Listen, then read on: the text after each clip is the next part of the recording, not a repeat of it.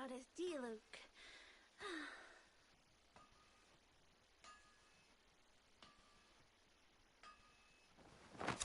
Better see Barbara at the cathedral if you're injured.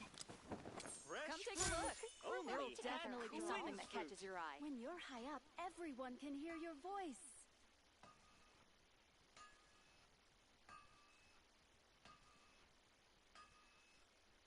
Moon pie. That's what I'll make tonight. Okay. I'm gonna try to get what I can done, as usual. Okay. Now, here's what I'm gonna do. I'm gonna do the Skirk domain. I know that the artifact she has is good, but I know for a fact if I get her weapon coupled with this artifact set that it'll probably double the damage, I'm assuming. So where on earth do I find it?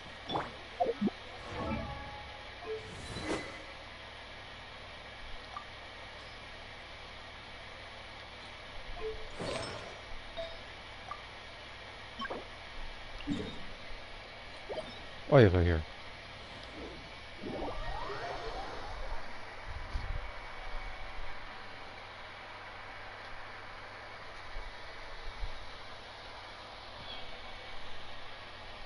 Again, the purpose of this particular stream is to pretty much just do the story. I'm going to do the domains first just to try my luck and to try, I guess, the quality of the stream. Because I know that sometimes this game... Well, actually, I apologize. It's not the game, it's the extended stories that's kind of messed up. So, like I said, I'm going to, in the very near future, going to have to go through a lot of my videos. I might have to just pick like a day or something like that to where I'm just like streaming a while, just getting rid of Breakers and Xenoverse videos.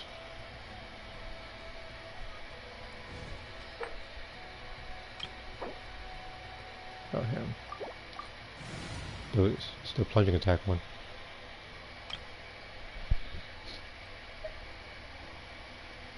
Picking this team. I would pick the team that has Skirk and everything, but it's like she ain't got no defense. And she's not equipped for something like this just yet.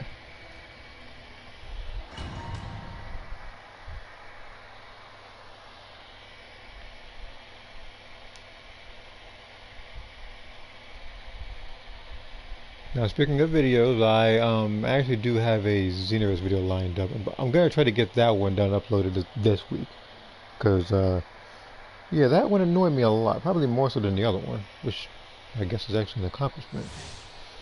Okay. Commit it to memory. Make yourselves at home.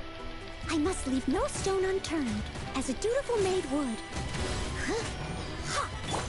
Strike a pose. Time to shine.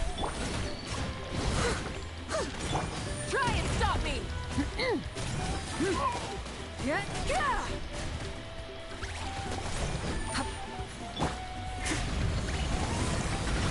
Steady as stone. This way through. Full throttle!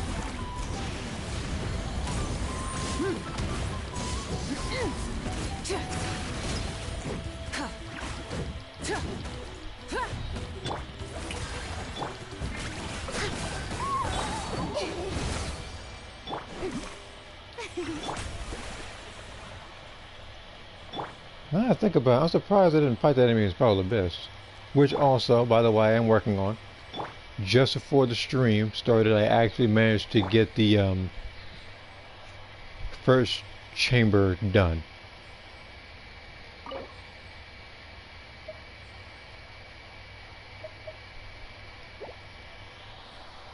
So I gotta work on the other two stages and then I can upload it.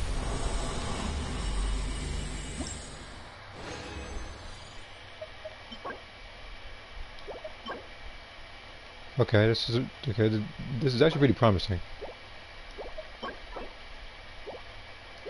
Now what I'm gonna need is this is gonna be a stretch. I would have to have astronomical luck.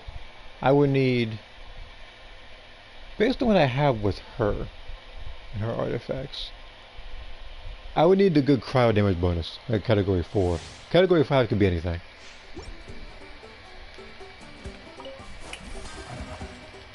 The Temple of Wisdom. Light of the blazing sun!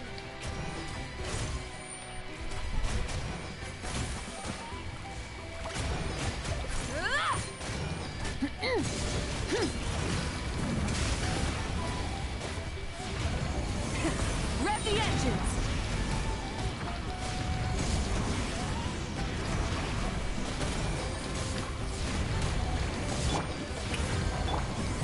I must leave no stone unturned. Rise with the sun!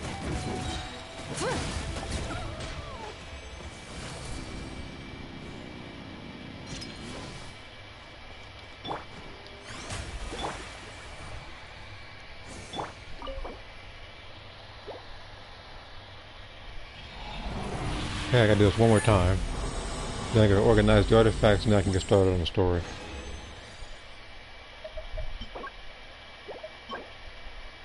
This is the plunging attack one that I don't need. And there is, correct me if I'm wrong, no defense character that does anything plunging attack wise. The only person that would come close, I guess, think of any character, would probably be who, like Noelle, you or Burst. And even then, it's like, there's like 4 different artifact sets that are better for her. Leave it all to... Burn it down! Wrath from the skies!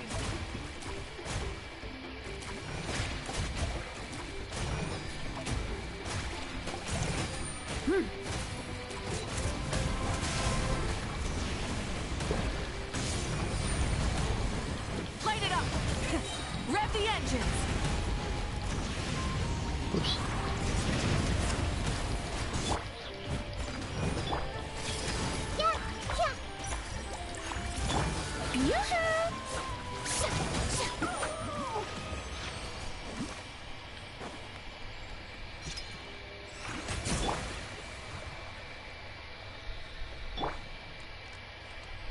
If I have an Archon quest, I'm probably going to have to switch to the main story team, which is going to have the Traveler in there. I feel like it's more appropriate to do so.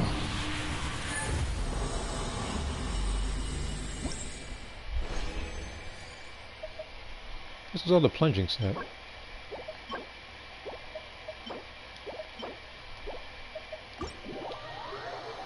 Which, thinking of it now, I would need to, I think I need to get 2 more of those one things to create your own artifact, because I'm going to have to try to make one for Skirk. But for some reason, the last couple ones I made in the past, they've given me 3 stats instead of 4. And then, just to make matters worse, they would literally buff everything like once, making the artifact useless. I need 1, if not 2 substats exaggerated, so I can actually make use of it.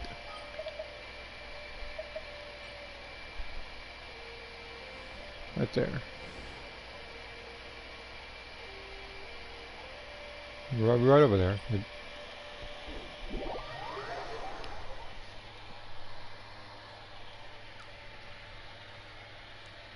If I have time, I would. Then I might do the Skirk story as well, just to get everything out of the way, and done in one sitting. However, I haven't a single clue how long the story is going to be, so. On top of that, there's also the chance that, you know, I might get some sort of cough or something.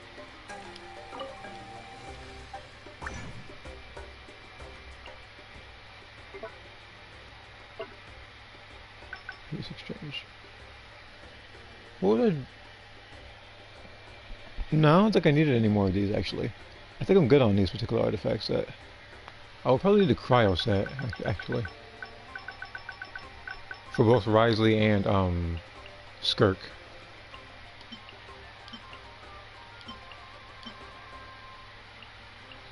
I'll save this one for another defense character, just in case it buffs the one thing I actually like.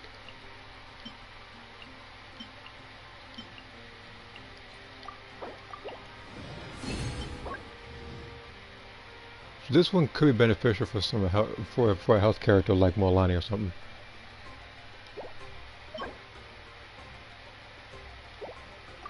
I mean, I guess those ones are actually decent. So, what the? How long are you sitting here?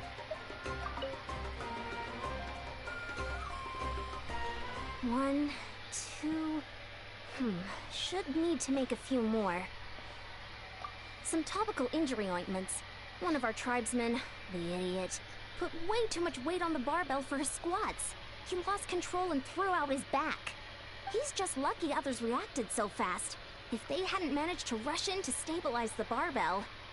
I gave him a detailed, clear training plan, and specifically warned him multiple times to have me spot him if he wanted to push himself with heavier weights. But no, the fool got all full of himself, had to try on his own, and refused to listen to everyone else. Now he's stuck with a busted back. Even my special ointments can't cure him overnight. What a pain.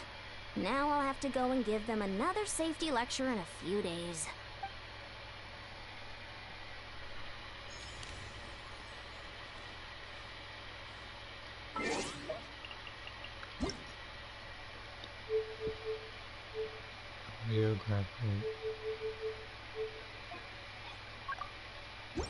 Do it in rotating. Okay. I gotta boost everything to 4. The only thing is, it's slightly hindered because it's like stats are like 4. Not 4, I mean, like 3 stats to the 4. This one would need crit damage to actually be salvageable. It has defense flat, so no. This would also need attack percentage or crit damage.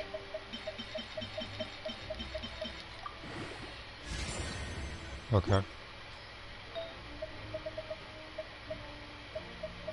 This one would need either crit rate or mastery.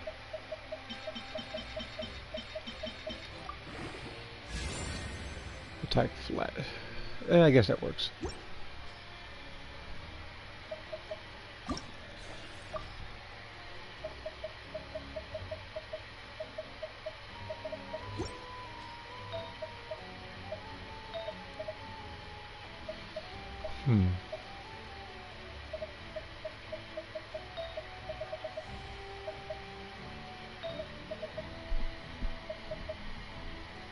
Yeah, this one. This one needs to bust nothing but HP percentage and crit damage.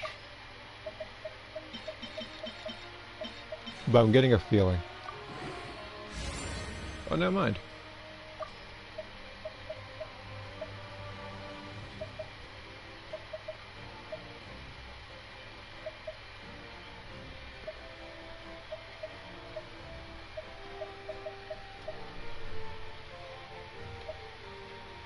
I think I can keep all these artifacts for now, actually.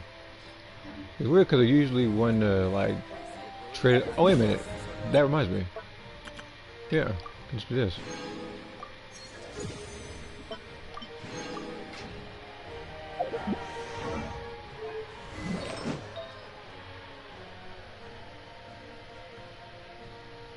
Okay.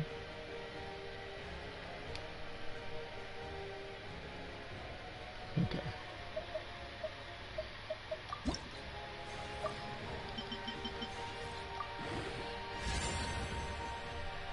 Oh, I boosted that one.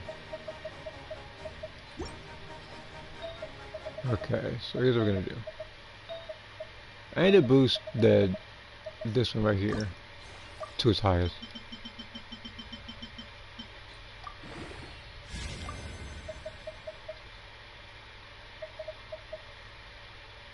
I think it was this one I didn't like.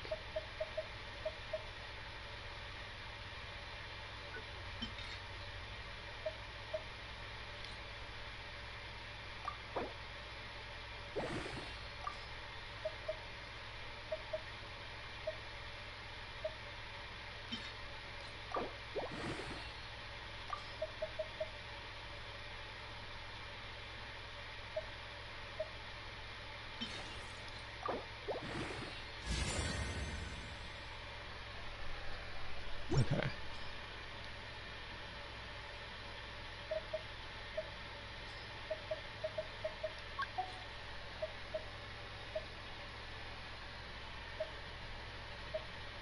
Wait, 14, 8.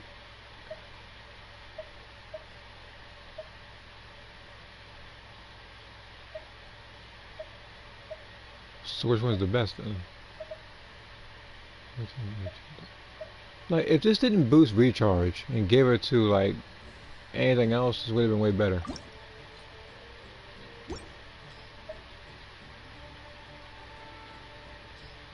I guess overall the artifact is actually pretty good. I would just need to... I don't know who would put that on now. That's Interwig. Too up into me. But yeah. I think I've seen it before though. Not today or yesterday though. I'm just saying I remember seeing it in the shop before.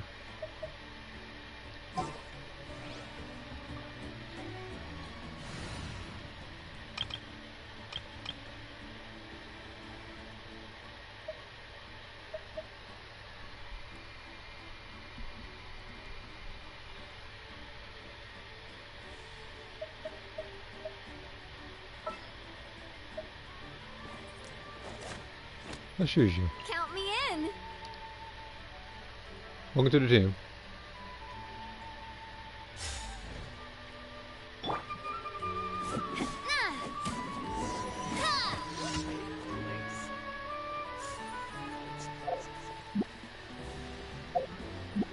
It would still be better if I could actually use the pyro sigils. To make things so much easier. Unfortunately, that particular person isn't available, so I'm assuming that next version is probably going to do something like that. Like this. Okay, that doesn't involve me.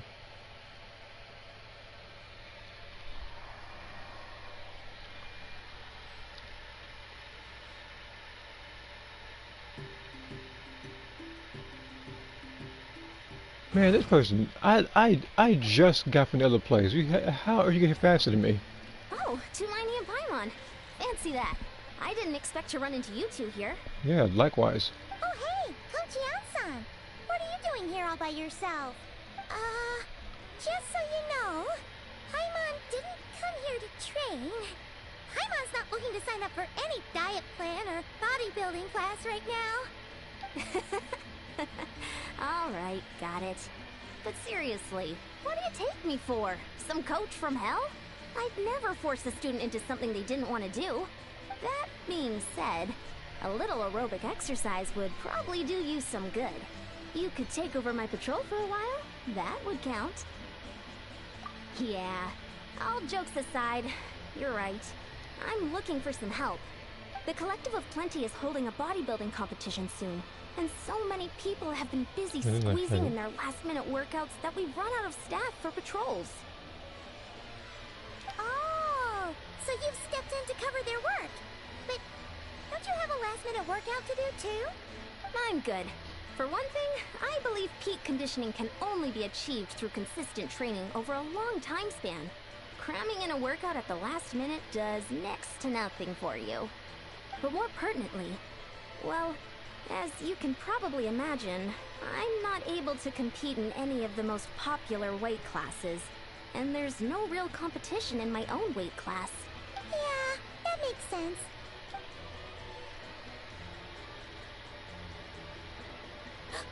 Oh no! Don't look at Paimon like that. We are not the same weight class, and no way is Paimon competing against you. Traveler, let's just help with the patrol, alright? Otherwise, Yan-san's gonna make Paimon enter a bodybuilding competition! Perfect. I managed to get you on board with just one look. My wrestler character? Come on, her? She's just a coach. Like, she's well into fitness, and she's the she's pretty much like the coach and mentor of Varessa, which is the character who actually does have the wrestling moves and the weird story. So. Thank you both. It should be pretty routine. Just keep your eyes peeled and make sure nothing strange is going on in the area. That'll free me up to check the other section. Let's meet back at the settlement when we're both done. Sure thing. Just leave it to us. We're experts at strolling and patrolling. Don't you worry.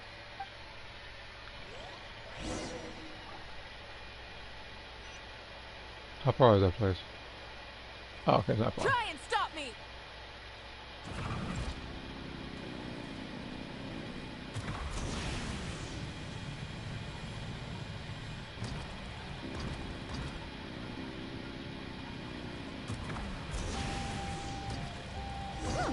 What's this?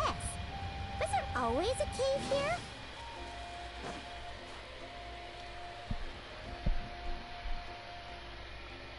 Hey, there's a hilichurl here. Is it sleeping? Doesn't look very hostile. Why is it hiding away here? Ah! You woke it up! I woke it up. You're the one talking. Huh? It ran away. Guess our reputation in that land is more fearsome than we thought. Even hilichurls don't want to mess with us now. I'm pretty sure there's more to it than that, Paimon, but whatever. You mean that shiny thing? Huh. Must have dropped it as it ran off. Huh. Paimon bets that hilichurl thought it was a priceless treasure. It was probably planning to hide it here for safekeeping. Until we showed up. Let Paimon take a look. Hilichurls aren't the brightest, so it might not be worth much, but still. What is it? You look so serious all of a sudden. Isn't this just a regular old key? Huh. The style is unusual, though. Doesn't look Natlanese. Where do you think it's from? What do you mean? What hibernation chamber? What spaceship? Oh, wait. You mean the spaceship? The one that brought you to Tibet? So, how did that key show up here? Are you sure you didn't just drop it? So I'm assuming. I'm assuming that's the siblings then. So, if one of them's yours, does that mean the other one is... Knew it! Huh! The keys to a spaceship! Huh! Somehow that really rams home the fact that you really are an actual alien. Oh, wait, no. Descender. But anyway, now we know where it came from. The question is, how did it get here? I mean, I'm 99% sure you're probably also an alien, just guiding me through that, but okay. The simplest explanation is that your brother lost his key somewhere not far from here. Then that hilichurl found it and ducked into the nearest cave to hide it. If that's true, it means your brother was here recently. Yeah. Man, this is so crazy. We only agreed to help with the Ansam's patrol on a whim. And now, we've made this bombshell discovery and found a huge lead on your brother. Should we keep following this trail while it's hot? Or do you think we should check back in with the Ansam? Ah, there you are. Looks like you went the extra mile today. Thanks for being so diligent. Oh, hey, Ansam. Now, do you have a tracking device or something? I didn't know where I am. Didn't see you again till we headed back to the settlement. We were actually just about to go meet up with you. We've made a huge discovery today. I came here to let you know that you don't need to keep patrolling anymore. The bodybuilding competition has just been cancelled, so the usual squad will be resuming their normal duties. They'll be here to take over shortly.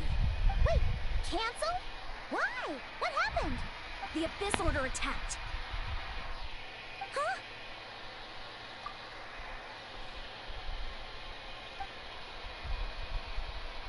I've heard of the Abyss Order. But this is the first time I've known them to take organized action on such a large scale. It's like they're preparing to go to war against our entire nation. One little sect versus the entire nation of war? How are they expecting to pull that off? Based on everything we've seen from them so far, they usually prefer to act in the shadows. So, what's different about it this time? What could they be after? No clue. All we know is that they've attacked our tribe. But that doesn't tell us much. Our defenses are holding strong so far, so I'm gonna head to the Stadium of the Sacred Flame and see what Mawika knows. If there's any information out there, she's the one people report to. Oh, want to come with me? I'm sure everyone will feel better knowing that the hero of Natlan is on the case. Great, then let's head over together. Okay. But yeah, I see the screenshots on Discord.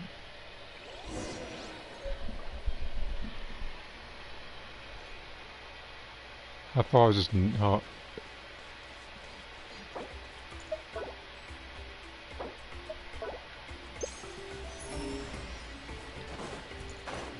I can almost 200% guarantee there's nothing over here of value, because I've been thoroughly looking around this entire place. So I guess we gotta go back over to Natlan over here. The Fourth Festival of Universes. You know what's funny? You got to correct me if I'm wrong, right? No, how soon is the Fourth Festival? Because when I went to my female Majin, because I was trying to take a couple of screenshots, I heard the Supreme Kai at Time, Elder Kai and Trunks talking about that Contest City TV thing. Now I don't know if that character was just late on that, or if there was actually going to be an announcement soon. But the Festival of Universes, for it to show up so soon, like did it not already did it not think everybody else was already burned up from the last one?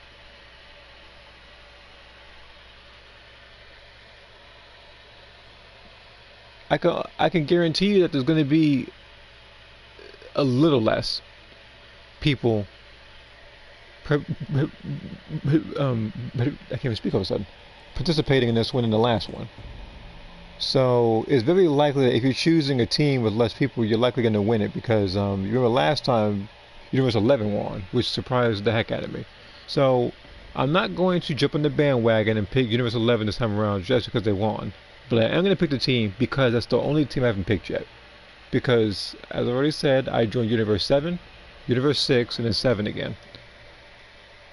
So I need to not be so biased towards those two universes and just choose that one. Again, the third one was at random, but it's still the same universe as the first one. Oh? Ah, great timing, Yeon-san. I was just about to send someone for you. And it's good to see the travelers with you. How are things looking? What's the latest word from the messengers? The Abyss Order has been spotted near several tribes at the same time. Clearly, this is a coordinated strike. Also, their numbers are much higher than expected. Their organization appears to have grown considerably, but because they're usually so secretive, this is the first we're learning of it. Wait, hold on. This Sunday? You mean asking that the Festival of Universes is starting? Well, that's 6. Oh, so okay, so it's the shorter one then. Instead of 9 weeks. So how are they gonna do this one? Like, is it gonna be only 2 Elite Patroller boats? Is it gonna be only 2 Elite Patroller things, or is it gonna be 3 again? But they're going to split it into like every other week rather than the other one being every like 3 weeks. It sounds like they're throwing everything. These days of registration. Okay. What are they trying to achieve? I'll probably get on that then. I didn't think it'd be so soon though. But for it to be 6 weeks instead of 9, I'm assuming they're doing it because people felt so burned out the last time. That's what I'd like to know as well. 2 weeks of leave story. Okay. Natlan has not been a hotbed of Well, I appreciate you telling me that. So I'll try to get on that then. Could it be revenge, perhaps? Would they want to get back at us for a recent victory over the Abyss? But I'm trying to think though.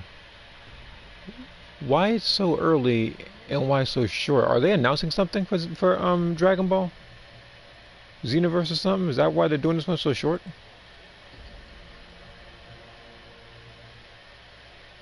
Because again, this Diamond one, I'm pretty sure this one wasn't connected to the actual, like, the 4 DLCs from the last time, I believe. Again, you can correct me if I'm wrong. But I don't think that one was connected, so I'm assuming that they're probably going to continue that particular story after the Festival of Universes ends. Which, unfortunately, is what I assumed the last time, but I was wrong on that.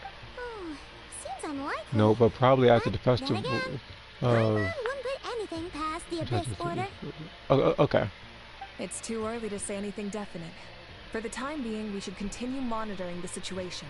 Actually, I should probably get it on autoplay while I'm looking at the comments that you're probably dropping. Because I might have something to say about it. Going? Not too many casual casualties, hopefully? Well, even if they're committing all their forces to the fight, they're in for a tough time. Our brave warriors have just emerged victorious from an all-out fight against the Abyss itself. The Ultra Instinct Orb Top 500 We have award. a whole nation's worth of seasoned Wait a veterans minute. fighting for us. Hold on. Pause. Which UI aura? I could have sworn we had it already. Is this just for people who didn't get it last time or something?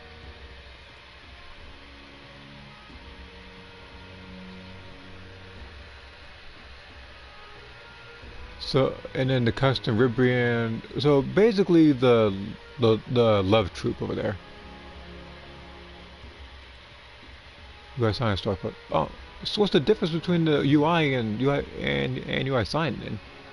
But I'm gonna try to get more serious this time around. In this festival, I got burned out the last time because it was the 9 weeks and everything. I was doing other stuff.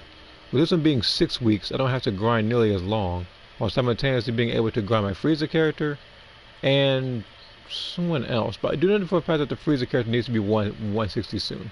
So I'm going to be using that particular Super Soul doing that one. Compared to the true UI Abyss, is wider the and Abyss plain. Order poses a far smaller threat.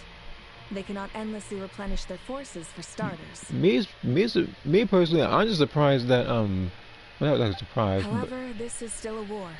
But no, actually, no. Otherwise, I am surprised that they didn't do Ultra Instinct Sign as a transformation in the game. It's just straight to mastered or complete Ultra Instinct, I guess. This is one war that Natlan can handle. Because me, like I said last time, should have been 2 different states of it. They'll be safe here at the stadium with me. You know, like, of course, you probably lose more. I would say probably lose more stamina or something by dodging. In what way? Like more than you normally can. Because I know that the regular one you get right now avoids like the regular key blast and regular like melee attacks. So I assume that the other version is going to be able to avoid a little more, kind of like how I see. Ultra Instinct worked when it first dropped. That is, you know, back when he was actually dodging indeed. Burning Strike and stuff, like If you that don't mind version me of UI asking, Goku. do you have The one any we idea actually what had to his be real goal could smart be? playing as him because you only have so much stamina to work with. Safe to say, you're not exactly And the on new the 4 best presets terms for at the comrades in moment. Festival Lobby. Ever since Comrade Paimon met the Gamma 1, Traveler, Gamma she's 2, been trying to DBS track her Videl, brother and down and get some God answers, Goku God Bind. but he's been avoiding her. I'm surprised they just dump up and do like Angel 21. She needs something. I see. It's like they're taking a So long you run two have around. fallen out. Huh. Because I already know Pretty people common want, occurrence like between yourself, I know you wanted siblings. people like Well, Broly yeah, that to may be in there, like the Rage, or with, like Majin 21 and some other people. Higher where these two are involved. But I'll take what I can get, I They guess. certainly are. Although somehow it doesn't surprise me that a spat between the Traveler and Twin could affect the fate of the entire world. Just so I'm clear, you're still on Natlan's side, and you have no idea what your sibling is after. Is that right? Well, that's a relief. When you first mentioned your sibling, I was worried we were about to be thrust into an impossible position. Our reports say that the Abyss Order has focused most of their efforts against the Masters of the Nightwind. If you don't plan on staying here with me, I'd recommend going there to Godbind lend and them a Xenoverse hand. 2 with a combination. Hold on. I'll join you. Godbind and Xenoverse 2 will be a combination of Godbind, Stun on so we Broly, and should God support Impact. the other The red tribes. wrestling guy. So, are you? So I'm trying to think with this Godbind. Are you going Send to? word to me right away. I'm getting the feeling that might be more so a support move than anything else, and I say that because it might be one of those moves where as you're spending ki or stamina, keeping the opponent in place so somebody else can do something. I'm assuming. Either that or people will just use that particular move to just run out the clock or something, which people will already do with Goku, so that's another move I gotta watch out for, I guess.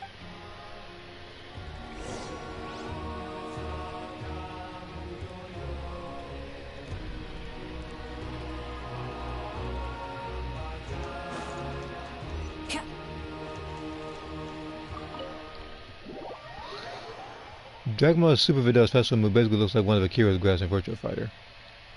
Okay. I'm surprised that she's getting one so quickly.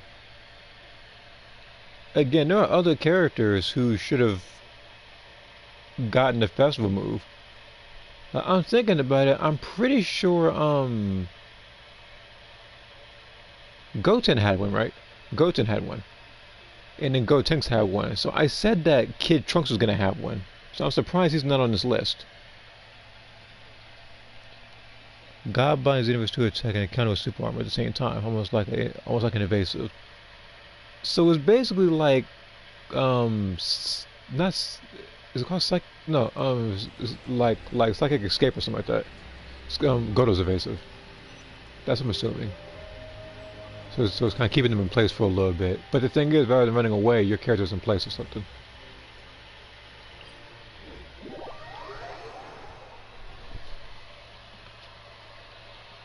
Is there a video on this? Or any other, like, post on Twitter or something? I'm not calling it X.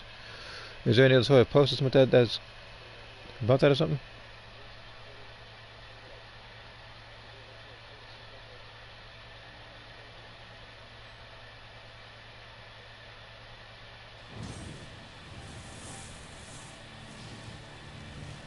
Let me see here. I saw that Godbind counter melee attacks. It counters melee attacks and strikes super attacks. Oh, okay. So it's just okay. So you would. I'm trying to think though, because it's like. So you could use that against Belmont's move, where he spins in a circle, and I know that because that's usually you can actually use the when evasive, not scratch that, not evasive, but any other strikes counter. Like the new one that Damagoku has. Because I actually did that before. Wore it like a charm. I'm not going to spend nearly as much time in the fourth festival as none of my characters are supposed to have Ultra Instinct. And again, only one of my characters has Ultra Instinct canonically. The other person, Jack, does not have the particular transformation, but when I did make him way back when, he actually had an aura similar to that. And again, when he had this particular like whitish like aura and stuff, like godlike aura, this is before Ultra Instinct was a concept, because his transformation or like his like tranquility state and everything is based off of Ryu and Goken when it came to the power of nothingness. That's kind of what it's supposed to be like. I wasn't expecting to see you here. Are you here to reinforce us? How are things looking? Nawika told us to come here. Ah, the situation must be pretty So basically, I could, if I actually do decide to go for a particular aura, in the particular like stories, I could probably use one of the auras for Ada and one for Jack. That depending on my mood or scenario. Dire? No, I wouldn't go that far. It's mostly just irritating.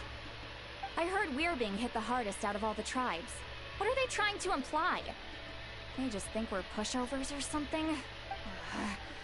The more I thought about it, the angrier I got. I couldn't exactly concentrate on my novel after that, so... well, here I am. See, Lila's like the Hulk, where she just says she's always angry. So, that's how they earn the Let's see here. Again, due to Weeds mentioning how difficult it is to achieve, also that not even Beerus is mastery, he's a god. But remember, the festival skills are only for roster characters, even customs, but not for CICs. I'm not aware of that, but I'm just saying that that there are people that are going to, with God Goku, of course, they're going to pretty much have, I don't think he has backflip, but they will pretty much combine stuff like Godbind, to have Ki Blast Cannon, Thank You Dragon Balls, pretty much anything to run the clock out. Hey, she's saying your brother has poor taste. Wait, what? Are you saying her brother is a member of the Abyss Order? I only said that because I was mad, but maybe I went too far. Hey, let's save the chat for later. We've got some enemies incoming. Did you guys? These guys will get their behinds whooped. They're lucky I got an ice character or a Dendro character, but it's still gonna be bad for them. Good. A much-needed chance to vent my frustration. Oh wait a minute, I'm getting her support, aren't I? Things were getting awkward there. Luckily, I'll never have to find out just how badly the rest of that conversation was gonna go. You didn't have to say that last part out loud, Sweet Lolly. Anyway, let's get him!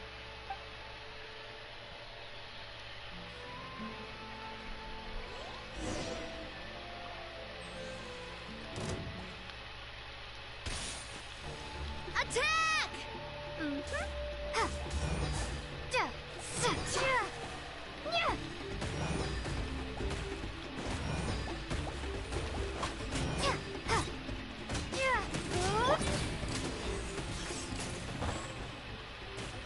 Coming at ya! Shower me with praise! Let the world come alive!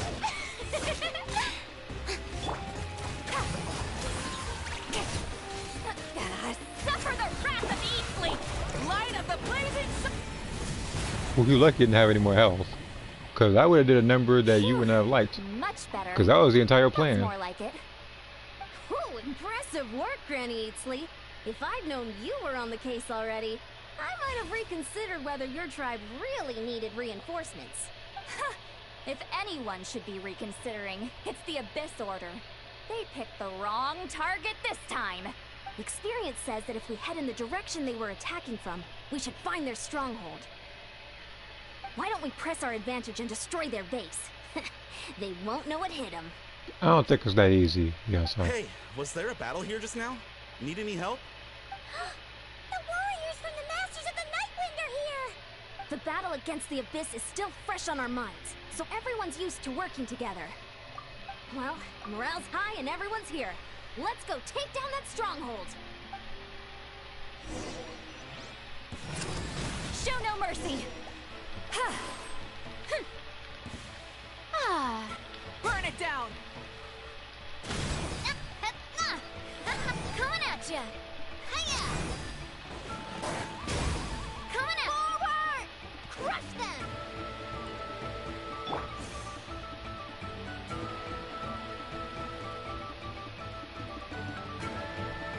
Okay, so just destroy them. What is that thing? Oh, one of these things. Like it's draining the strength right from my body. Find a way to destroy it. You two! Time to... The Abyss Order's resistance is faltering. Now's our chance. The show begins! Time to shine! Warriors, attack! After them!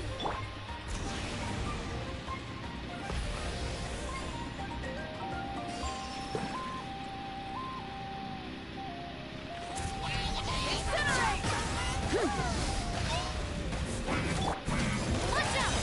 Attack! That's the way! Show no mercy! You must be the boss here. Time to show you what happens when you mess with the Masters of the Nightwind! All who resist the Abyss will pay the price!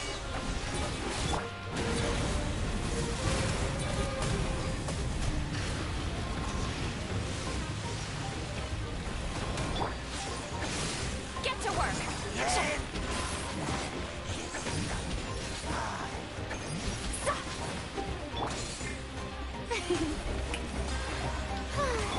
Rise with the sun! Watch out! Ha-ha!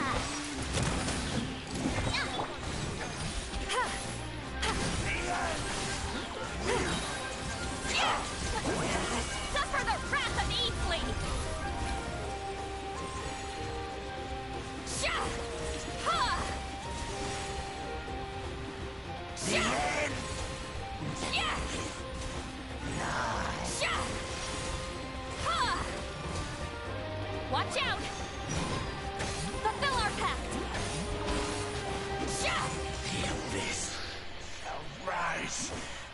This stronghold is neutralized. Good work, everyone.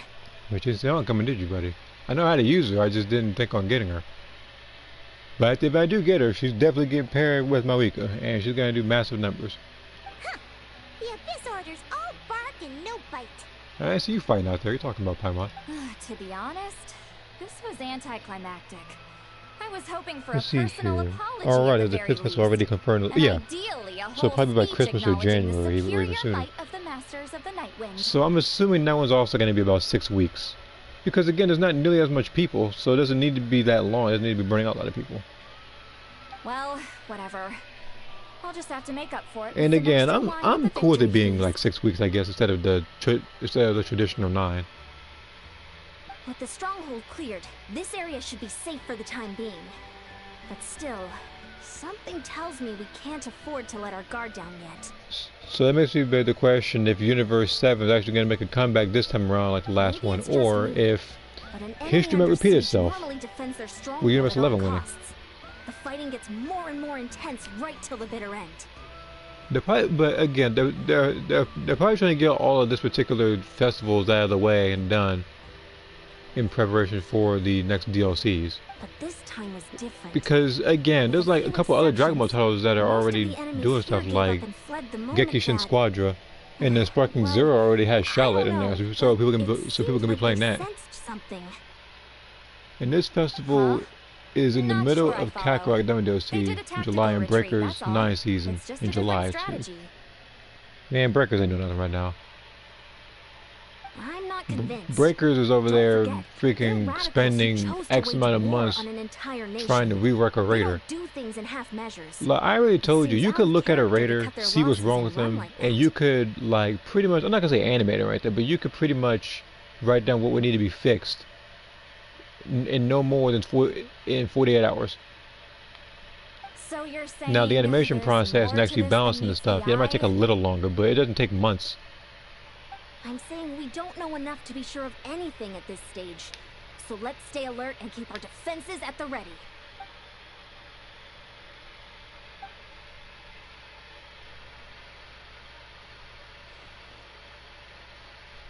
Paimon had a hunch you might say that.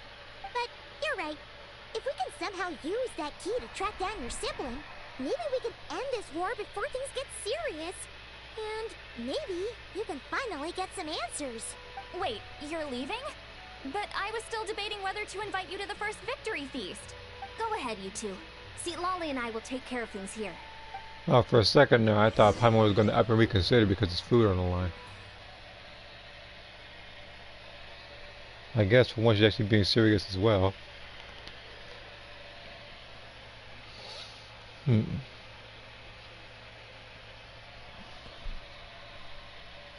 The only thing I gotta see what's new, I guess it's in the Star Coin shop as well for the next festival universes.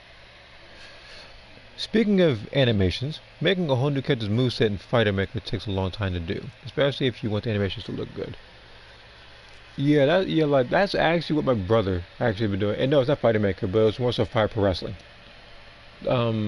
Because he would usually use a lot of the moves that are already in the game. It wasn't until much recently that he started looking at like the custom moves and custom like facial creations and clothes and everything that other people actually created, and he has been stuck on that since. Like Let's ride.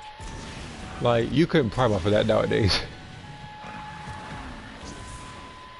Hip.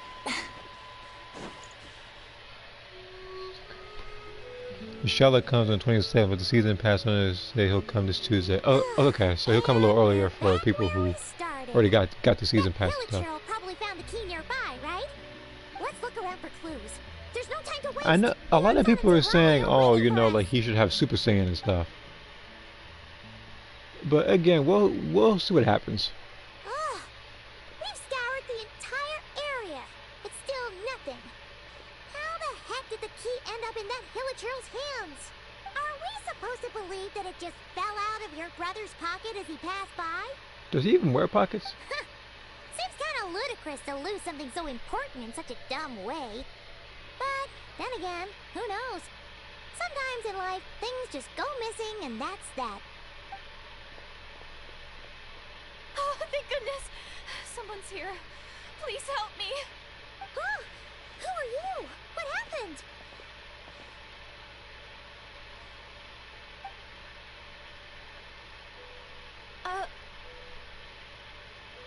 Yeah, but I say like she got like to like. No, now isn't the time. Please, you've got to help me. I'm being chased by monsters and I can't keep running. Can you do something? Yeah, where are they? Paimon doesn't see any monsters behind you. Charlotte is cool in Zero, but he is perfect for Xenoverse 2 in every way possible. A lot of people are saying that. See, sorry, some people said that he should have been Xenoverse 2 first. They're almost here. This really isn't the time to be joking around. We're not. We're completely serious. We don't see any monsters. But There's no time. They're coming. We gotta run. What's wrong with that girl? She must be seeing things. He is a time traveler. I mean, who knows? He might be in, like, one of the 2 DLCs is coming up very soon. Oh no! It looks like something really hit her. Maybe she was right. Quick, let's see if she's okay. What's wrong? Are you hurt? What was that? The monsters! They're right there! You need to get out of here. It's too dangerous.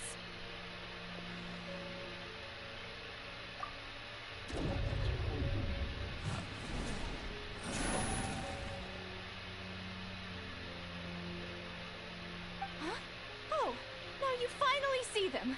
Well, it's about time. I nearly kicked the bucket just now. Great! Thank you, Savior. Savior?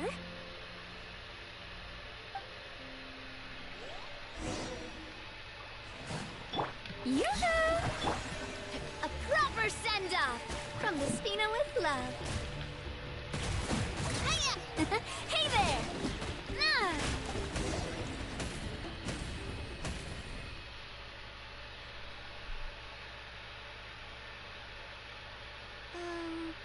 You done? Paimon still can't see anything, so she can't tell. You just looked like you were slicing at thin air. Kinda funny, actually.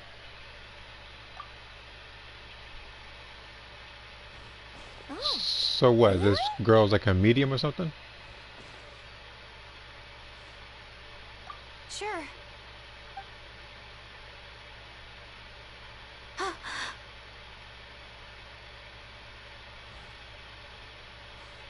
It's nothing.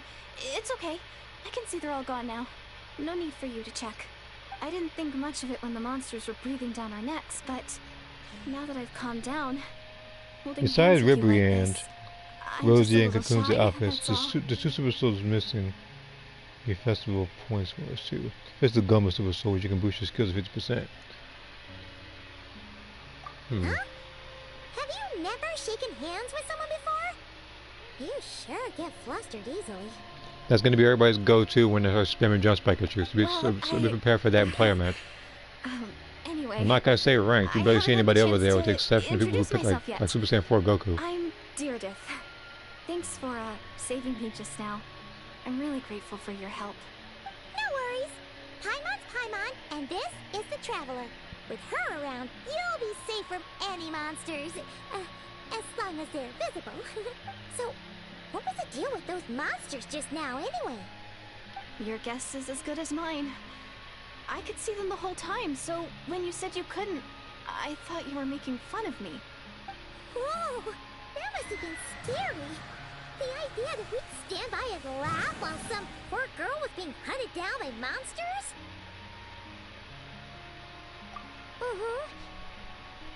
Don't worry, we aren't like that. When we say we can't see something, it's because we really can't see it. But more importantly, did the monsters hurt you? How bad is it? It's nothing serious. Who on earth? But I did sprain my ankle back there. I'm in the middle Won't of be something doing right any now. more man. running for a while. Is this a new story? Yeah, it's a new story. Good idea. We'll take you. There's actually 2.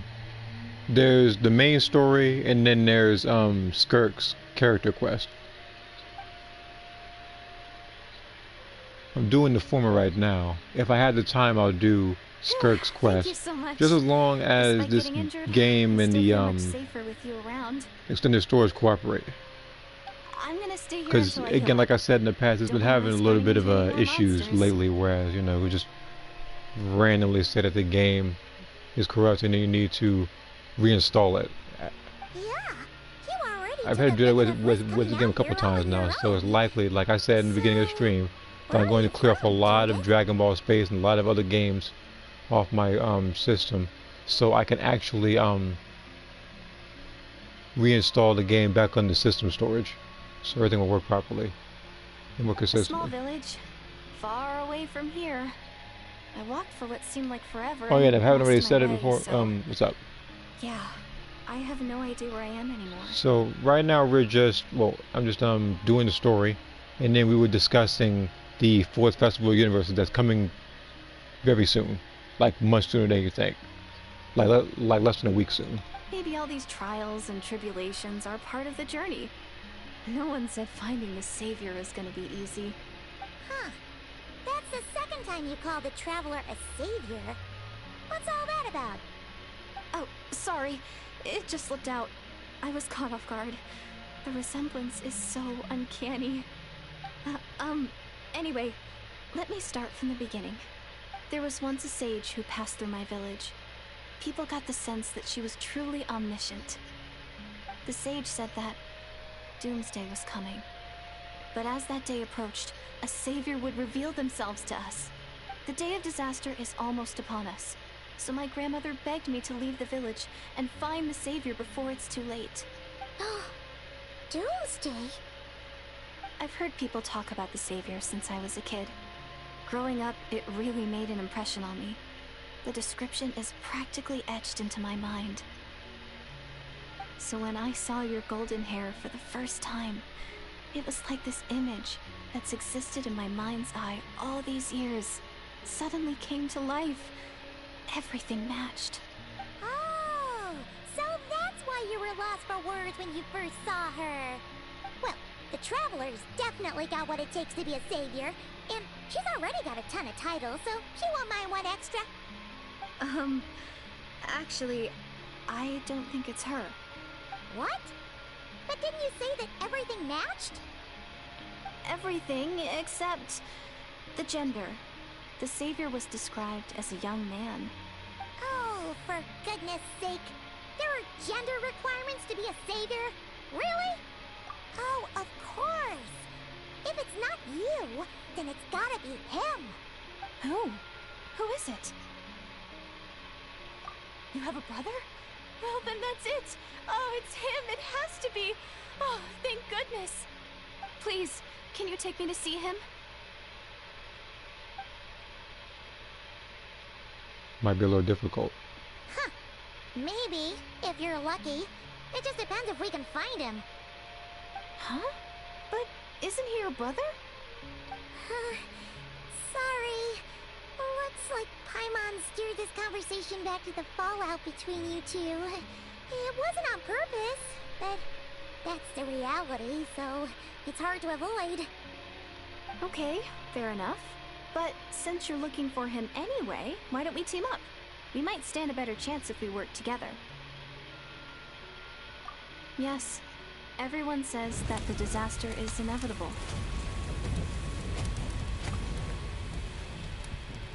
But the savior will rescue us all from our pain and suffering.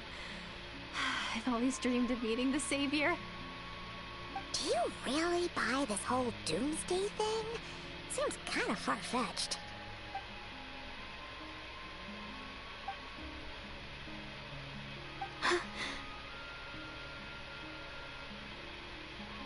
See? She broke eye contact. Sure sign of a guilty conscience. Time to press her for answers. What's wrong, Gyarados? Something's clearly bothering you. You want to tell us what's going through your mind? Oh, I just, how should I put it? The Traveler looks just like the savior of my dreams. And it's not every day that the savior of your dreams swoops in and saves the day in your moment of crisis. So I'm just a little overwhelmed, that's all. 3 seconds of unbroken eye contact is the limit. I don't think my mind and body can handle any more than that. What do you mean, limit? What happens after 3 seconds? I'm sorry. Please forget that I said anything. Let's just leave it there for now. Like I said, I'm going to hide here until I feel well enough to move again. If you manage to find the savior in the meantime, please come and let me know. Thank you. Are you sure you'll be okay here on your own? Do you have enough to eat? I'll be fine.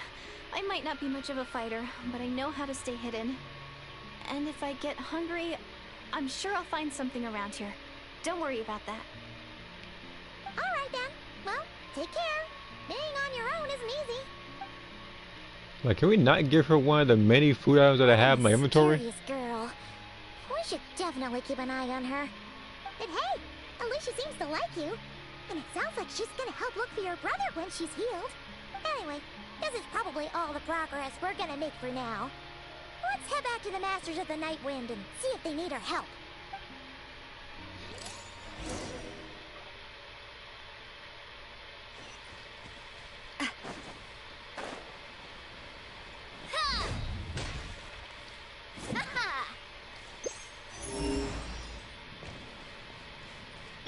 Strike a pose!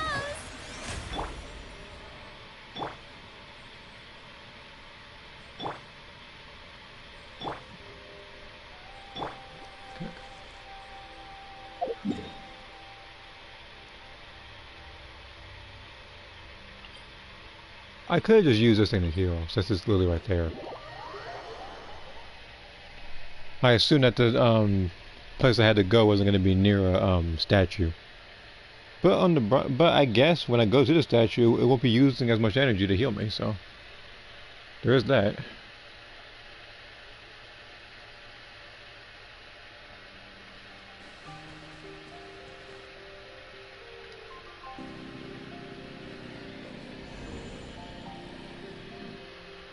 Oh, you're back!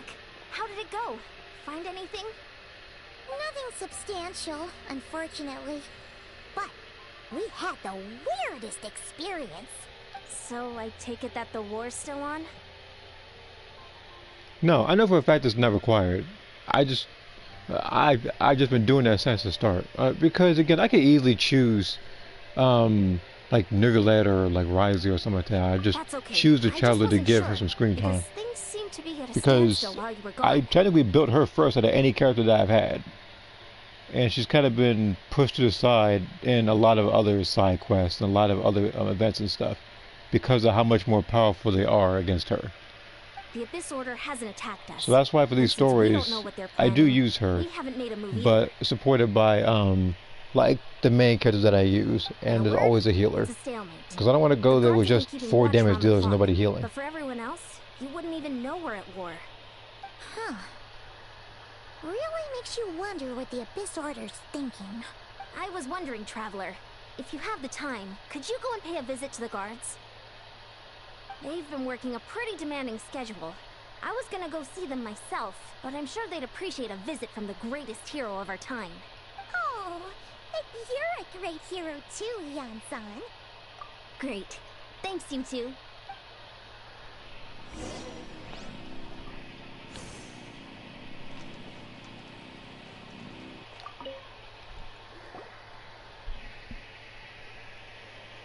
Wow, Tumaini, our hero. We've actually fought together before. You probably don't remember it, though. You do? Then it's truly an honor to serve alongside you once more. Thank you for standing guard this whole time. It's all good. Honestly, it's not been that much work. Haven't heard a peep from the enemy. Nothing that would indicate an impending attack. I've spotted a bunch of Abyss Order operatives, but they weren't acting hostile, just hanging around. There were even moments when they seemed to be meditating. At least, that's what it looked like to me. Maybe it's part of their religion or something. Out of an abundance of caution, I asked some shamans from the tribe to take a look and see if there was anything nefarious at work.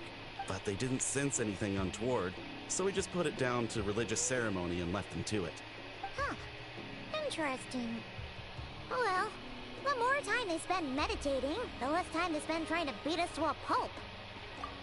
Well, the shamans didn't raise any concerns, so how bad could it be? As far as I'm concerned, so long as they don't pose an active threat, they can do all the cult worship activities they want. Besides, as soon as everything's in place and we're ready for an all-out offensive, there'll be no match for us. Huh. Sounds like morale is pretty high. Guess there's strength and confidence in numbers. Let's keep going, Traveler. Don't worry, I'm sure they'll show up soon.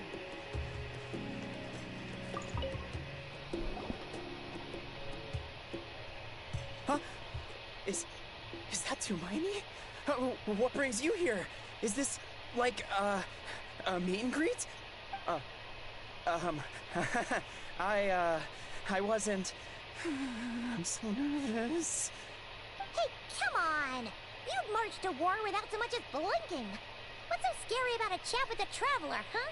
It's not the same thing at all. There are plenty of chances to go to war, but a one-on-one chat with our great hero, that could be a once-in-a-lifetime opportunity. How can I not be nervous?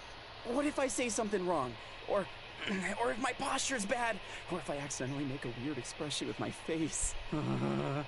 One bad impression can stick for life. No one's here to judge you on your posture or your facial expressions. Relax. All right then. I'm sorry, great hero, but I have a small favor to ask. What Paimon guess? An autograph, right? That's easy. May I challenge you to a fight? What are you smoking? What? How can you be so audacious and so sheepish at the same time? Huh. I'm starting to think your nervousness is all just an act. No, of course not. I just figured that if I don't ask now, I'll regret it for the rest of my life. But I am still on patrol, so please, Great Paimon, if you wouldn't mind taking over for me for just a few minutes? Ugh, again with the sheepish audacity. Just pick one or the other, will you? Woohoo!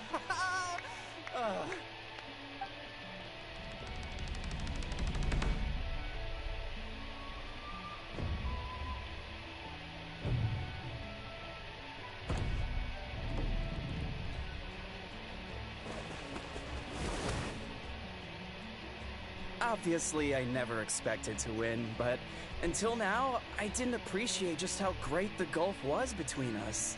That was like one hit. I'll be bragging about the She didn't have to use a weapon. She just ran and punched in the face. Rest of my life. Today's really my lucky day. Ugh. Paimon can't keep up with you. Your tone has changed all over again. Now you've had a spar with the Traveler. What gives? Well, some people connect through conversation, but we warriors bond by sparring.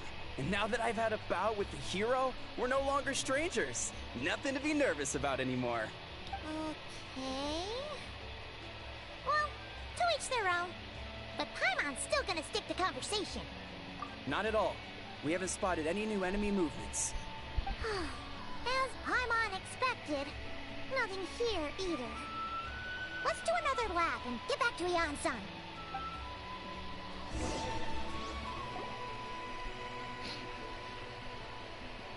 You're back.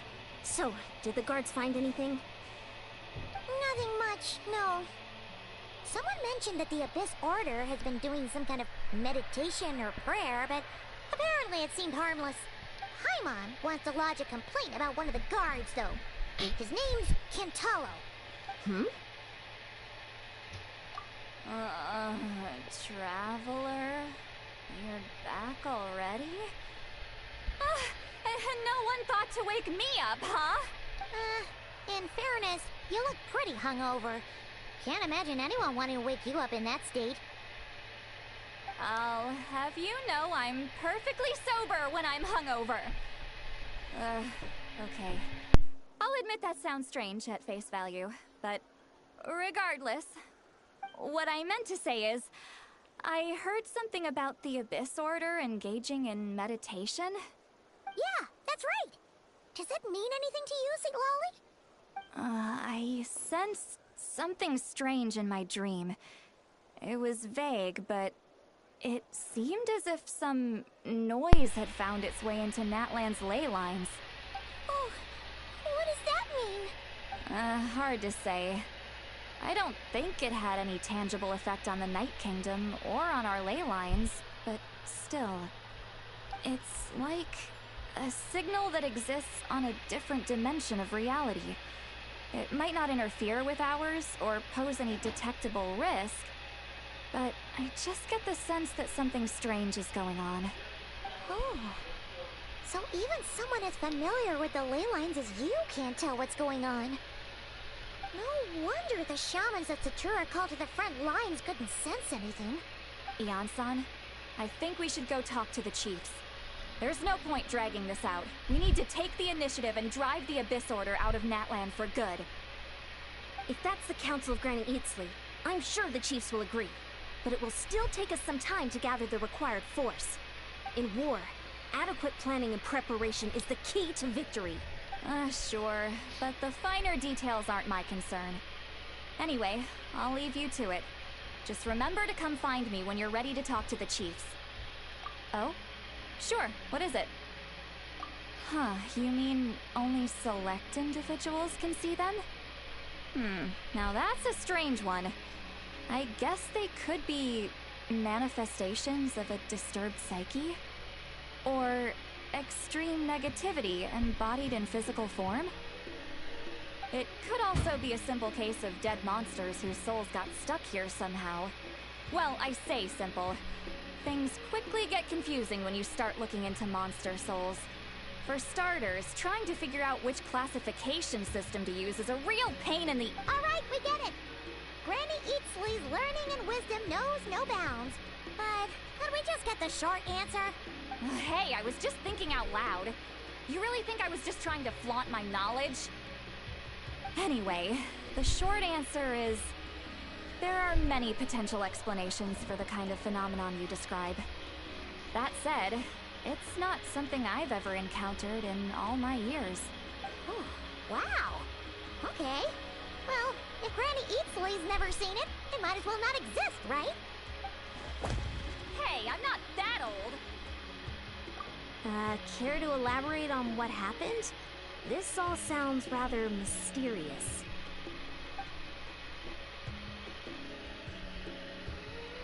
Really? You had to hold her hand to see the monsters? That sounds a little contrived. Huh?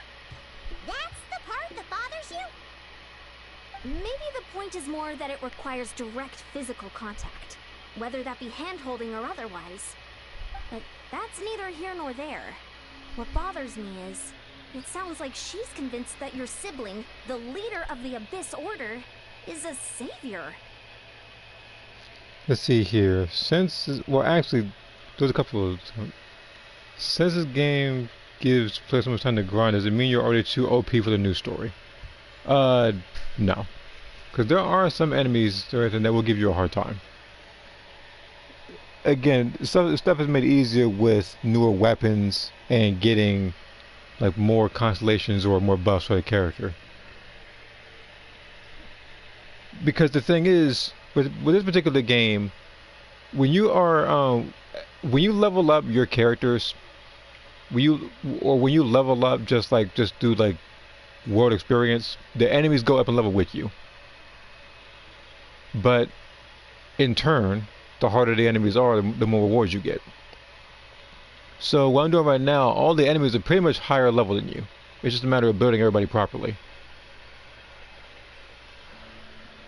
That really makes me question whose side this Because girl is again, on. if you don't build your characters properly, you get like 2 or 3 shotted. Actually, the truth.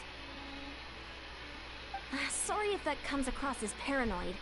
It's just hard not to be suspicious of everything. It's just that me, I've been doing this for a while and actually have some like reliable healers and stuff, so I'm not going down as easily. Actually, Yeah, I looked at the particular Pixie combo you said earlier with her looking at people at eye level. It'd be a bit condescending if she actually floated above people to look down on them. Whoever this girl is, she sounds like bad news. Okay, well, you're clearly just jumping to conclusions. It's hard to know what to make of it. A young lady all by herself, lost in the middle of nowhere, sees monsters that no one else can, calls the leader of the Abyss Order her savior. At the very least, we should remain vigilant. Keep a close watch on her. Sounds sensible. On that note, we probably shouldn't have left her by herself in that cave. Traveler, we still need some time to muster our forces. Maybe you could check on her if you're not busy. Just be careful. It's settled then. Let's go check on her.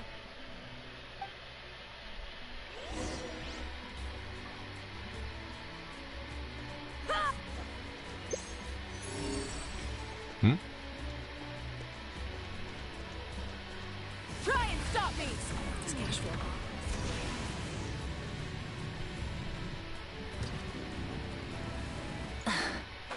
Man, this ain't nothing. I thought it was an actual treasure chest.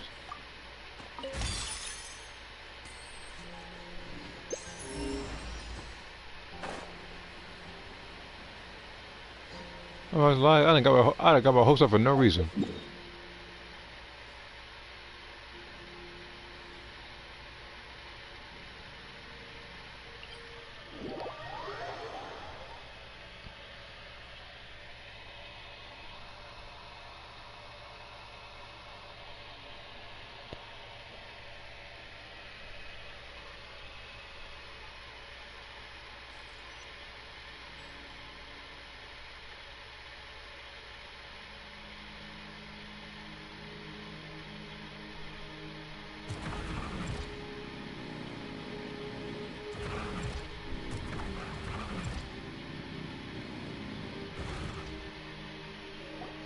She has a buzz that goes right for Marvel. Here we are. Dude, I mean, she basically does. Like she can, like she can fly on it. She can ride on water with it. Like she can pretty much ride up mountains and stuff. So like, but the thing is, like hers isn't as good as the other characters who excel at it. I believe unless of course you actually max her out to Constellation 6, to where her like traveling perks or whatever actually get better. I don't know how much better though, but I do know that's better. Oh, so quiet though. Uh-oh. What if Yansan was right? Maybe she never intended to stay here at all.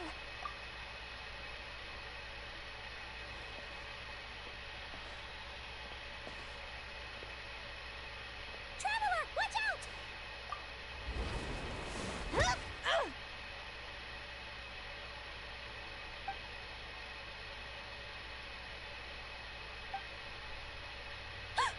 Oh, sorry.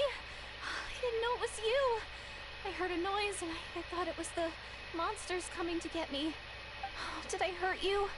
Oh, I'm so sorry. I wasn't thinking straight. Phew. That was scary. I thought we'd walk into a trap. Maybe we shouldn't have sneaked in without announcing it. Then you would have known we weren't monsters. To be honest, I've been really on edge since you left. I just have this constant feeling that any second, the monsters are gonna come back and get me. And it's not like I can run from them. There's also no way to cook here. It's good you got back when you did. Another hour and a half and you probably would have found me starved to death. How long did you go without eating? That's weirdly precise. Though, it does explain why your attack on the Traveler was so weak. Meaning that if it was any abyss monsters, you would have been dead from that particular encounter. Wait, So it wouldn't have mattered to start if with. you really thought you were gonna starve or get killed by monsters, why'd you promise that you'd be okay here on your own? I just didn't want to lose face in front of my hero. She already saved my life once. That's more than enough. I just don't want to come across as a constant burden. Huh. For someone on the brink of starvation, you're pretty preoccupied with your image. What's the real reason? What? That is the real reason. I'm kind of bearing my soul here, you know? Anyway, so, could you make me some food now?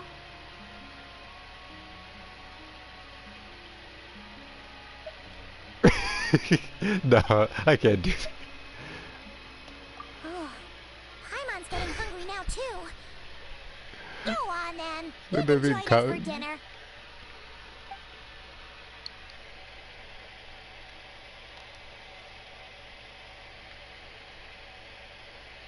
Whew. I am so full. Thanks for saving me, again. Starvation feels like a distant memory now. Huh. You can really pack it away, Gyarados. Guess that explains how you had the energy to make it this far. Yeah, I know. She's eating like Goku just now. I tried so hard to hold back, but it looks like I still came across like a total glutton. Paimon didn't even realize how late it is. Hey, the night sky here is really pretty. Yeah, and it's all thanks to you both that I'm able to relax and enjoy it. I was cooped up in that cave the whole time you were gone. Now, I'm finally out. The air seems fresher, and the stars. more beautiful than ever before. You weren't in there that long. When I was young, I used to lie on the roof of my house, gazing up at the stars. And often, my mind would drift to this question. Is this starry sky actually real? But my grandma would tell me the answer to that question doesn't really matter. Well, you're coming across way too suspicious, but Think of all the people in our village who spend their entire lives here, she'd say. To them, that little village is their whole world. And so, if it's our destiny to live here, like, beneath the even the sky little all our head flowers lives, remind me of the travelers. then whatever may or may not lie beyond, this is our world. And that sky is real to us. Paimon kinda gets you, but also not really. Is it kind of like how journeying with the Traveler is everything to Paimon right now? I really treasured my world. For a really long time, the village was my everything. The houses, the scenery, stories I always loved to hear about the Savior, but I could never bring myself to agree with Grandma.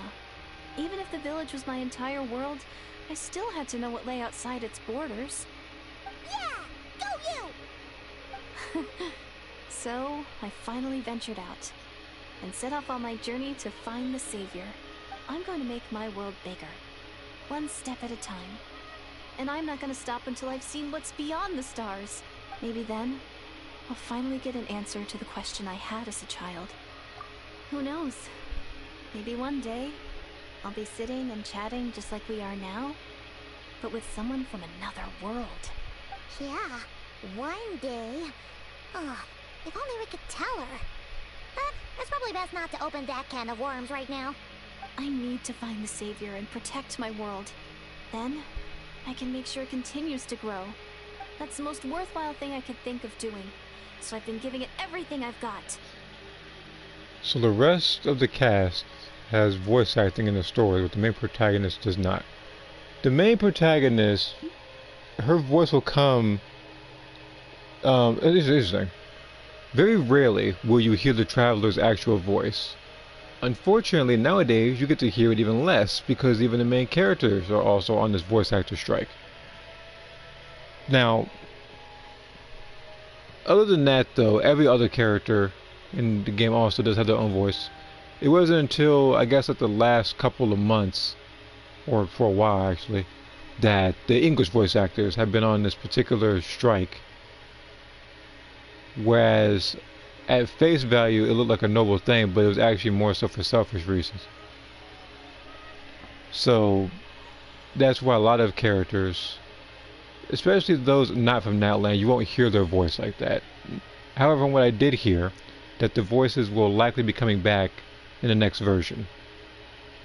And some characters, such as you can hear with the Paimon over here, like some people are actually getting voice replacements.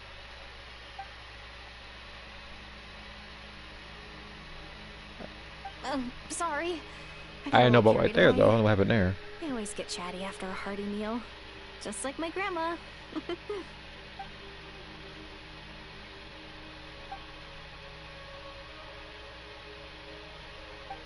Hold on. Shh. It's them. The monsters are back. Where? Oh, still invisible, huh?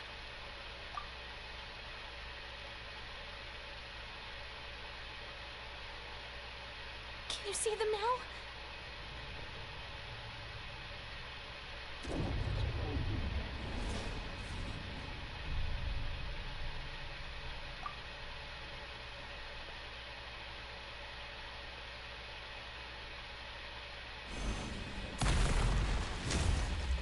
See, you can just use any power yours on a whim. Paimon still can't see anything. See, Please, right there is precisely why I literally said that there should literally be like an element wheel for the Traveler if you have her. Whereas you can switch elements on the fly during combat. And actually make the character more versatile, more broken, so she is, or he is, based on who you picked, the main character of the story. I'm doing the voice acting for the whole game. I swear to God, she does. Burn it down!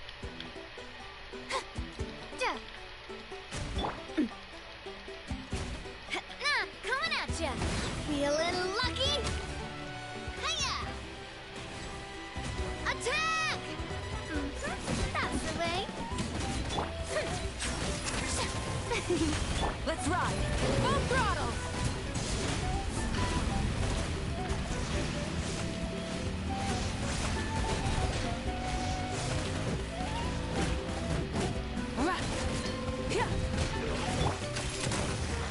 No, don't you run from me. Come here. Coming at ya.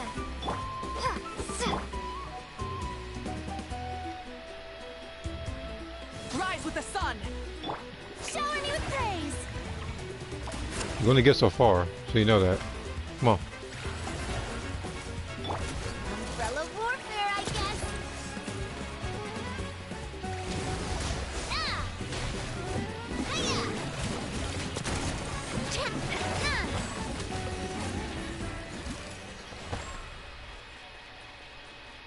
Let's ride!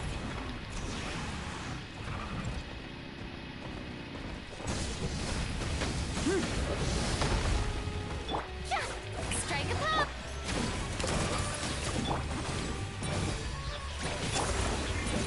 A proper send-off from Justina with love.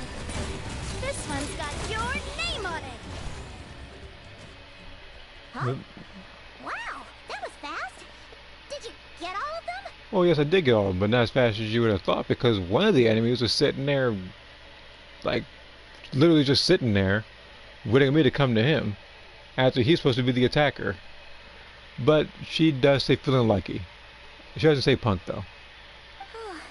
I'm slowly but surely getting used to this And idea. and ever since she came out, like over a year ago, I believe it was. I forget how long it was. I've actually wanted to get her as a character. But every single time I tried to get her, either another character would pop up or I never had enough points for it. You doing all right, Deirdre? Deirdre? Hey, it's okay. There's nothing to be scared of anymore. Oh, I'm fine. I just spaced out there for a moment. You spaced out? That's a pretty bold move under the circumstances. I was just... the image of the traveler fighting to protect me. I was trying to commit it to memory. Seems like the least I can do. All right. Whatever floats your boat. Anyway, there are no more monsters in the area, and it's getting late. Why don't you stay here tonight? Sounds reasonable to Paimon.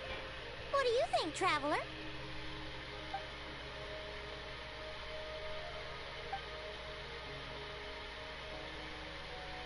All right. Deirdre will be... Huh? Deirdre? Why are you going in alone?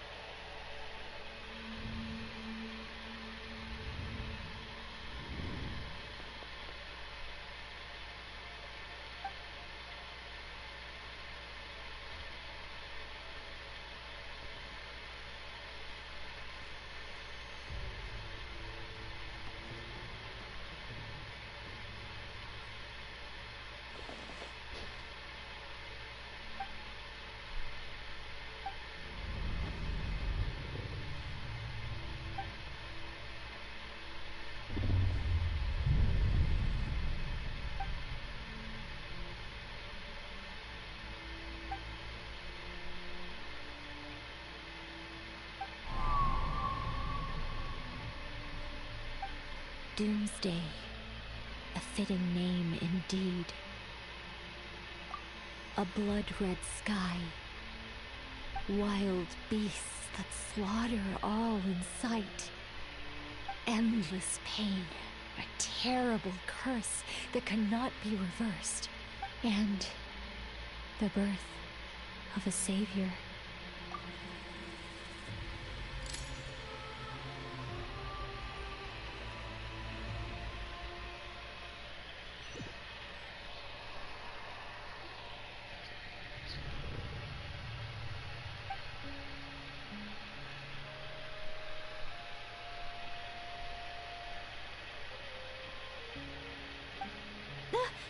Jake! I'm sorry. I didn't mean to,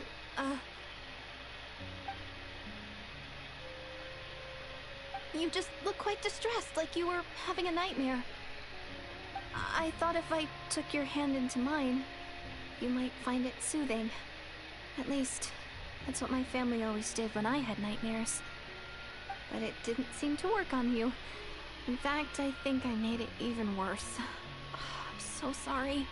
Oh, is that right? You better not be trying to pull a fast one on the Traveler. What? Don't be so... I have more self-control than that. Self-control? What does that have to do with it?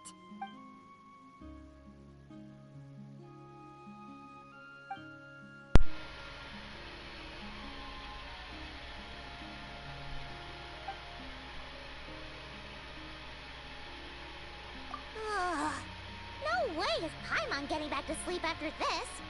You go ahead. But for the rest of the night, Paimon is staying up to keep an eye on this young lady. Oh, do I really seem that shady to you?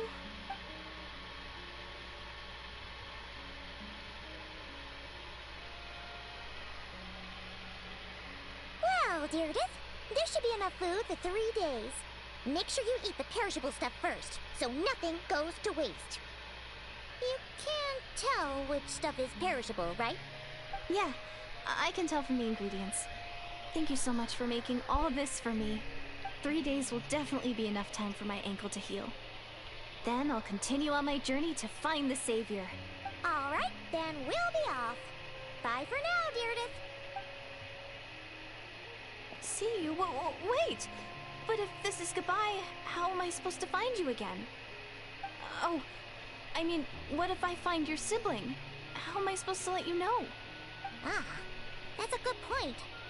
We share the same goal, but we're constantly on the road, so we've got no fixed address. How about this? When the time comes, you can just write a letter to Mawika. She'll be able to find us for sure. Mawika? Who's Mawika?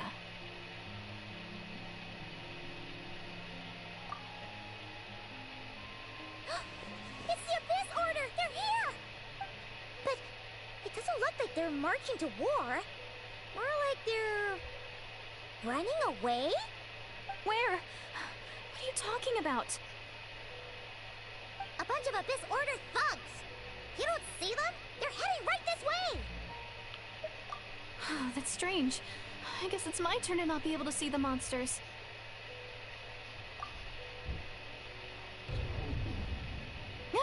You're right! I see them now. You weren't joking after all. So this is what it's like. Well, again, it reminds me of Limbo from DMC Devil May Cry, whereas it's like there's two different parallel places where one has demons in it and one has humans. What a weird situation. What is making But they these work in monsters tandem with each other. invisible? Is it Deirdre? Or the monsters themselves? Or is it us? Well, might as well mow these ones down, just so they can't pose a threat to the tribes.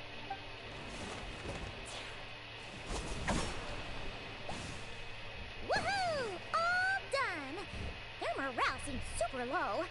Guess they really were on the run, huh? First off, the way my Traveler is built, there is no way that Pyro Traveler would have taken on Pyro Abyss Mage. However, seeing as how she can just do any element on the fly, I'm assuming she beat him with Hydro. And what's up, Mawika? So, there's no more of them, right? I still can't wrap my mind around this. Again, I'm I'm assuming that in the very end, when you do get all the elements, or when you get to the actual end game itself, you'll probably be able to switch things on the fly, rather than having to go through going to the I want to say the Statutes of the Seven to change your element. That's what I'm assuming. See, like that's why when I went as a Traveler, I have the physical damage bonus thing active, so I don't have to keep switching elements. Maybe something went down on the front line. Oh, Paimon's getting a little worried about Eon-san and the others. Does any character have anything close to a Miku Miku beam? Give me a second. We gotta go. Bye for now, Deirdre. See ya, and please take care.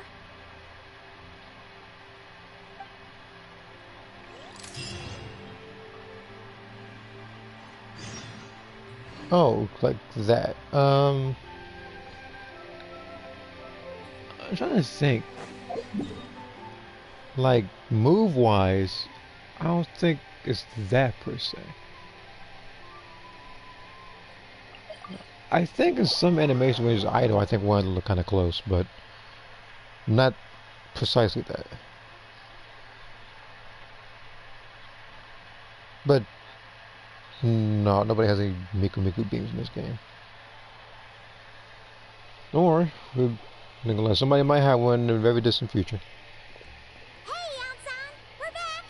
We ran into quite a big group from the Abyss Order just now. Has something happened at the front? The front line has collapsed. Huh? But how? No, relax. Their front line has collapsed, not ours.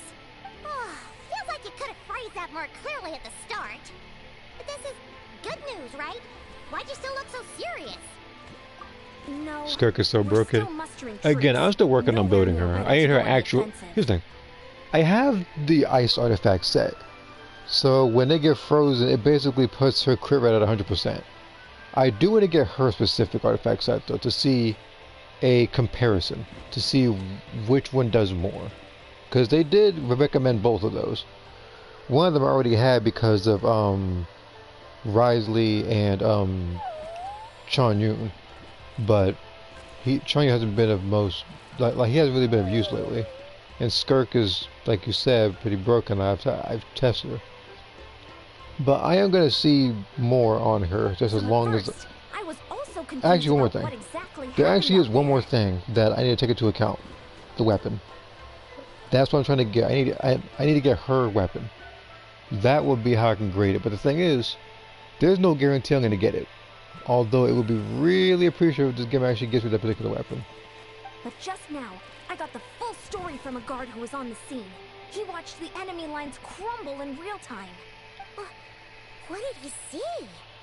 One person. Just a single individual. They stormed the enemy lines and attacked with a vengeance, cutting them down like paper dolls. They wielded an unknown power and fought with a sword style that no one recognized. The guard who relayed this to me said that before he even had time to react, the enemy was decimated. I'm only recounting what I heard, and I'm sure the guard in question must be exaggerating to some extent. But still, we have to identify this person. Yeah, and again, it's like... And assuming they're a neutral party, we'll need So to that figure like out how to when engage Skirk with them. was announced, I Clearly, had to they're make a forced to be decision whether I wanted to so we get don't want to come across Navi as or I too wanted to weak or get too hostile. Skirk. It's quite a Apparently, diplomatic I guess conundrum. God was looking out for me because I actually managed to get both. You don't need to sweat it, Like the Ian-san. thing is with In your actually, hold on, description, let me we're hit. already pretty confident that we know Like this person. I got real nervous because it did go gold the first time, but it wasn't Skirk, it was Chi-Chi, so she's a C5 now. So I got a little mad about that because I thought I was gonna have to go to 90 pulls. I only had to go to like 2 more pulls or something like that, and then it was gold again. So that's how I got her. So what my goal is now is to get her weapon. The other character that I might go for in the future, I'm not entirely sure yet. But I'll just have to see who comes out. Like probably in the Snezhnaya region or something. Honestly, with the Abyss Order acting out so publicly, it's about time he showed up. Dainsleif. As you can see, well actually first I didn't know who Danes left, but if you notice that the trailer was supposed to say Dainsleif, but the Traveler and is in that voice actor strike or whatever, so you don't hear her when she does speak in her rare occasions.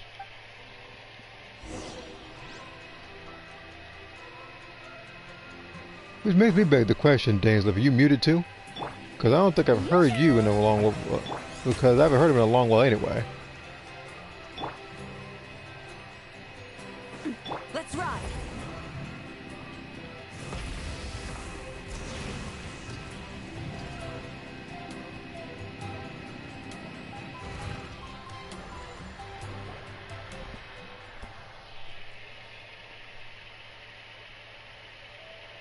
It's been a while, Dane. And yeah, after we heard what went down, we figured you'd shown up. You caused quite a stir, you know. Oh, this is a friend of ours from Natlan. Her name's Ian-san. She insisted on coming here to thank you in person. It is my honor, Mr. Dainsleif. Thank you for breaking the stalemate in our war against the Abyss Order. Natlan is fortunate to share a common enemy with such a mighty warrior as yourself. Oh god, he is muted. Bro, you have like, out of the many hundreds of cutscenes, you have like less than like 30 of them. Like why on earth are you muted? Please don't mind him, Ian-san. He always talks like that, but he's a pretty nice guy. Okay, so I guess we'll be waiting on him. It's quite alright. Uezo Iansen respects those of great power. It's quite clear that he meant no offense, and I am still delighted to make his acquaintance. Anyway, since you're old friends, I'll leave you to catch up for now. Take your time. I guess if he shows up, or if, what's his name? Varka shows up, I can probably get one of those two. Sure thing. You probably have plenty of other stuff to do anyway, right? Since this war isn't exactly over. See you later, Ian-san.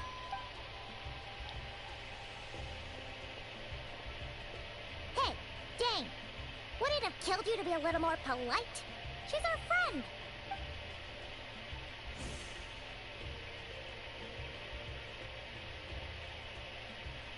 Ugh, so stubborn. But whatever. So anyway, Dane, do you have any new info about the Abyss Order for us? Any idea what they're trying to achieve with this war, for example?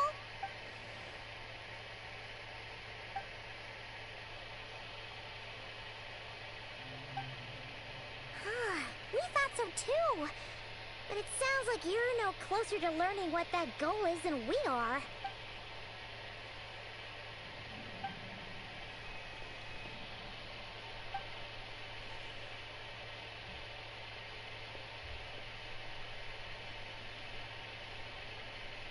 What do you think we should do?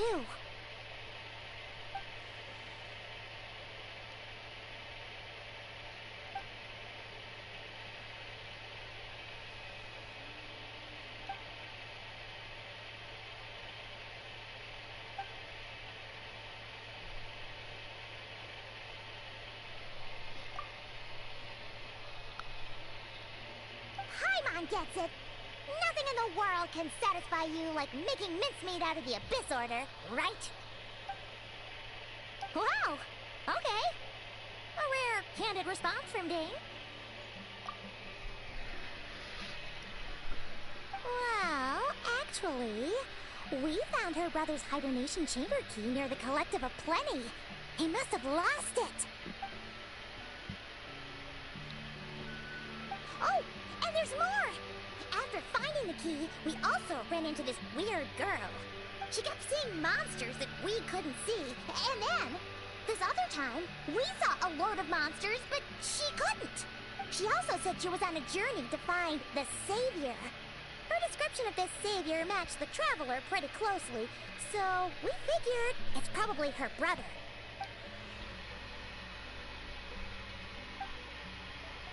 Yeah, that's right. Is something the matter, Dane?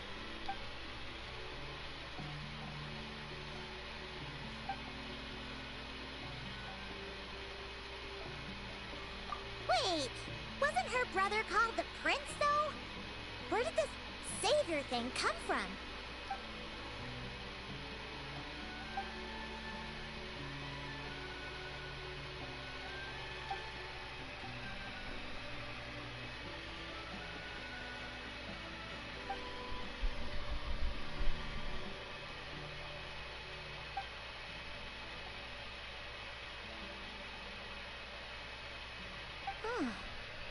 Sounds like the people of Conria really believed in him.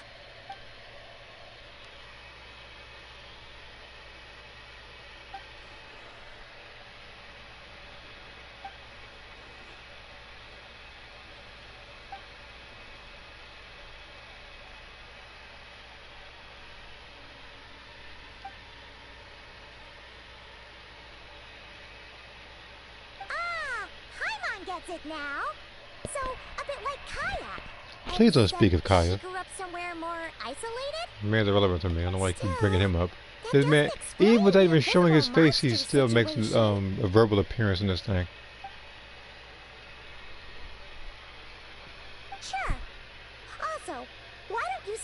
us at the Masters of the Night Wind for tonight. You must be tired after all that fighting today.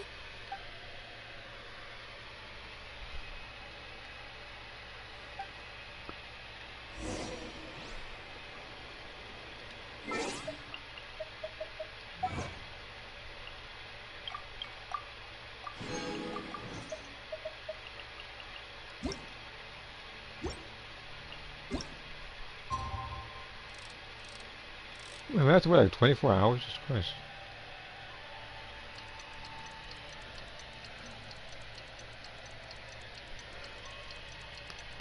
But yeah, it's very likely that with the what's that thing called?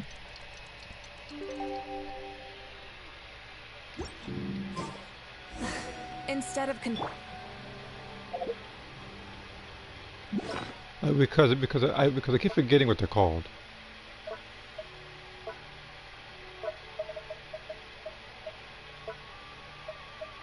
Yeah, this thing, the sanctifying elixirs. I'm gonna need a lot more of these to make some stuff specifically for Skirk, because I get the feeling that if I don't do it, I'm gonna see myself grinding a particular domain for a very long while. It's not gonna do me much good, because I know the game. They're gonna keep giving me the plunging attack one. It's gonna be all defense or mastery. There's gonna be nothing of value.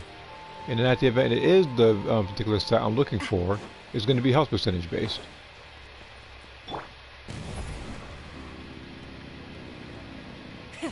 rev the engines.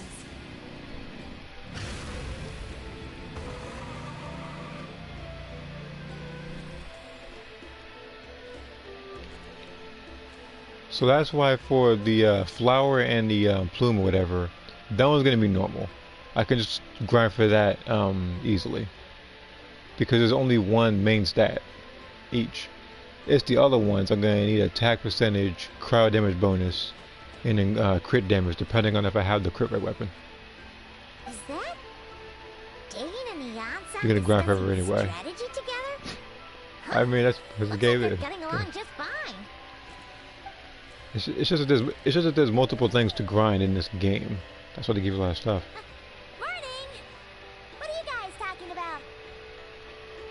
You're here. But yeah, I have like some the good sanctifying news to elixir share. thing, like it pretty much near guarantees you what you want. So, We just got word but from the thing Science is, that Lieutenant. thing is so good Their intelligence has that reported they've discovered you can the Abyss only Order's make headquarters in one that land. every version of the game. So once every 40 days. After their front lines dissolved, the bulk of their forces fell back to that area. It's also where their central command is located. The location? The Cinder City. Cinder City, huh? That tracks. Seems like their kind of place. Hey, this is great! This could be our chance to crush the Abyss Order once and for all! And with any luck, maybe we'll find your brother there too! Yep, our army is almost ready. And we've sent a message to Malika to let her know the plan. We can't really launch an operation this big without the okay from the Archon.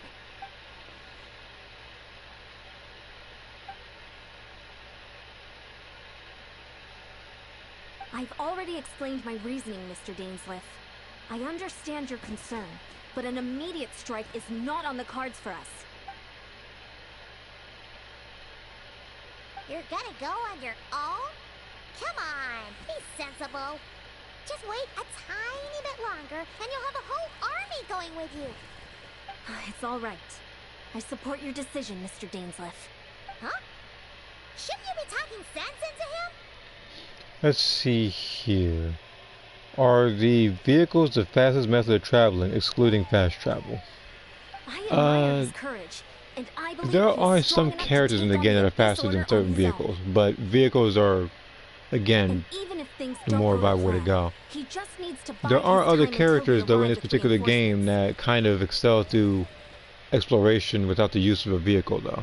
And in this particular region you can go into other animals and travel that way. Whether it's pretty much like traveling like on top of like the lava, you're like climbing up mountains, or you're ziplining in the sky and stuff. Of course, with each type of new method of transportation, there are people who in this game are like they're just left in the dust, never to be seen again. Which is what's going to bring me to Kaya. because he was the original ice bridge guy to get from point A to point B, like above water. Then came boats, making him irrelevant. Then came Risley, who can punch ice bridges. And then we have Furina, the girl you see on my team, the high, like with the water, like she can walk on water. So it made him useless. Mr. Dainsleif, That's why I talk about him the way I do, because with each version of the game that passes by, he becomes more and more irrelevant and obsolete.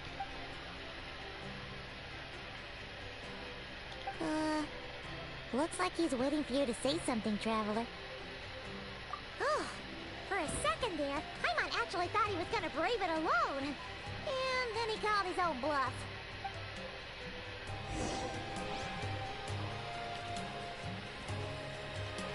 Oh. Back to teleporting all over here.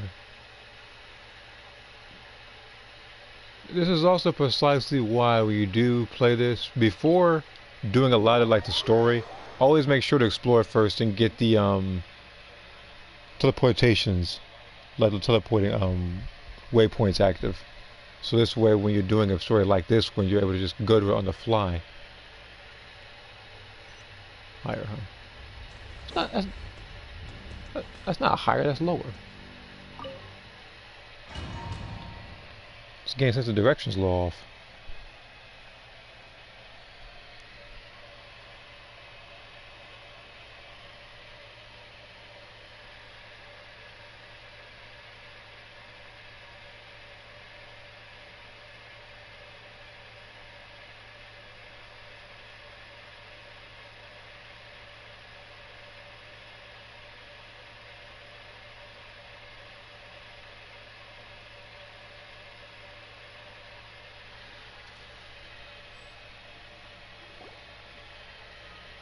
Is this the place?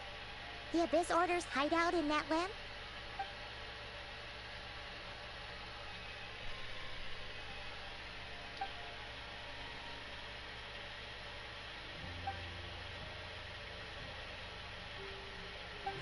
It's been so long since we fought with Dane side by side. Yeah, there had to be at least 30, 40 versions ago. Long before Eon-san arrives. And he's still not even playable yet. But based on his attire, like I said before, it's very likely that he's probably going to be a Hydro character.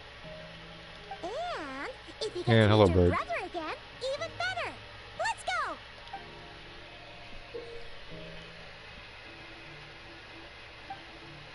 Oh.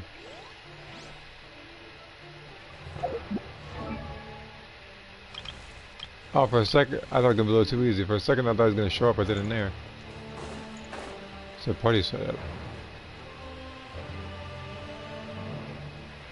I think I had the right team for this one.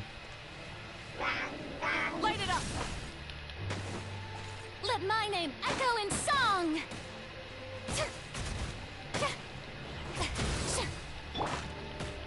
Hey there!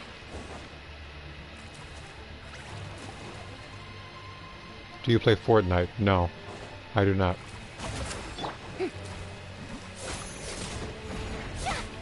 Strike a pose!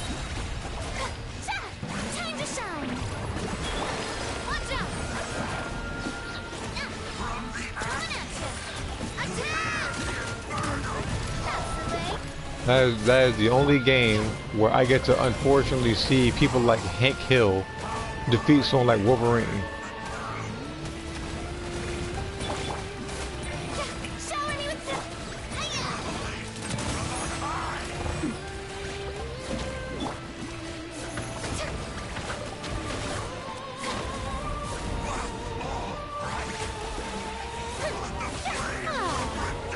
Which is, I think, the silliest thing ever. Then again, I have seen sillier concepts, but no that particular game is ever. This is a very different battle from the Or if we're not ever a new one. No one's backing down. They're fighting back. I mean, it's funny enough, even though my brother still plays it heavily, like, even he thinks that. Again, right now I'm not in the mood to knock Fortnite in any negative way. I'll just say that I don't play the game. Behold, the abyss has come. Attack! That's the way.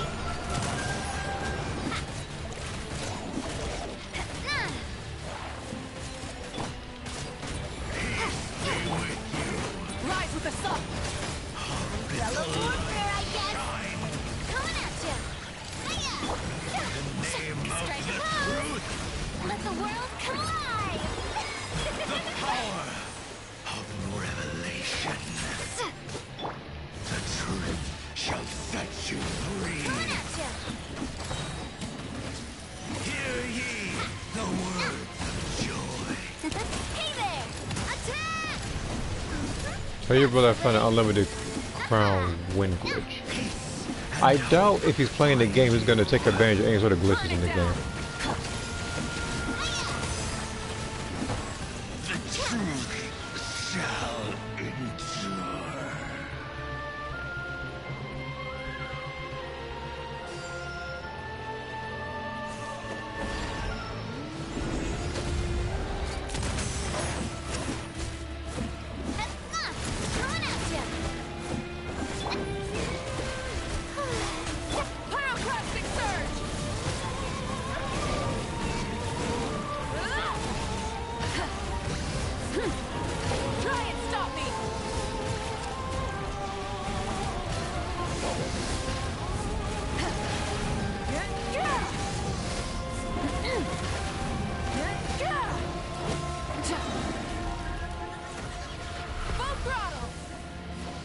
It's not a glitch, but in Blitz Royale, all the players are bots.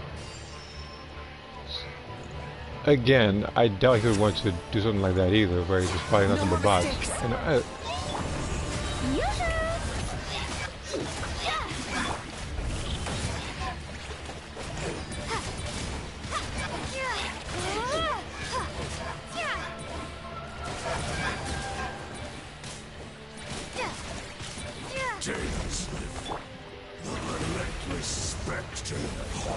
oh yeah, by two of y'all, okay. The abyss is all present. To flee is futile. To resist it, vain. Oh, it's not about to die, hold on. This here.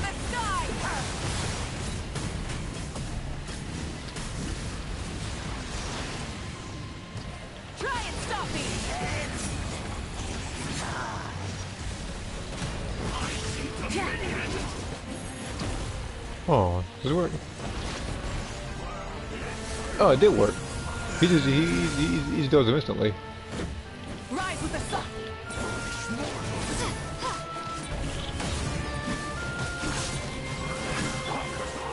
May I present?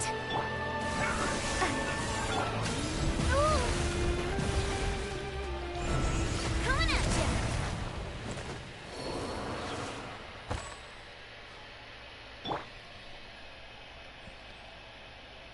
Has this game ever made you rage quit? No.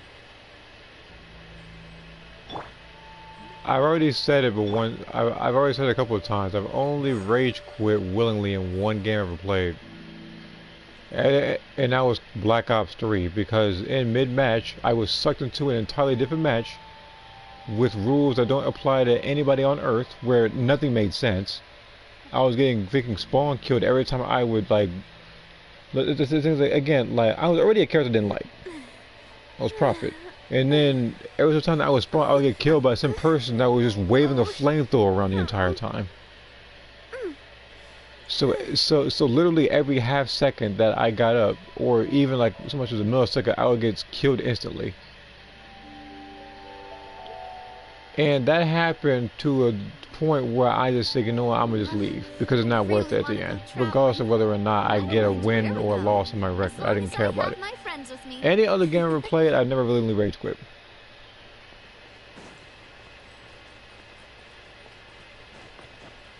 In this game, yeah, I can get frustrated a lot, but I'm not. But you're not gonna see me like quit or anything.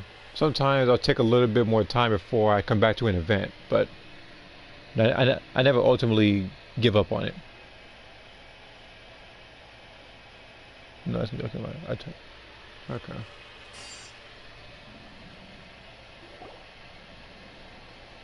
Again, I'm just going back to the comments that I haven't responded to, that being one of them. Twilight Sword Gainsleif.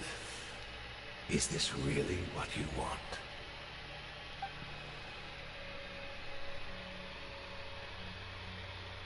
So where's the Traveler's brother then? Or is this guy supposed to be in charge here? So, this is a hunt to you. I must say I pity you, Gainsleif. The death you dole out so readily to others is a luxury you yourself cannot enjoy. today. That is the least of your worries. Do you realize that all your years of pursuing us are being rendered utterly meaningless, even as we speak?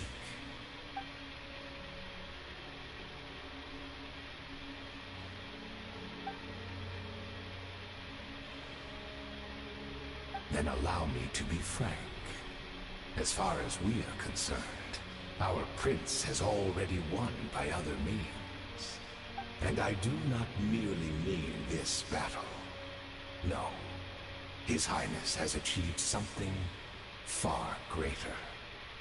For today, the Abyss Order's greatest wish has finally been fulfilled. Our Highness quietly infiltrated the Night Kingdom to exploit that realm's past experience with ley line reconstruction. And then used the Loom of Fate to reweave the ley lines of Conria. What? He used the Loom of Fate? Wait, does this mean the attack on the Masters Who is of the the small Night girl? Wind was all a smokescreen to give him some Which one is the cover? color in this game? Unless you're referring to the person on the left, which is Paimon, who has been your guide since the games began. Oh no! This makes too much sense. Correct. As of now, our homeland has been revived. And all of my comrades that you have slain, Dainsleif, they shall forget the struggles that have beset them these past 500 years, and begin their lives anew in a Conria restored to life.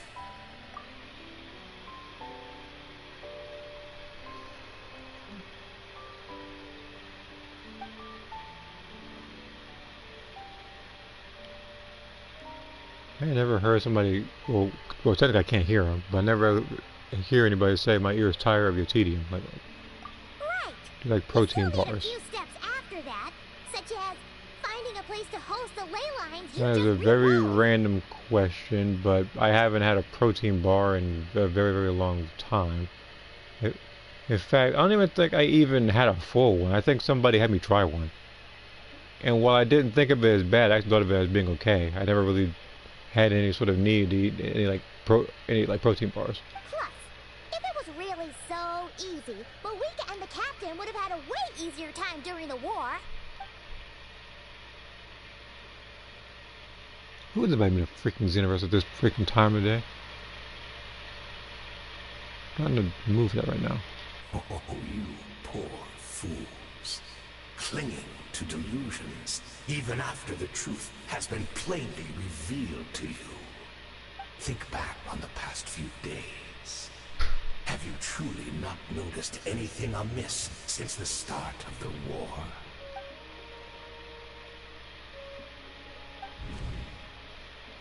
I sensed something strange in my dream. It was vague, but it seemed as if some PS4, Xbox One, noise had found its way into PlayStation. Natlan's ley lines. Oh, what does that mean? Hard to say. I don't think it had any tangible effect on the Night Kingdom or on our ley lines, but still, it's like a signal that exists on a different dimension of reality.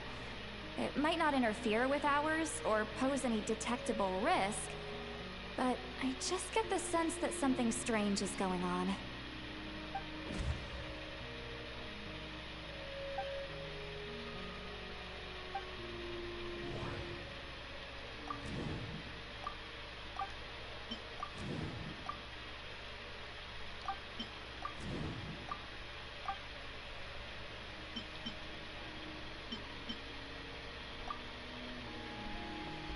The PlayStation 8 will look like in real life.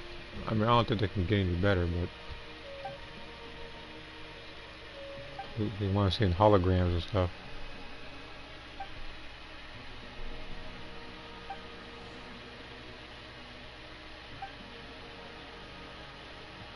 I'm about to say like either that or it's going to be like VR, only without like an actual like headset or anything. And give me a second. Oh hold on. Hold on, you will collect that weapon in just a second, big guy. But I'm gonna be right back.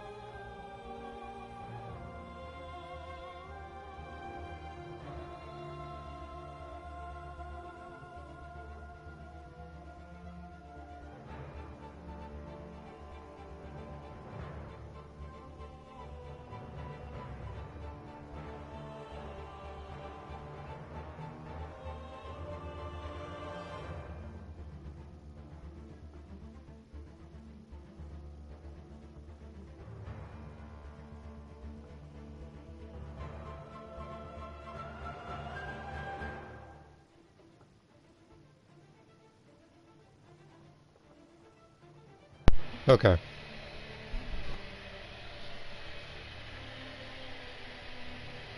Let's see here. The colorful Chi-Chi and Santa outfits can be bought in the Star Coin Shop in Universe 2. Where? Again, the Star Coin Shop. Remember on that festival area? You gotta go over there and buy it.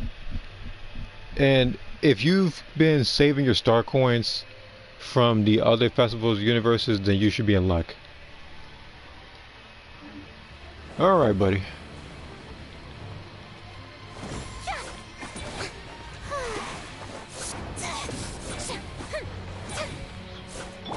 Watch out! Watch out!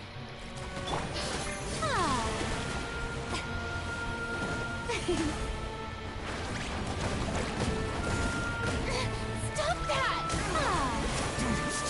Okay. Brilliant! Fire! Coming at you! Pyroclastic surge! My body is failing me. Incinerate! Do not bring shame to the name of the Abyss! Full throttle!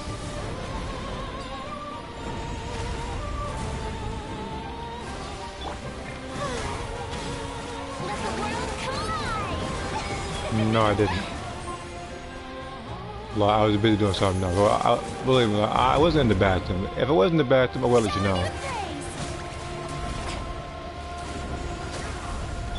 This one's got your name on it!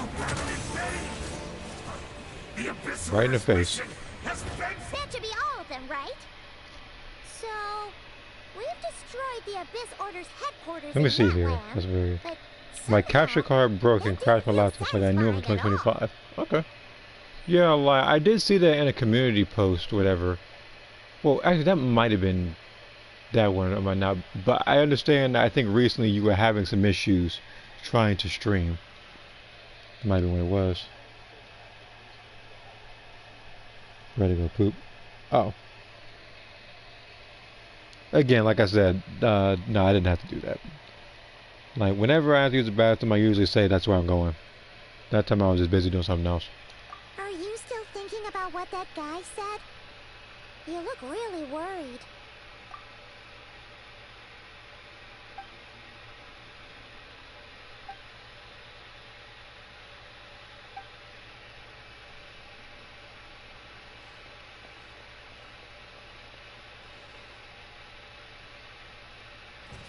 I'm about to say, the other guys are standing right behind you.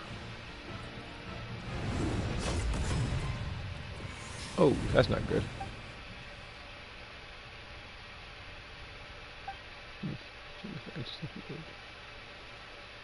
You're not seriously just walking that off right now, man. You got a whole hand in your chest. But then again, you are immortal. But it's just like, at the same time, he just took that hand to the chest like a champ. Don't forget, Dainsmith. You may be the renowned Twilight Sword, while my arm has grown too feeble to swing a blade. He has plot armor. He's cursed with immortality. But I taught you everything you know about wielding a blade.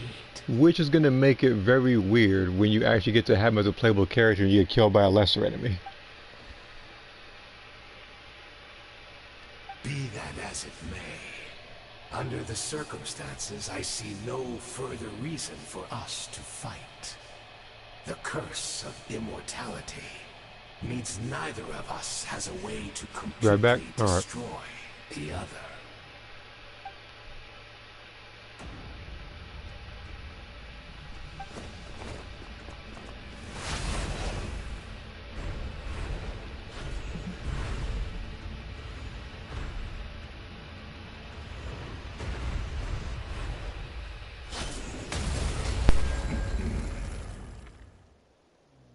You know, I'm actually assuming that those moves that he was doing is literally like showing you what moves he's going to have when he comes out.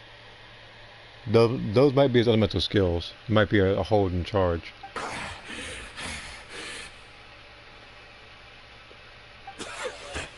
Have you finally had enough? You weren't joking then, huh? Never, in all my worst nightmares, have I experienced anything close to the pain of 100 deaths. Surely, there's no point taking out all your hatred on me alone.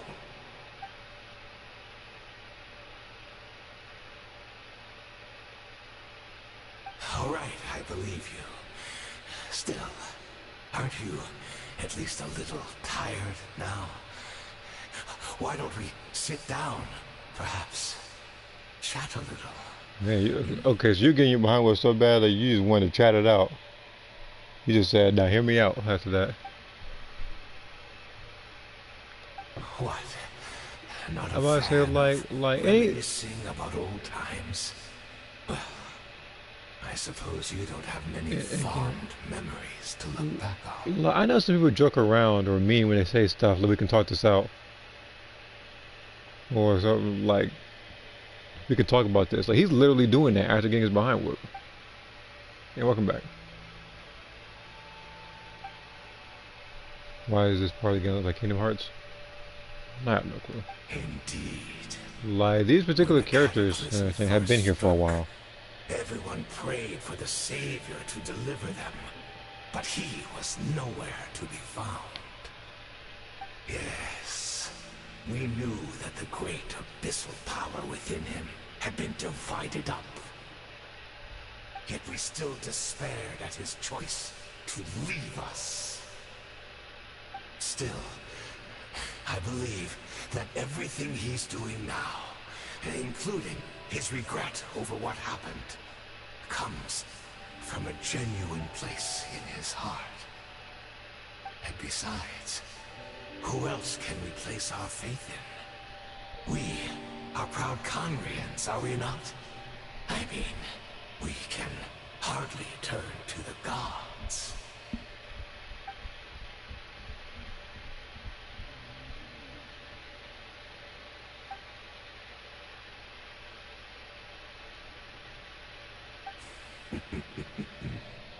Is that so?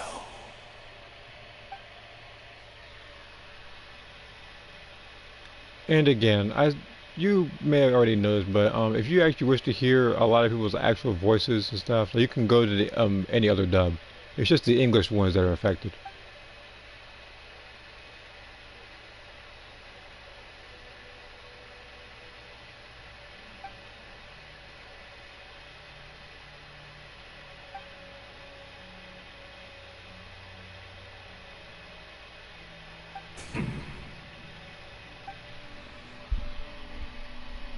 It was quiet.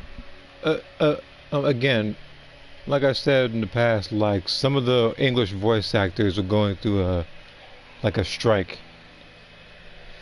and it's been like that for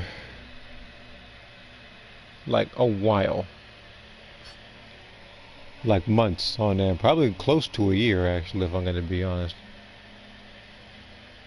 And it's like it's affecting a lot of the events and a lot of other stuff. But again, if you're doing like the other like languages, if you're doing something like Chinese or Korean or Japanese or any other one, those are fine.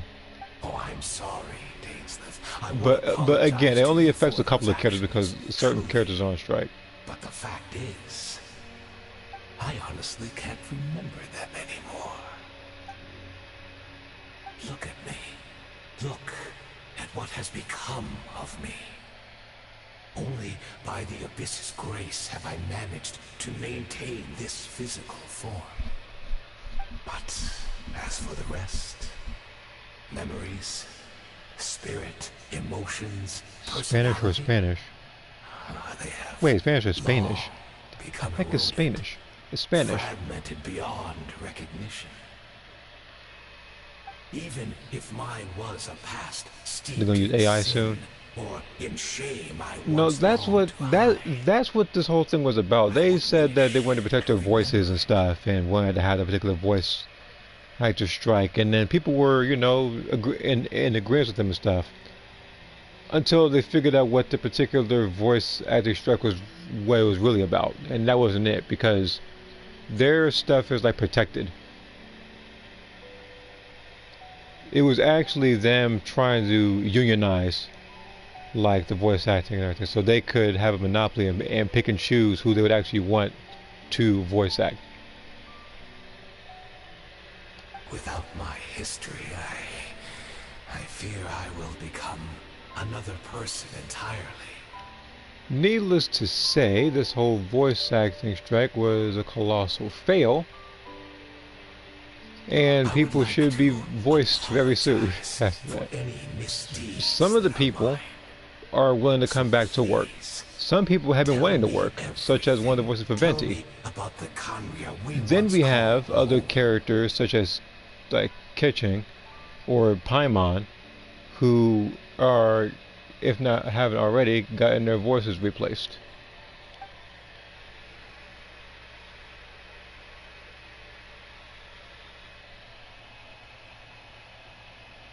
What if you take an AI of Jockey arguing with AI Vegeta?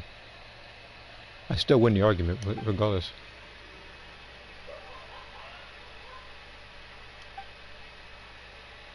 Think I'm a freaking losing argument to freaking McDonald's hairline Vegeta?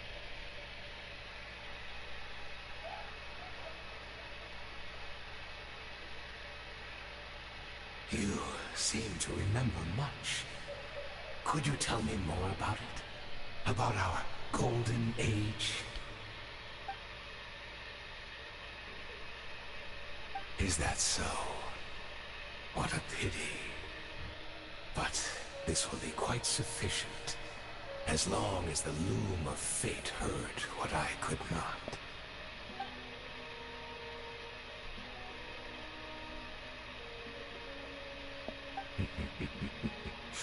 I'm afraid I owe you yet another apology, Dainsmith. You were right. I lied to you earlier. Your wits are too sharp to be fooled by me. The homeland hasn't yet been revived. In fact, even the ley line weaving is not yet complete. Think of ley lines as the collection of memories concerning a given place.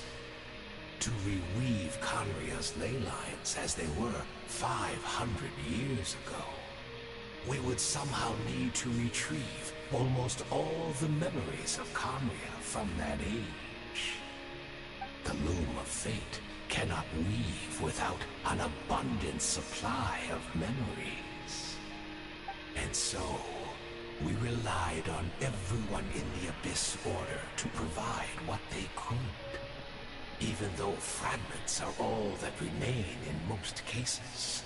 The more we all share, the more that can be restored. I'm gonna get 100 win crowns in Fortnite and show my cousin. He's probably gonna think I'm hacking. I mean, if you get that amount of wins at a relatively quick pace, then yeah, he's gonna put two and two together, or find something suspicious about it. If it was just like over time for a very long while, that's one thing. And besides, I don't think anybody is really looking to compare records in like Fortnite or something. Indeed, we are people in exile, stranded 500 years in the future, will weave our homeland anew and bring the nation of our dreams And that's the other thing. into the real world. I was gonna say, A glorious if I didn't already say it about my brother playing Fortnite, he plays it with his friends on PlayStation. He doesn't just play it alone. So he's not gonna try to get a bunch of wins alone. I don't think he'd feel anything off of that. There wouldn't be as much excitement. If anything, if you knew about it and did that, you'd probably get bored after the first win and just go back to Mortal Kombat. What a shame it had to take this long. After 500 years, most of our memories have faded, and a world woven from broken memories shall itself be broken. Precisely, for you possess a ring. I got left friends that to don't play you by Fortnite. your elder brother, which continuously resets your body's condition. Of course, your memories are susceptible to erosion just like ours. But of all Conrians who remain, you are sure to remember the most. We had to obtain the memories in your mind, whatever the price. Even if it meant sacrificing our entire army as bait.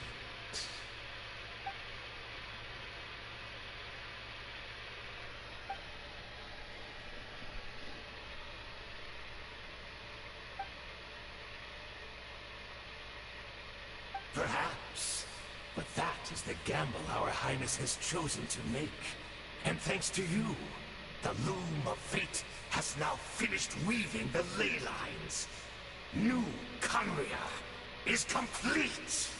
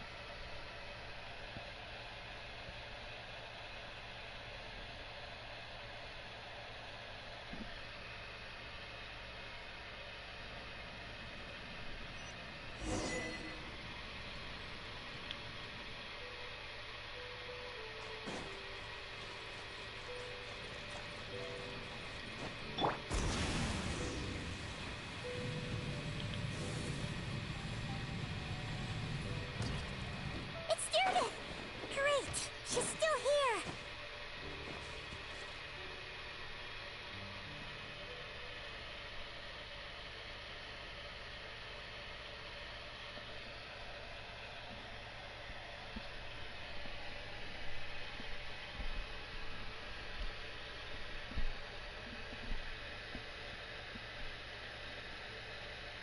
No one wants to hear you monologue. A wise man.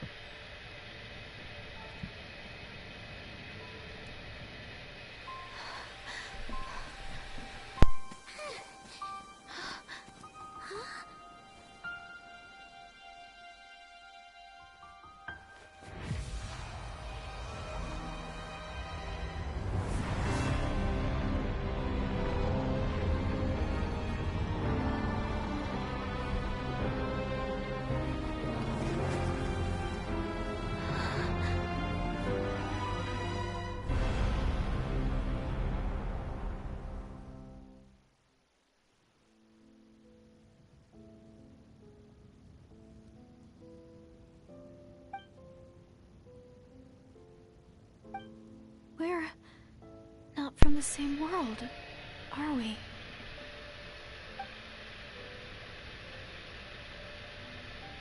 Wait, but that's great! That means the world isn't going to end. In that case, tell me, what happens to Conria? What happens to my homeland? No, wait. Don't answer that. We can only fight for our future. If the future is unknown, I still believe the Savior can turn things around. I'll carry on looking for him, even if you're not there to protect me. Although, in a way, I've already found my Savior. It's you. You protected me, and I believe you can protect us all. You're the one who can change everything. It's just too bad that we're not from the same time or place. Oh, one last thing before I forget. I know how much you want to find your brother. Surely he must be desperate to find you too. So, is there anything you can give me as a memento? Proof that we met? That way, when I do find him, I can convince him that you're also searching for him.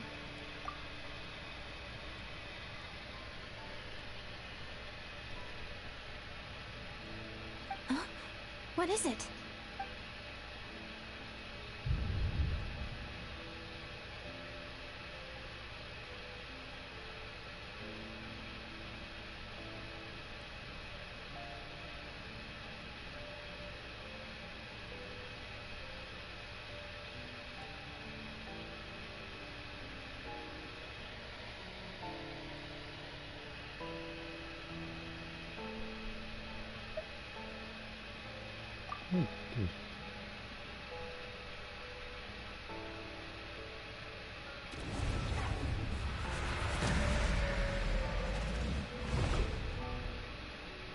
There I go. Alright.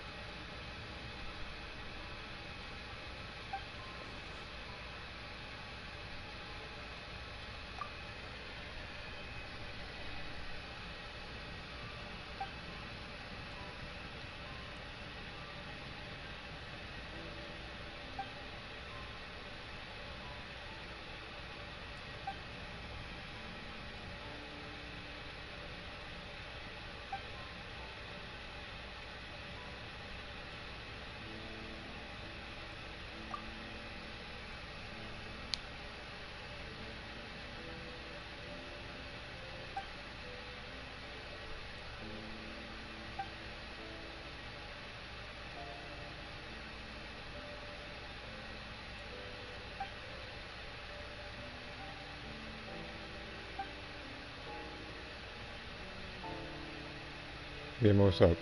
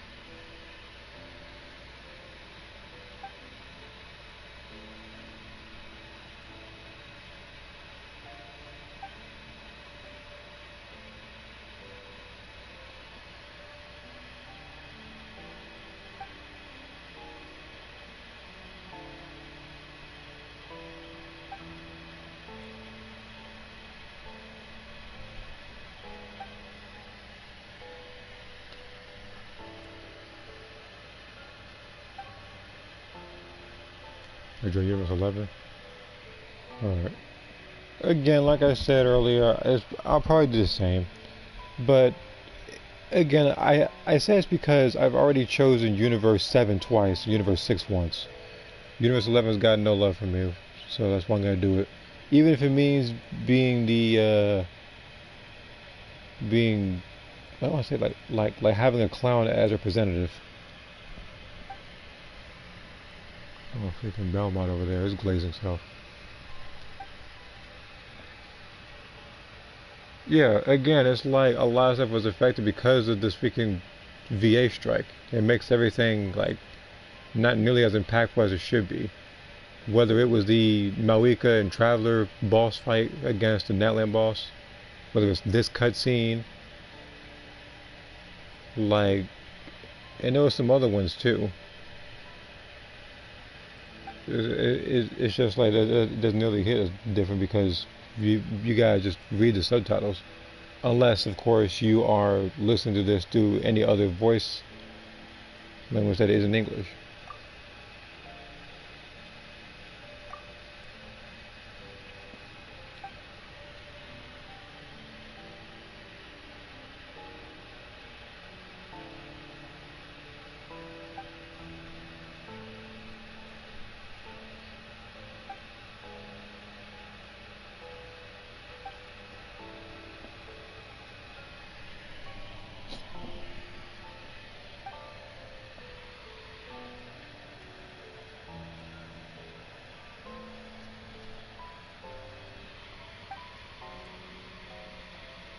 And I'll read the Discord stuff after this cutscene plays out.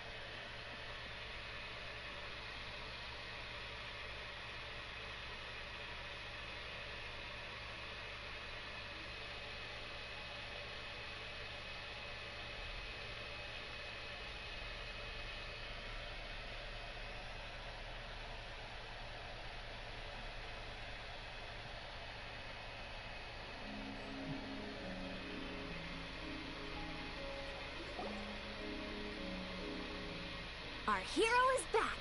Everyone's been waiting for you! The Abyss Order made a full retreat before our forces even arrived on the scene. All thanks to your efforts, no doubt. Oh, and Mr. Dainsliff's, of course. What's wrong? You look upset. Paimon doesn't know the details either. The Traveler just disappeared after taking Deirdre's hand. It was like they got sucked into another world. Paimon was looking all over for her, and then she suddenly reappeared, right back in the same spot. But looking a lot more glum.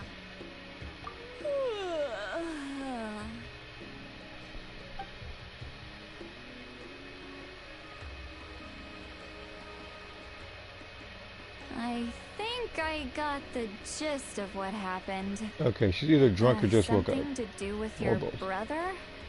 I spoke with the Lord of the Night in a dream just now, and learned quite a lot. Huh? You met your brother? And you didn't think to tell Paimon right away? Well, never mind. Paimon can see that you're pretty down right now. But let's go over everything later, alright? What your brother accomplished? It all but defies comprehension. I was stunned when I heard about it too.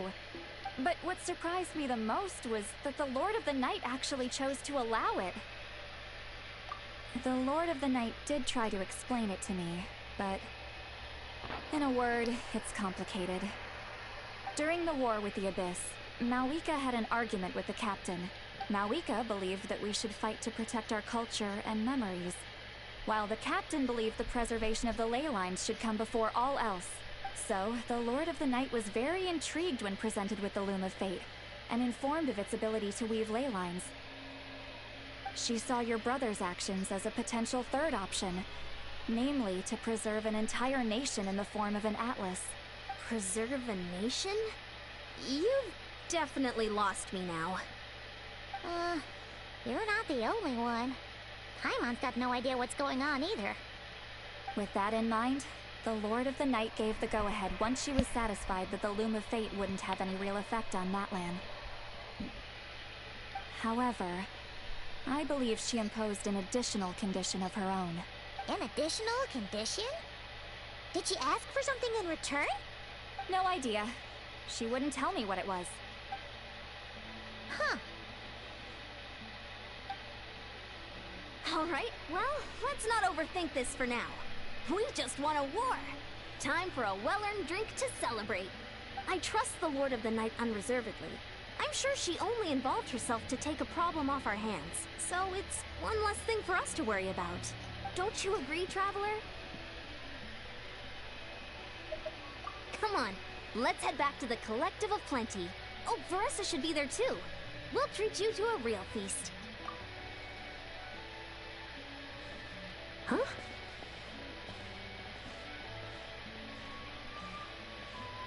Eon-san, leave her be.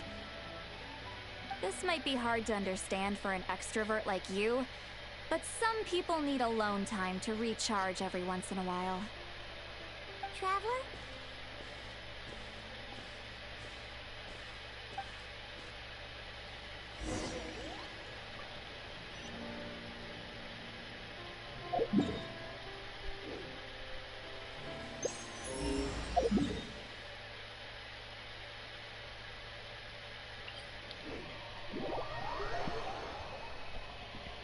Let me see his comment real quick on Discord.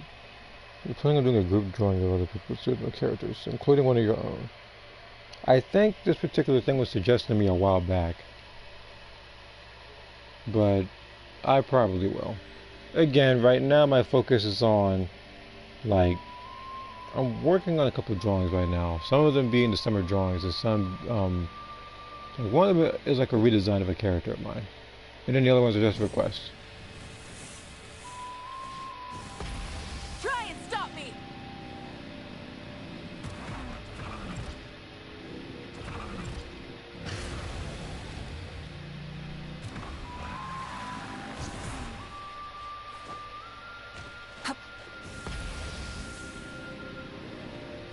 The summer drawing, I've only been working on the ones for my own characters. If you're talking about like just for like everybody, then I could try to squeeze in time for something like that. But again, like I said, during the day, if it's not doing this, I'm busy watching my nephew and niece, and they're a handful. Like, you can't take your eyes off it even for like a literal second.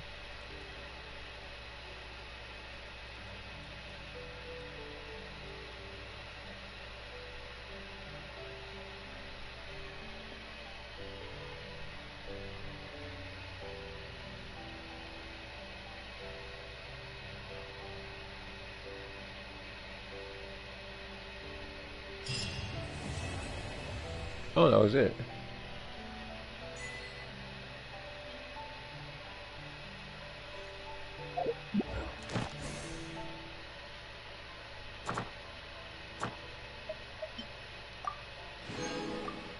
Alright. You know what? I think I have enough time. And if the game cooperates with me, I'll try to do Skirk's story. I'll try to do Skirk's story as well. So I'll be here. So I'll be here a little while longer.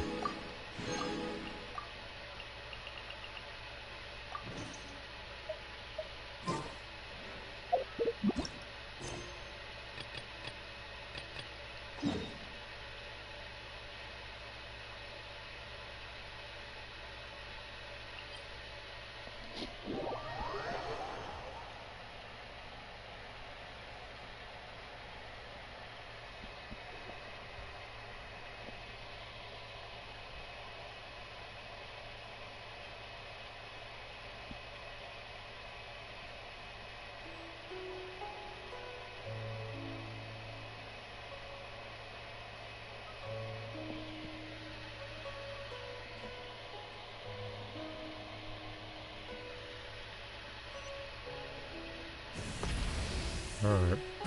Just don't spoil anything. Like if you have played it, don't spoil anything for me.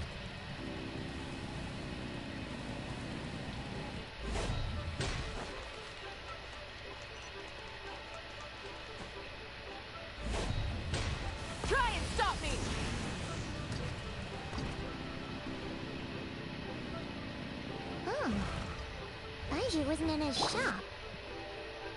Oh, you're looking for Dr. Baiju.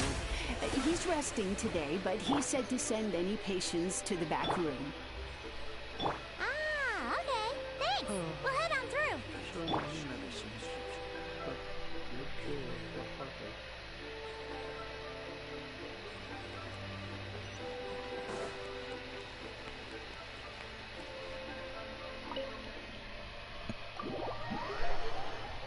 Tonight's raid boss event will give us a Breaker's artwork as a reward. Zamasu one. Is there anything else they're going to give us, or is that it?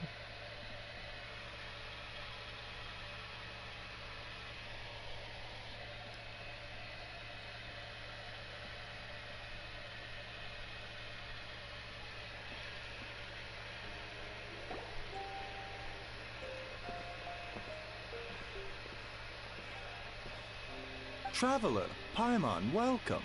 What can I do for you? It's the Traveler. She looks absolutely beat these days.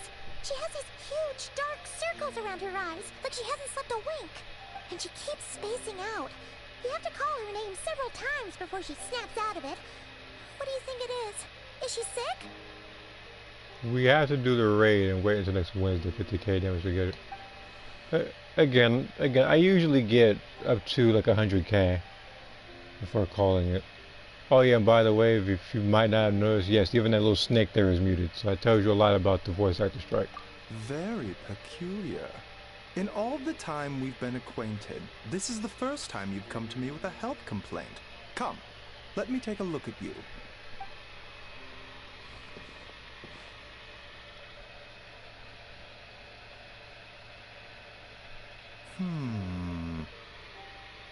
Okay, Paimon does not like that expression, Baiju. It's not serious, is it?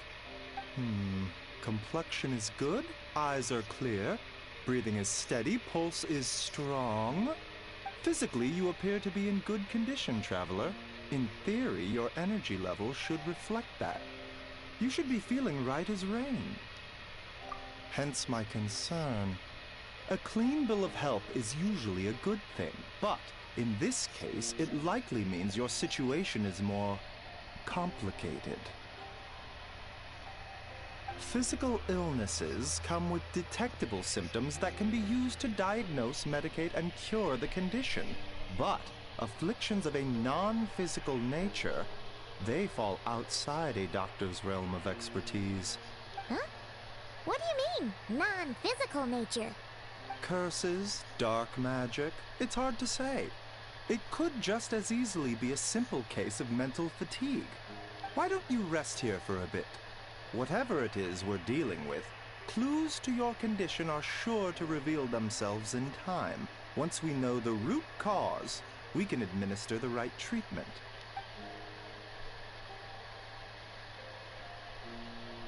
In the meantime, Changsheng and I will review the relevant literature for afflictions that present with mental fatigue.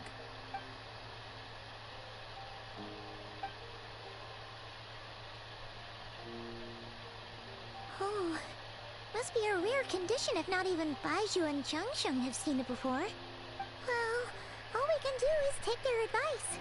You look like you're about to collapse anyway. Just get some rest. Paimon will be right here by your side. Fingers crossed you'll be all better when you wake up.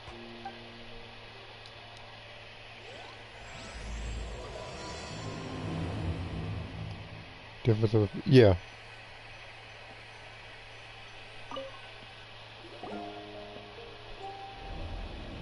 That's why it doesn't sound nearly as high-pitched. Like she actually sounds like she kind of sounds like a little bit like the beginning of the game, where it was actually easy to easy on the ears to hear. Something happened on the way where her voice got more and more high-pitched and exaggerated to the point where it became, at least for some people, unbearable.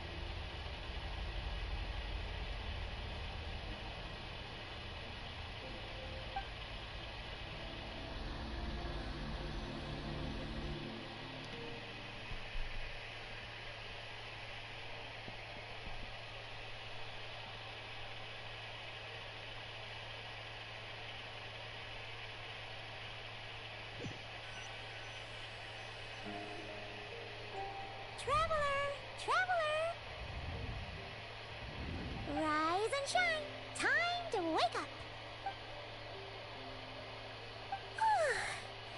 For once, you're making Paimon look like an early riser. It's already afternoon. Hopefully all that sleep did you some good. Feeling any better? A cut? What? Did you scratch yourself in your sleep? Alright, let Paimon take a look.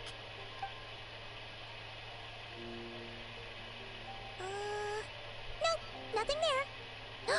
Wait, did you have a nightmare? Okay, don't panic. Paimon heard that dreams tell us what we need by showing us the opposite. So, if you had a nightmare, maybe all you need is something to cheer you up. Come on, Paimon will treat you to something yummy.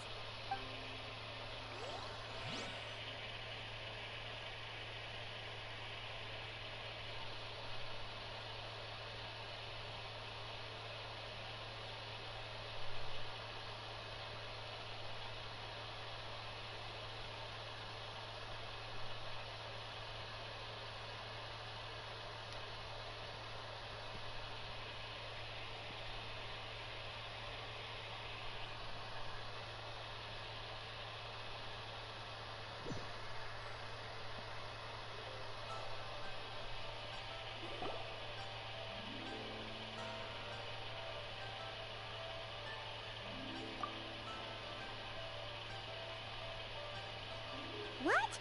So, in this dream, you were trapped in a weird place with thick fog everywhere, and then a spike came out of nowhere and stabbed you in the back? Oh. Okay, well, that's a new one. Are you sure it was a dream? Because from the way you describe it, it sounds like you were really there. Paimon has more. I mean, if you look at some of the events where people like Lisa have you in charge of, like, setting up booths and everything and collecting revenue, or even the last event where I have arrested everybody else in there, like, I'm pretty sure the Traveler in Paimon has more to spare. Especially seeing as how this game has pretty much been going on since, like, late 2020. But then again, you woke up right when you went Like, to there's no bed. way you should be doing commissions for You were everybody, definitely in a deep sleep this like, for morning. that long period of time and not have any more. Then No, I'm not it's gonna say that she's decided. rich, Paimon but will she's stay not up and broke. watch over you tonight. If anyone tries to mess with you, Paimon But the will thing beat is, 'em it's up. like the Traveler is usually the one paying for stuff for cooking. Or, wake you up first, and then we can beat him up together. In Paimon, you're not beating up anybody. We all know that.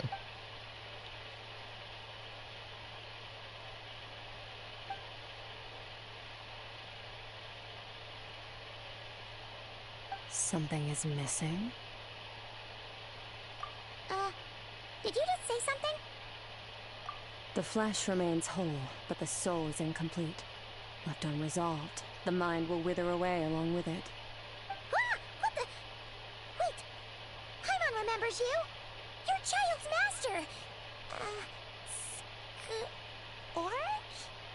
Skirk? Skirk? What? Right! What are you doing here? The last time we saw you was at the Primordial Sea in Fontaine, right? But then we left and never learned where you went after that. Yeah, she literally freaking threw Child like a football in a portal and walked off. Child's been looking everywhere for you, by the way. What brings you to Wanmin Restaurant of all places? You came here looking for us? And were you the one behind that hocus pocus just now? Tell me, what is it that you saw? Tight-lipped, huh? I suppose that's fair. You, I'll take a glass of wine. Hmm? Oh, of course. Coming right up. We make this one in-house. It's not too strong. Enjoy. Chef Mao, I'll take a grilled tigerfish over here. Coming right up. Ah, if I knew we'd be this busy, I wouldn't have approved Shenhe's vacation. At the end of the day, what happens to you is of little consequence to me. I'm not here to try and win you over. Trust me or not, the choice is yours. If you want my help, now's the time to speak up. You have until I finish my drink. You Valkyrie? I was investigating an abyssal Try to disturbance explain the in the area situation. and This happened drink to got downed in notice you. seconds. Part of your soul is damaged, and the wound bears traces of abyssal corrosion. Need I say more?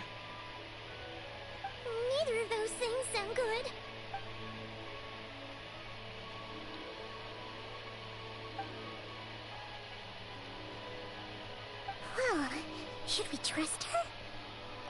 She mentioned an abyssal disturbance. Maybe that has something to do with what's going on with you. But we could always find a different expert on the abyss to help us out. Yeah, and that thing she said about your soul being damaged is scaring Paimon. Definitely something we should fix sooner rather than later. Skirk's an interesting one, that's for sure. But from what Child's told us, she doesn't seem evil, at least. 1, 2, 7, 10. That'll do. Well, have you made up your mind?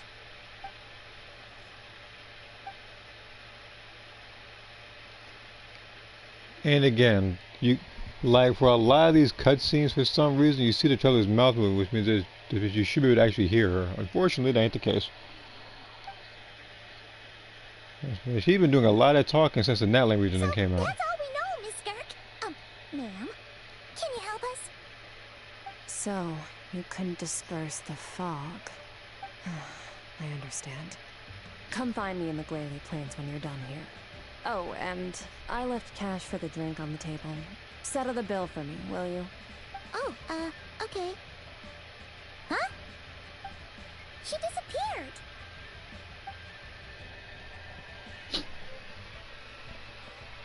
Wait, hold on. You overpaid. Here's your change. Oh, no. This includes the drink, so it should be the right amount. I didn't think you two ordered a drink. We didn't. It was that lady who came and sat with us, remember? You brought it out to her yourself. You sure? I could have sworn there were only 2 of you at that table. What? What'd you put in their dish, Chef Mao? Don't worry, Some man, kind it's of confused as you are. hallucinogenic mushroom? You got them seeing things. No, but well, don't remind me of hallucinogenic mushrooms. I have my fill and thought, and every time I think about, and anytime I think of any sort of mushroom, I think about freaking Arrested Story and how everybody was eating talking mushrooms. So neither of you noticed her? Young lady? About this tall? Wearing a purple dress? She ordered a glass of wine! Oh, now you mention it, that vaguely rings a bell. And it looks like I did open the wine jar, so it must have just slipped my mind. In any case, that settles your bill. Come again soon. Basically, they could have actually gotten away with it with spending less money. Coming! And there is, look, I swear if that NPC is undergoing that voice actor strike, as if anybody's gonna miss the person. Even Paimon was half convinced we hallucinated the whole thing. But that Mora she left for us was definitely real. Yeah, unless the freaking Mora is also This made whole up of something. situation is giving Paimon the creeps. But anyway, she told us to head to the Glalie Plains, right? Let's not keep her waiting.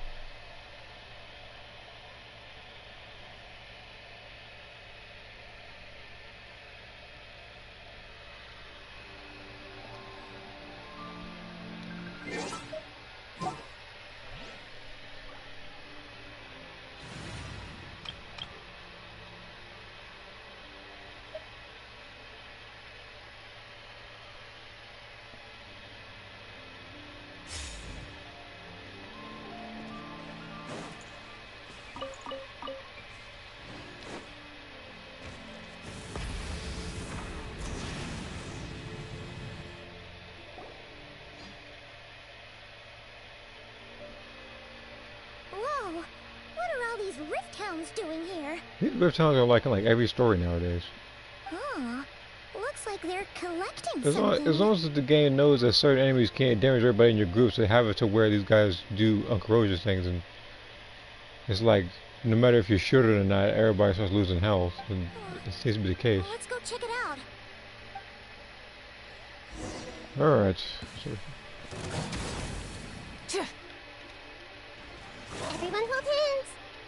Wrath from the sky!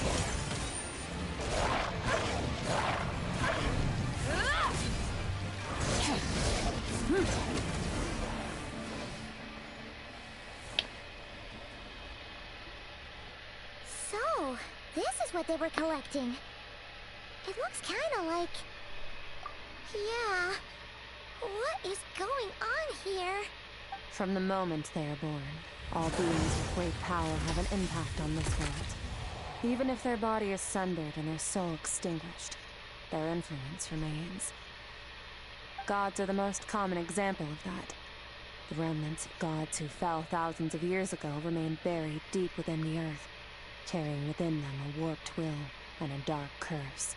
Together, these remnants form what you call god remains, and it appears that some of those sealed here were dug up and removed. There are traces left, but they're fading fast. What are you doing? Nothing. Just wanted to make sure you were, real? She's definitely not a ghost traveler. Paimon poked her, and she's solid. Your life hangs in the balance, and that's what you're fixated on? Strange set of priorities. It was just a trick to avoid being perceived. If someone notices me, those memories are erased. Simple as that. Unlike you, I have no desire to establish a connection with the world. The weak and the lowly have no right to remember me. They're lucky they only have a few missing memories to show for it. Now, can we please get back on track? well, she's fun at parties. Okay. Where were we? Right. The god remains. So, basically, there's now less of them here than there used to be, right? Isn't that a good thing? In our experience, god remains are 100% bad news. A lot of terrible things have happened because of them. Well, hello, Moeka number 2. Maybe it's a good thing by human standards, but power doesn't come from nothing, and it doesn't just disappear for no reason. The remains aren't just gone, they were taken. Very clever, traveler. You aren't the only one who had something taken from you. There are victims like you everywhere. The only difference being, you can speak, and the remains cannot, so it went unnoticed. Something similar happened in Sumeru. Within the span of one night, countless consecrated beasts were slaughtered, and a large amount of the god remains buried in the desert went missing. Of course, god remains are just one of the targets. The culprit is chipping away at sources of power all over this world, including the Stella Fortuna above. Wait, you mean... the stars? Mm-hmm. 42 of them have died out in the past few months alone. In Conria, people believed that powerful individuals have corresponding Stella Fortuna. Even should that individual fall, their Stella Fortuna would not disappear, but gradually evolve into a new constellation. Yet now, stars are disappearing from the skies entirely, and it's not hard to deduce what's happening to the power they contain. Something has been leeching power from this world, like a parasite steals nutrients from a host. And now, it's no longer satisfied with the remains of the dead. It wants you. This time, it only took a fragment of your soul. But next time, there's no telling how far it could go. No one knows. All I know for certain is this. Getting back what you lost will not be easy.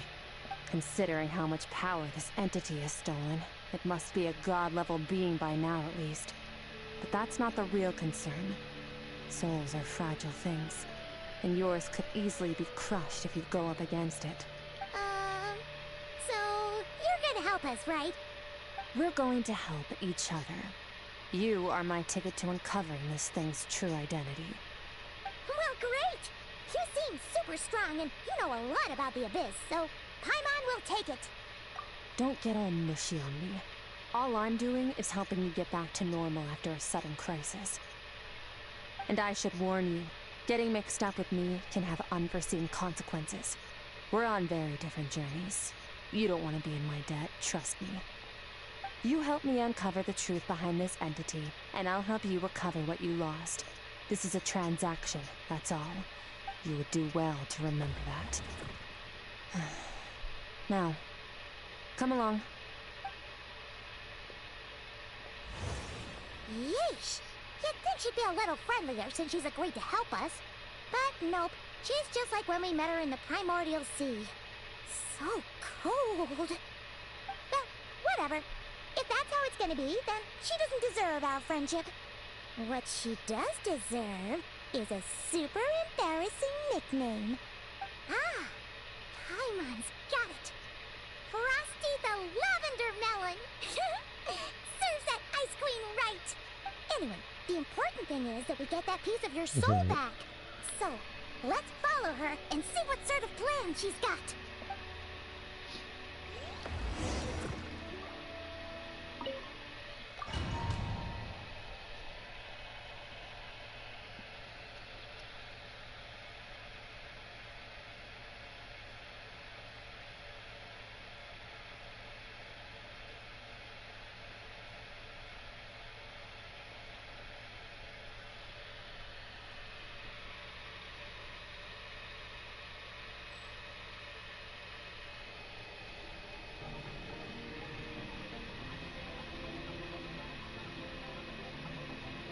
Whoa! This place is way bigger than Paimon expected. Where are we? This is where I live. I suppose it's the closest thing I have to a home here. I think you need to move locations. It is. I brought you here because time flows differently in this place. I don't know how much Ajax has told you, but when he fell into this space, I mentored him for 3 months.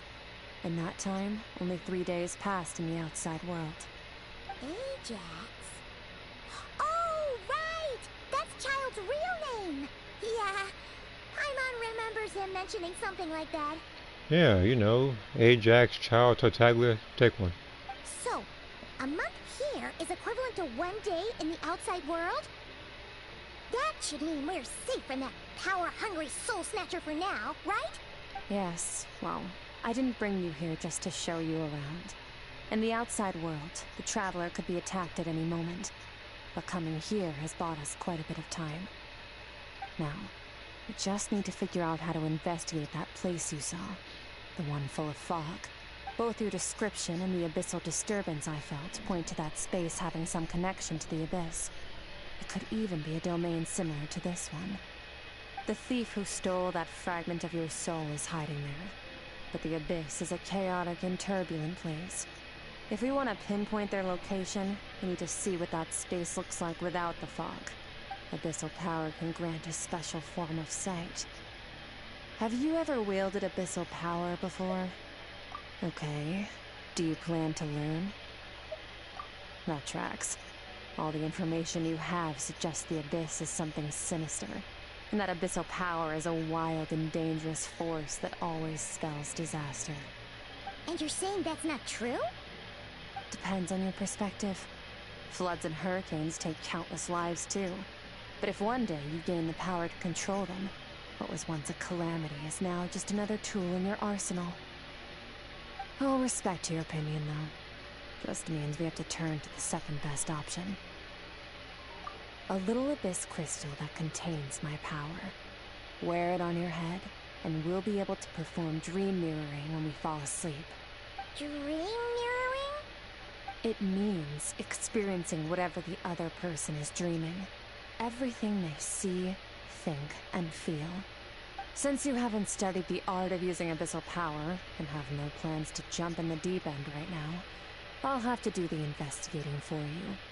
With dream mirroring, every time you slip into a deep sleep, I'll see with my own eyes whatever scene plays out in your mind. Then, I can guide you through the dream environment, and we'll take back what was stolen from you. Huh. You make it sound so simple. Tough to say.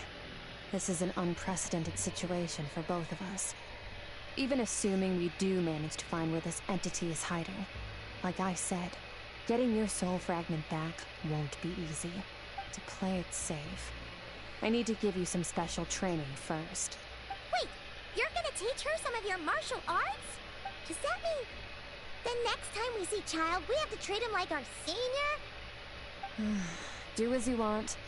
For my part, I don't see you as my disciples. You're already a pretty good fighter. All I'm planning to do is build on your current skills and train you for the specific scenarios that I think we might face. But that's enough talk. If you're ready to do this, then come with me. Time might be more lenient here, but that's no excuse to waste it. Oh, she moves fast. Paimon can hardly keep up with her. So, special training, huh? Kind of a rare opportunity. With your skills, there's not a lot of people qualified to train you. The last time something like this happened was probably anti-Raiden Shogun training, right? Oh, feels like a lifetime ago. Yeah, the travel needed all the help in the world to beat the Raiden Shogun in that fight. Skirk seems pretty strong too, though. You remember how she said that the all-devouring narwhal was just her master's pet? Maybe we really will learn something here.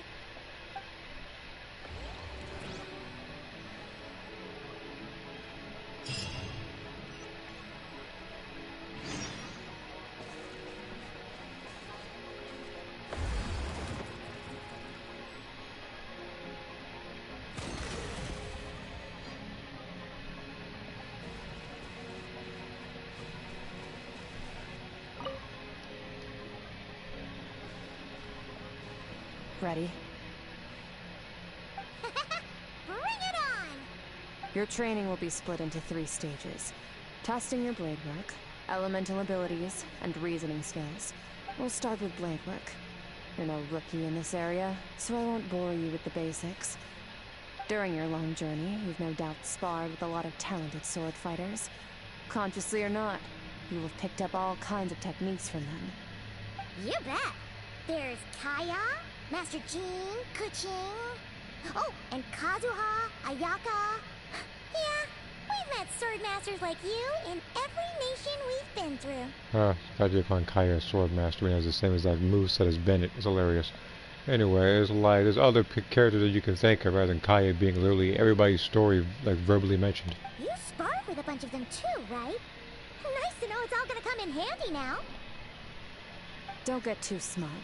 In sword fighting, techniques alone are not enough. You need a cohesive system to bring it all together. A style or school of fighting. To use the human body as an analogy, your style is your skeleton, the foundation, the framework. Techniques are the muscles and other flesh attached to the bones. This is where your strength comes from. Improving your sword fighting is like growing that body. If your frame got bigger and taller, but you didn't add any muscle mass, you'd be weak and flimsy. Then again, if you packed on pounds of flesh without a big enough frame to support it, you'd end up bloated and unwieldy. You need to do some introspection.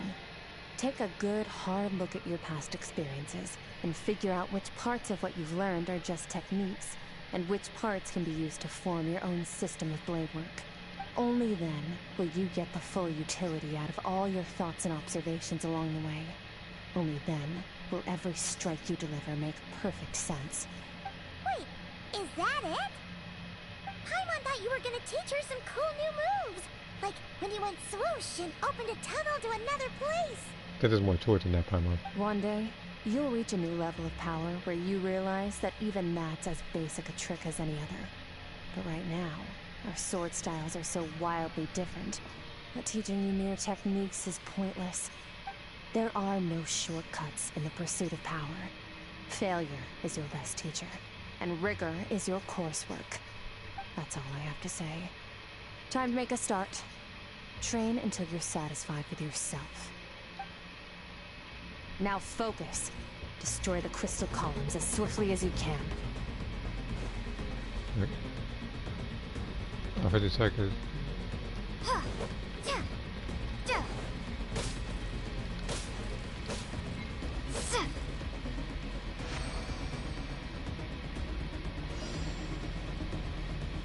900.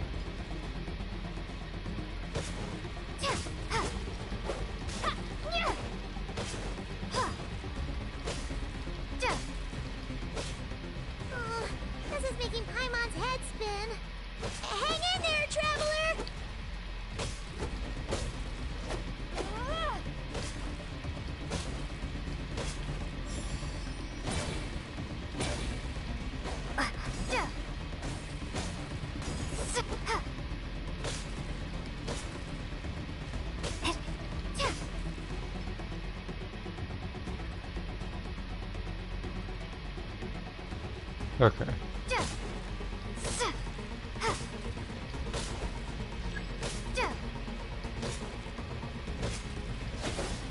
Hmm.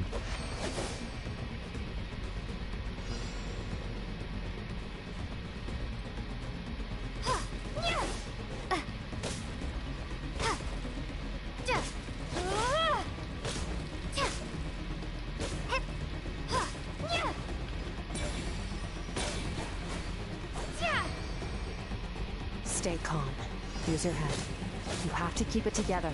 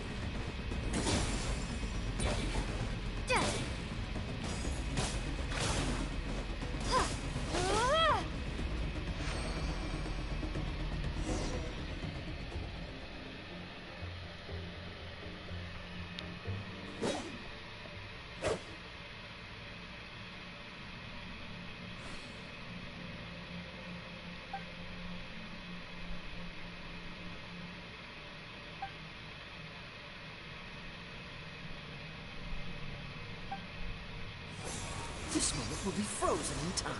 And they keep Cut to the chase.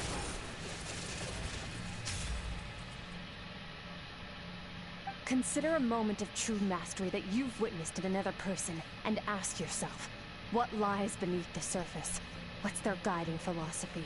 What's their state of mind as they maneuver their weapon? Now take that and practice it right away with speed, skill, and strength, over and over, until your hand is one with your mind. This is the only path to true growth. Step on up. Dance with the waves.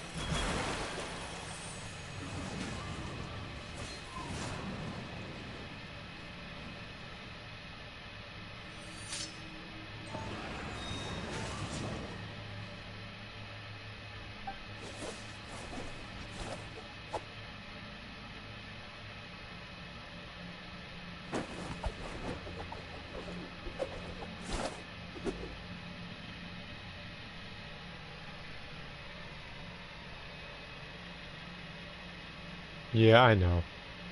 They wanted to remind me that Kazu is muted because everybody else is doing their burst animation. Because here's the thing.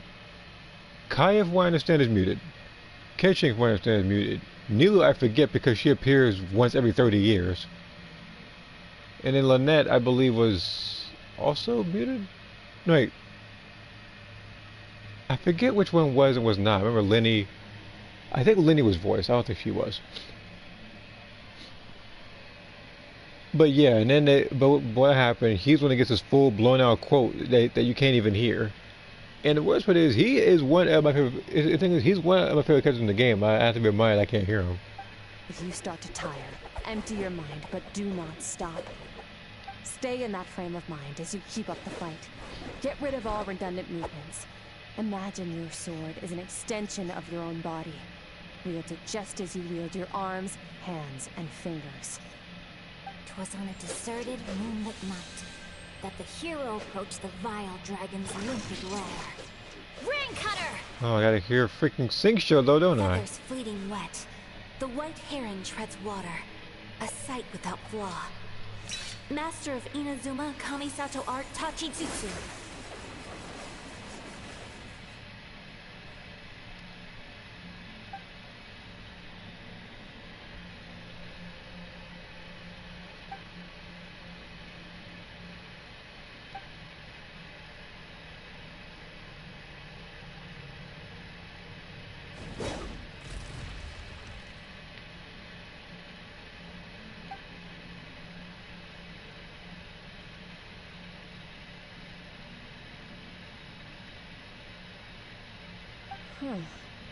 Looks like you've made some real progress. That concludes your training session. Awesome! Paimon knew you could do it! How do you feel? As you should be. Time flies when you're training hard. You've actually been going for several days now with no rest. Yeah. Meanwhile, Paimon's had a whole bunch of naps. But you were so focused, she didn't want to interrupt you. Go get some sleep. I'll be doing the same very soon.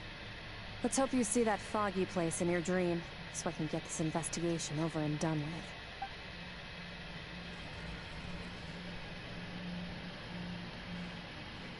with. Sometimes, you have to practice a single movement 1 million, maybe 10 million times, before the breakthrough moment comes.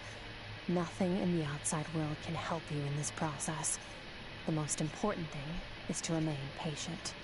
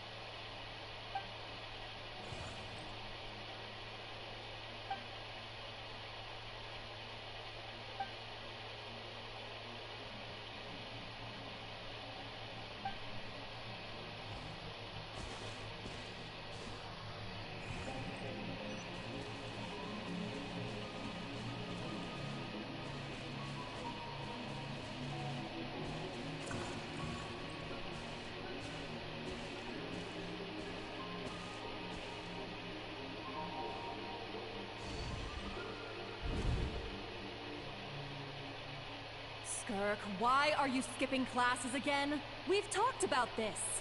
'Cause he's a crabby old man, and he's a boring old man. I don't like going to his classes. Excuse me?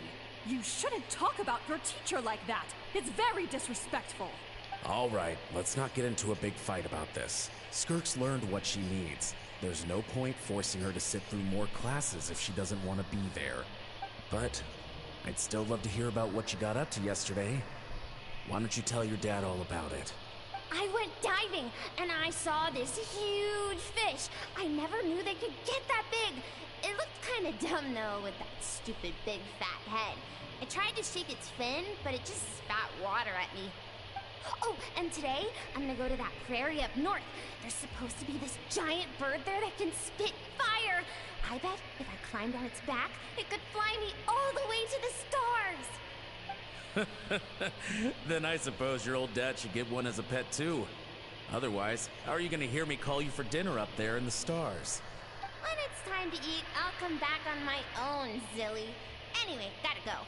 Bye, Mom. Bye, Dad. Wait! Put on a coat at least. You'll catch a cold. I'm talking to you, young lady. You spoil that child, you know. Ever since that merchant ship arrived, she practically lives outside. Always going on about exploring the beyond one day, whatever that means. Ah, let the kid do what makes her happy. Besides, we both know you're all bark and no bite. Come on, Our little adventurer is gonna be hungry when she gets back.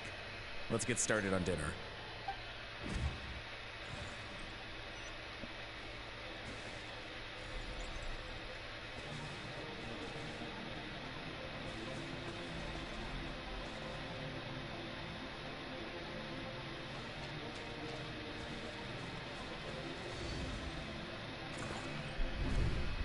The stars shimmer high above. But what lies beyond the stars? Mountains as far as the eye can see? An endless snowy plain? Or maybe buildings taller than the sky, like the people from the merchant ship said? Can't be the only one asking these questions. The universe is fascinating. If only I could meet some other people like me. We could set sail together and explore every corner of the world. I'm sick of being a kid. There's so many amazing things out there, and I'm ready to see them all. But for now, I'm starving. Better get back.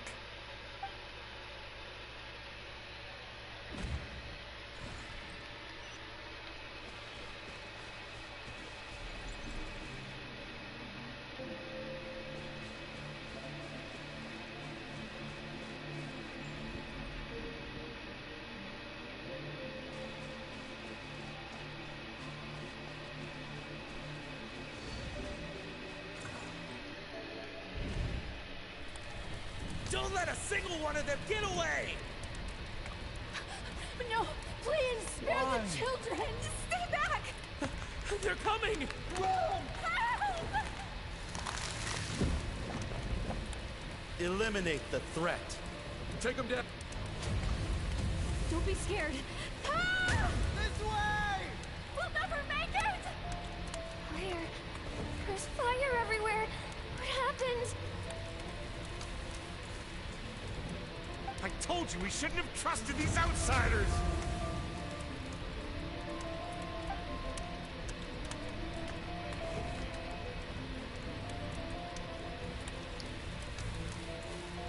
Why are you doing this? What did we do to deserve this? We welcomed you with our finest food and drink, showed you the best our home has to offer, gifted you cloth dyed by our own hands. And this is how you treat us? Run! Save yourselves! Captain, Zone 3 is clear and we have Zone 2 surrounded. Begin extermination. Remember the orders from upper command. No one is to be left alive. Rest assured, sir. We have enough munitions to annihilate these savages and burn their entire civilization to the ground. Good. The only ones who put up a real fight are that man and his wife, correct? What's their status? Yeah, and they're the savages somehow. We shot the man in the ankles and the wife broke her wrist attempting to fight back. They won't be doing much more fighting. They're holed up in their home for now, but they won't last long. To prevent them from making some kind of last stand, we're planning to clear out the other zones first so we can send a bigger squadron to surround them. Well, well. Turns out some of these beasts do know how to use their claws. Now the threat these savages pose will be undeniable. Let them cling to what's left of their lives for a little longer. Once the other zones are cleared, I'll cut off their heads myself.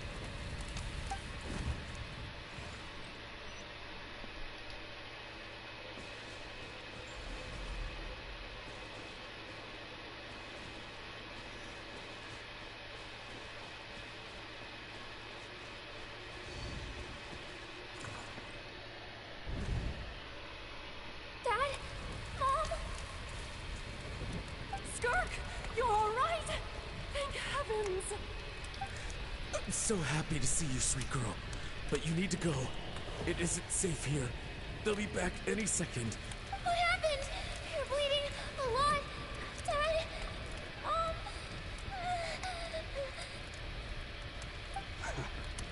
This is the place. Alert all units. Prepare to surround. Run, Skirk! Run as far away as you can! Don't trust anyone! Your dad and I, we're not afraid to stare death in the face, but we need you to survive. My clever girl, so curious. You're already so brave. I know you're going to grow up to be such a positive light in this world. Whenever you miss us, just play this song. Remember, life is a gift. Don't let darkness claim it. Break down the door! Look what we have here. A savage that can pluck a tune. Well, the show's over.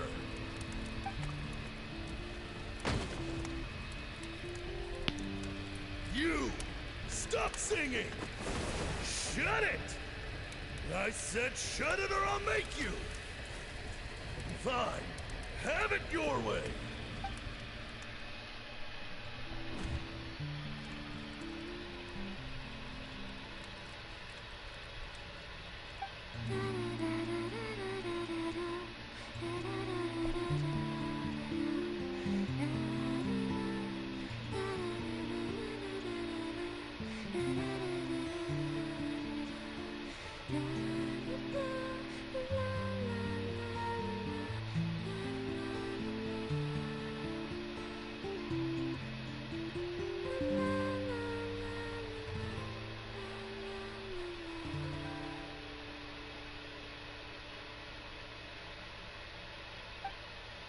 Oh, you're awake.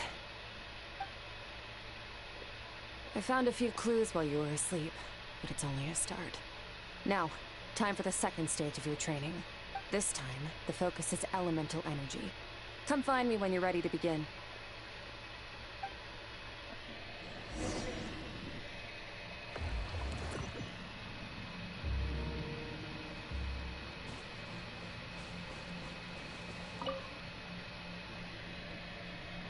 Man, staying in the abyss feels so surreal, don't you think? No day and no night. It's like time hardly exists. If we weren't careful to keep track, it feels like we'd have no idea how long we've even been here. Well, except for the fact that Paimon still gets hungry like clockwork. You go do your training. Paimon's gonna grab a bite.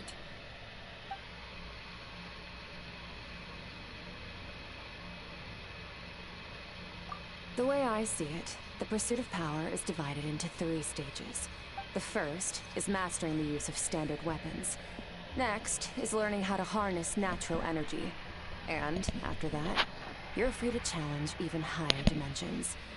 The natural energy to that is, of course, elemental energy. But that's not my area of expertise. I draw from a different source of power. Abyssal power, yes. Also known as the power of the Void Realm. My master, Sirologi, is a true expert in that area. After all, he was one of the group of 5 that infamously stole the all-encompassing power of the Abyss, an act for which the people of Conria gave them the epithet, the 5 Sinners. The elemental energy of Tivat, on the other hand, is derived from the power of the Light Realm.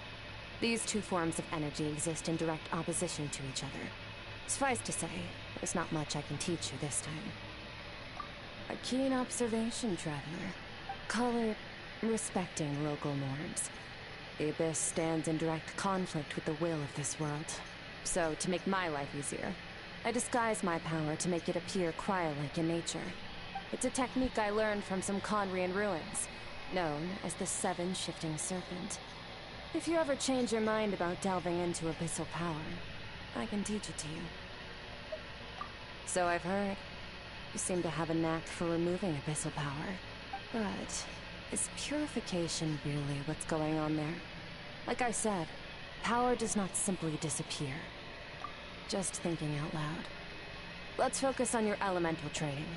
That's what's gonna help us if the situation gets tricky. True growth comes from adversity, but only if you make the choice to pick yourself up again every time you fall. So, it's time to push yourself to the limit, and then keep pushing.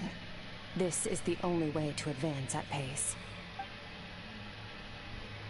Use the power of Animo to clear the field as fast as you can.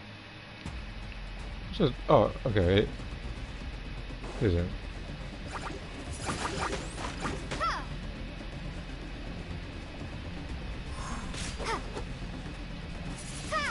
Okay, so I could just use it anyhow. Windblade.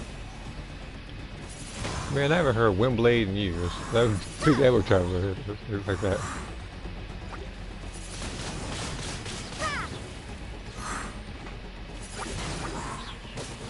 Windblade.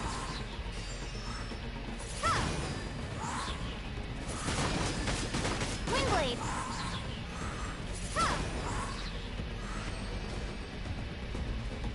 Observe your surroundings.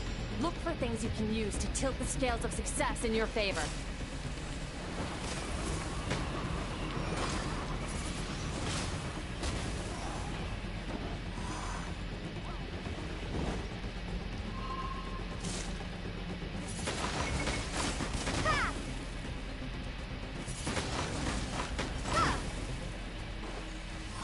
So I gotta push over here. There you go. Freaking. Be gone.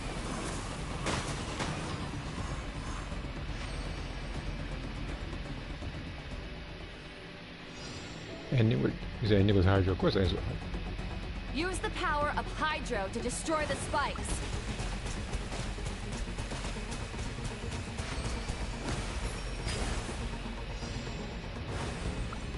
Faster. Don't give them a chance to strike you. You need to be quicker than you were in your dream. You can't afford another injury like that.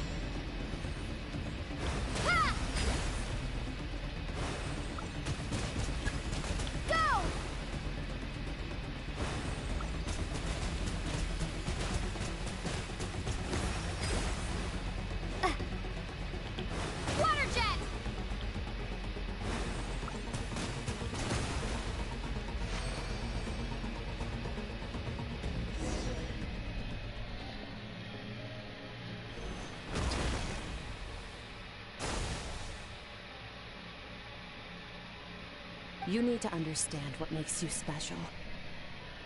The ability to wield elemental energy without a vision and switch between the elements at will. Something that I hope happens later in the game. It means your aspirations need no approval from the gods. Your power is not bound by the rules of this world. So be bold. Do not be afraid to chart your own path.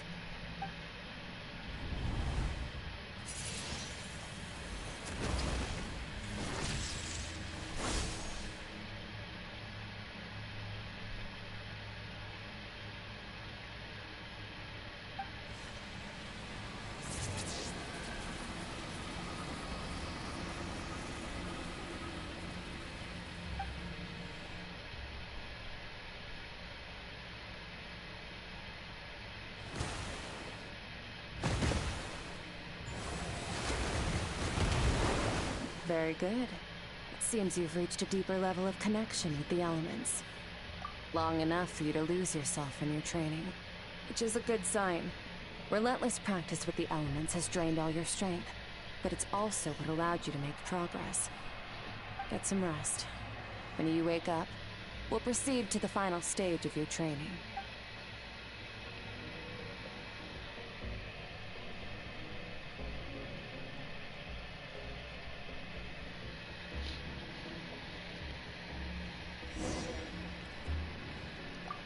If you wish to master the elements at a fundamental level, you must see the entire natural world. Nature in all its places and forms. That is part of what it means to be a traveler.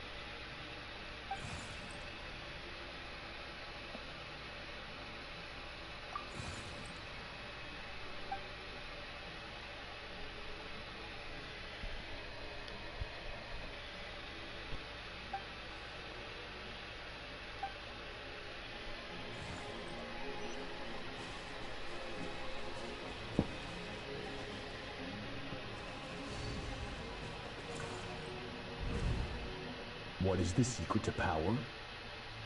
Longing. Hatred. Self-preservation. No. It is fear. The fear of losing those you love. The fear of watching your home burn.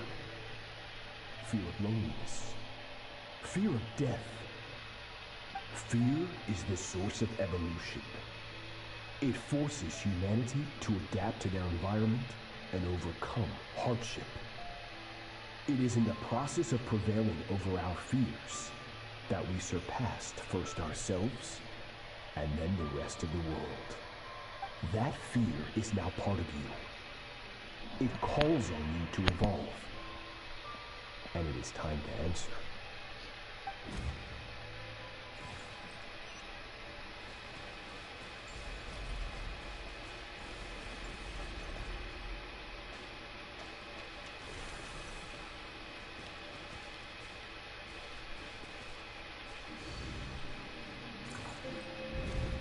Any minute spent missing home is a minute wasted. Practice your sword work instead. Do not make me tell you twice. But, Master, I can barely lift this sword anymore. If I keep going, I feel like my wrist is going to break. So it has not broken yet. Then pick up your sword and keep practicing until it breaks. I want to hear the cracking and splintering of bone. After all, bones can always be reset. Jesus Christ.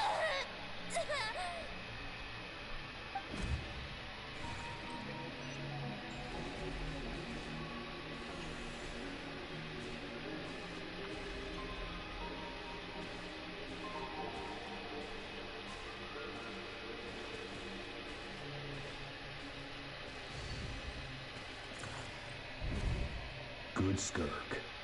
Once again, you survived. How do you feel? Cold and pain. These are signs that you are adapting to the abyss. Each time the flesh is torn and the spirit crushed, each time you claw back from the brink of death, you become stronger. My Genshin string get hit with copyright? At what point? I now understand why these people sought to destroy. And who the heck is this person? It's like original. I'm trying to play. What I could have anticipated. Give me a second, because for some reason there's always some new person trying to invite me to this game as if I'm actually going to join. I don't know who this person is. But you still have much to learn in your pursuit of strength. Your mind is rife with distractions. From now on, I shall show no mercy in your training. You must learn to shut out all the pointless emotion, crush the self that makes you weak, and become master over your physical form. Get up, Skirk. Wipe the blood off your face. Cut away the rotten parts of your flesh, and mend what is broken. Then take up your sword.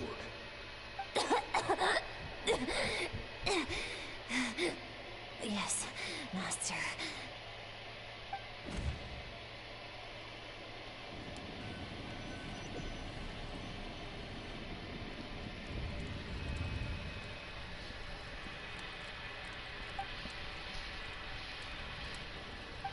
You're up! Hopefully you got some good rest. Skirk said to tell you that she's ready to start the final stage of your training whenever you are. So, want to head over now? Or did you want to wait a little?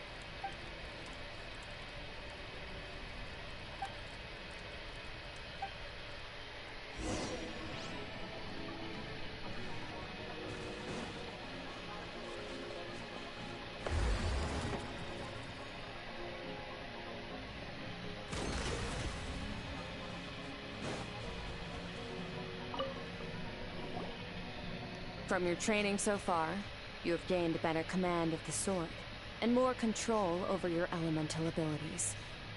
That's only part of it. Experience is the real teacher. Your journey, The friends you have made, the dangers you have faced, these have taught you more than I ever could. Now, it's time to focus on how you react under pressure.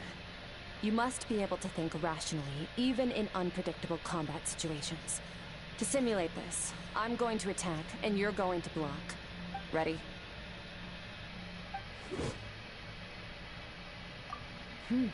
Not bad.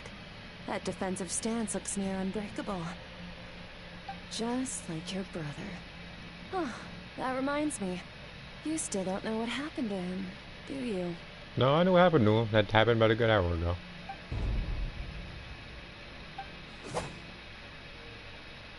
Hey, no fair! That's cheating! You think every opponent has the same moral code as you?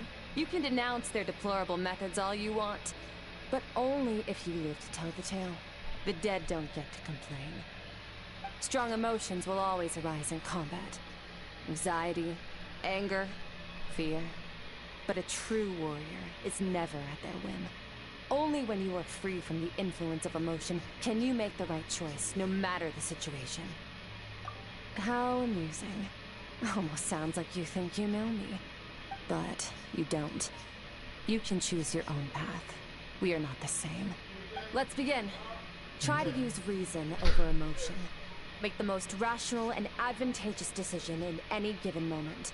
This is your final training session. Look alive.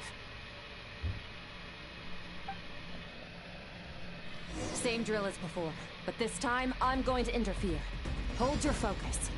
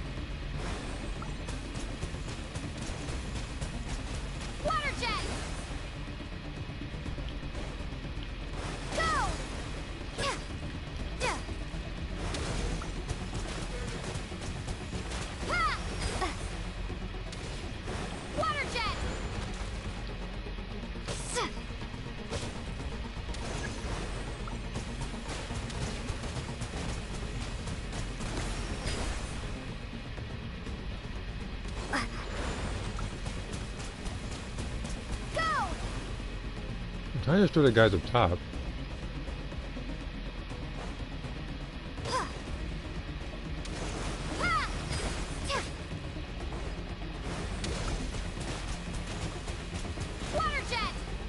Well, I'm losing time.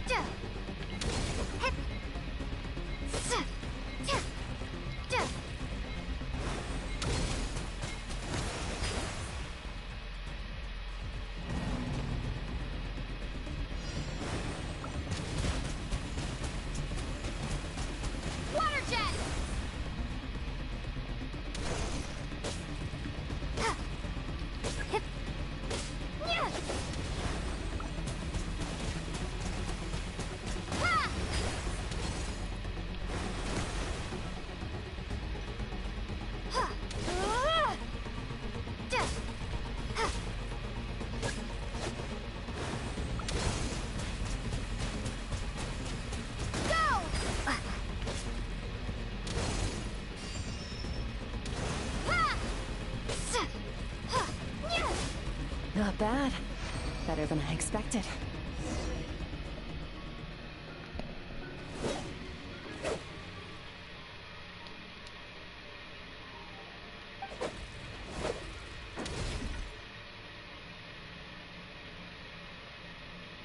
Getting the hang of it. The first step to controlling your emotions is controlling your mind. You want a unified train of thought. It all comes down to focus.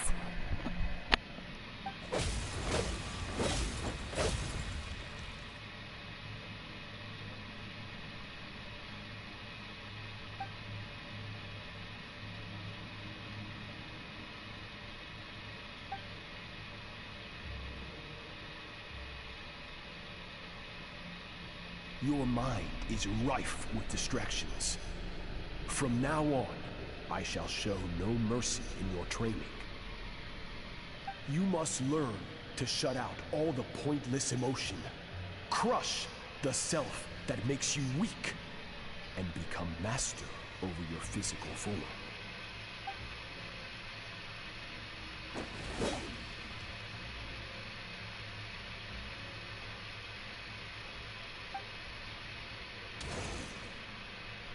Stop.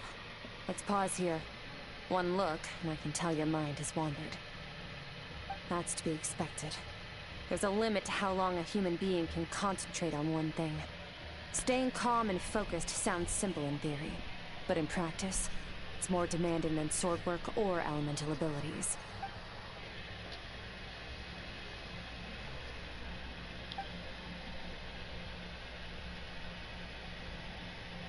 Get some rest. No point training further if you're already dead on your feet. Like I said at the beginning, the only goal of this training is for you to reach a point that you're satisfied with. You managed to push past your limits, which is a good start. You can be proud of that, and sleep well knowing that you've earned it.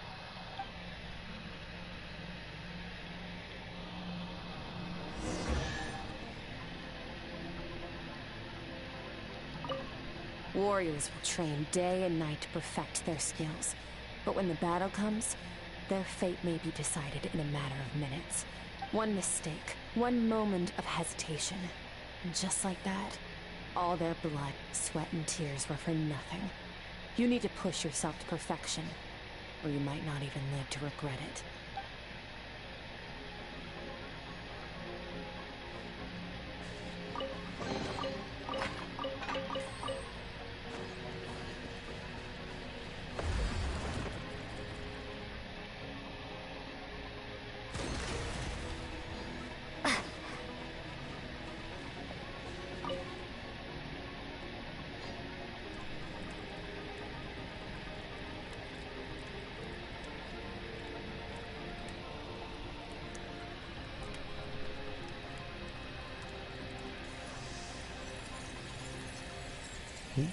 I'm about to mute the messages again in a second.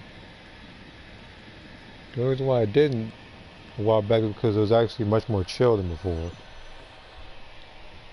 Then I started getting invited to a bunch of random chats and getting a bunch of Xenoverse invites.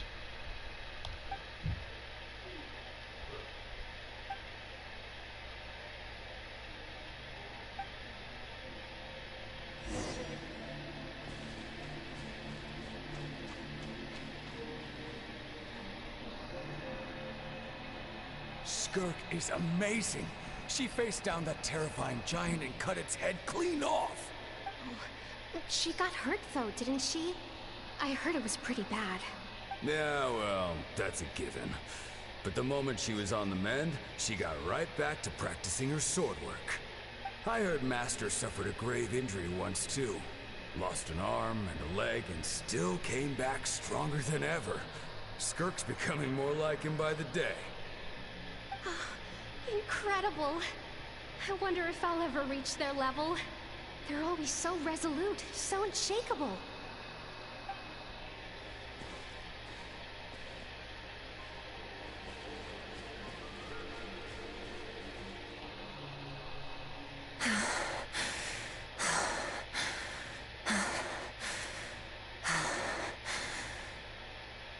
Pathetic. You're not even trying. You're so much weaker than you think. Skirk, have you become a positive light in this world?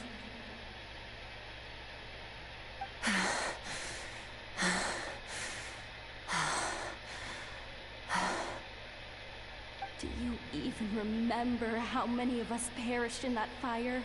How many bodies were left to rot on the scorched earth? Yet you alone live on.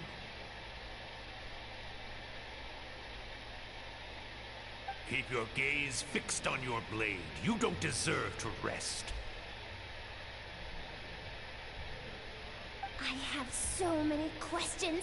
I just want to jump in a spaceship, explore the whole universe, and get answers from the stars. I just need to wait till I'm grown up. Then, I can do anything.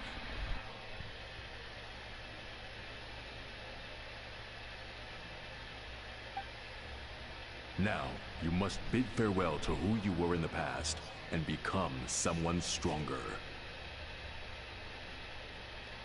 Run! Skirk! Run! Only death awaits us here. Keep running, and don't ever look back.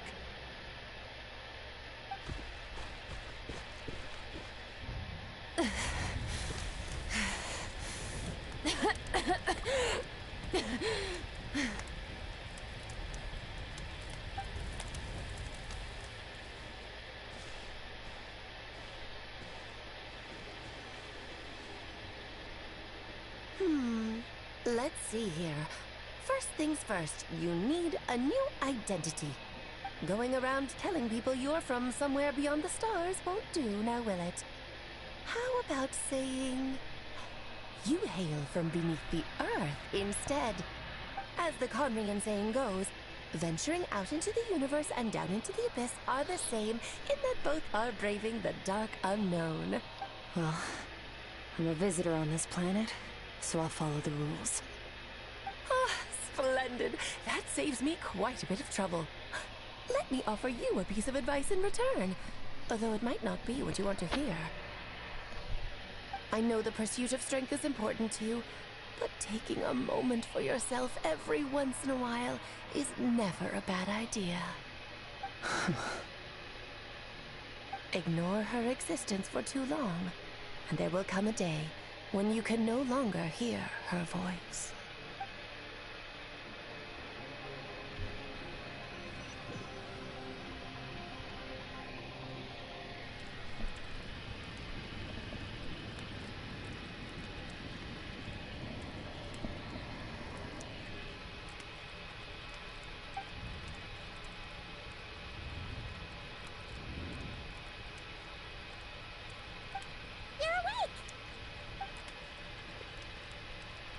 Starving, right?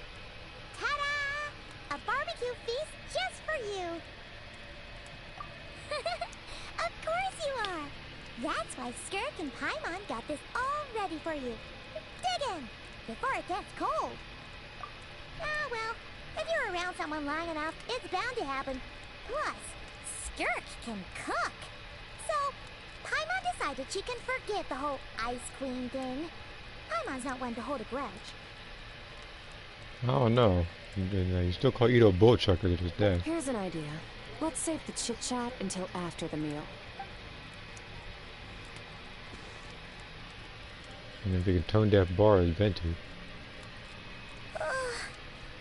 So full. Okay, it's Paimon's turn to sleep now. Wake her up when it's time to go.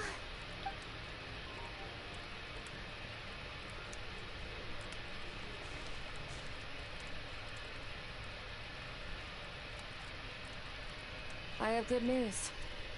First, your training is complete. You have what it takes to wield immense power. Now it's just a matter of putting it into practice. Continue to learn from your journey and hone your skills against formidable opponents. Second, I've located the culprit we've been searching for. Next, you just need to retrieve the missing part of your soul, and our business will be concluded. When Ajax trained with me, he once told me he was bursting with questions. So I allowed him to ask me 3 of them before he left. You and I may never meet again, traveler. So if there's anything you want to ask me, now's your opportunity. Just like Ajax, I'll answer 3 of your questions.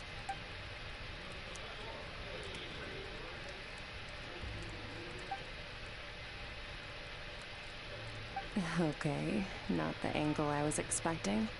What makes you ask that?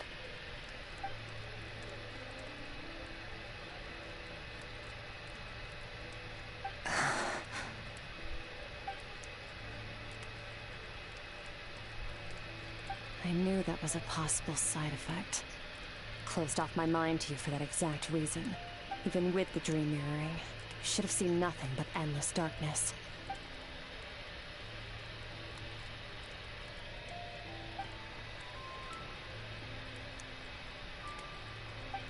Whatever. Must have been a flaw in my execution. I shouldn't be too surprised. Due to some recent circumstances, my self-control has been lacking as of late. Since you've seen what you've seen, there's no reason to hide the truth. All I ask is that you keep it a secret. No, I'm not from Teyvat. I'm from a different planet. And there was a time when I journeyed through the stars. A lot like you in some ways. No, we're different in that respect. You're influencing the fate of this world. But me, I'm just passing through. Several hundred years ago, my master, Sotologi, opened the border between worlds and sent me here. But this is not my home. And one day, I'll return to the vast unknown of space. So, there you have it. On to your second question.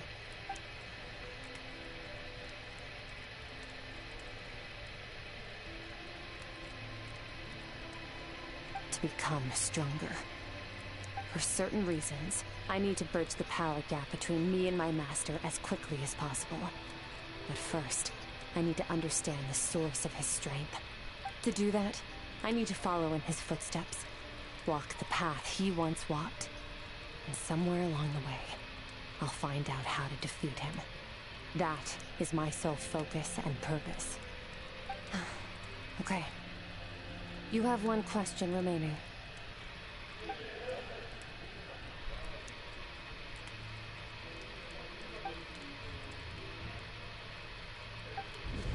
You make it sound so easy. Ever since the incident I experienced there, I've never stopped searching for Master Skirk and that unknown abyss. But it's been years now, and I've still found nothing.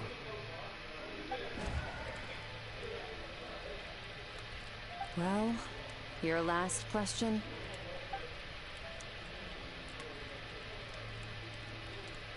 Ajax. His situation is different than yours. Before you ever crossed paths with me, you'd already encountered many formidable people, studied their techniques, and developed your own skill set. So, during your training, all I had to do was build upon that foundation. But Ajax was so young when he came to me. A complete blank canvas. Children can't help but imitate their role models. In the long run, that would only hinder his growth. Once Ajax has enough strength in his own right, I will allow us to meet again. Until then, let that motivate him to reach his full potential.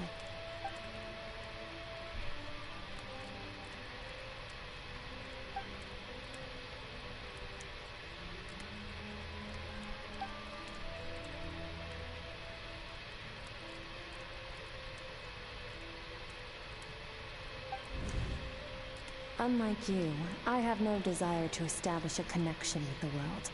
The weak and the lowly have no right to remember me. They're lucky they only have a few missing memories to show for it.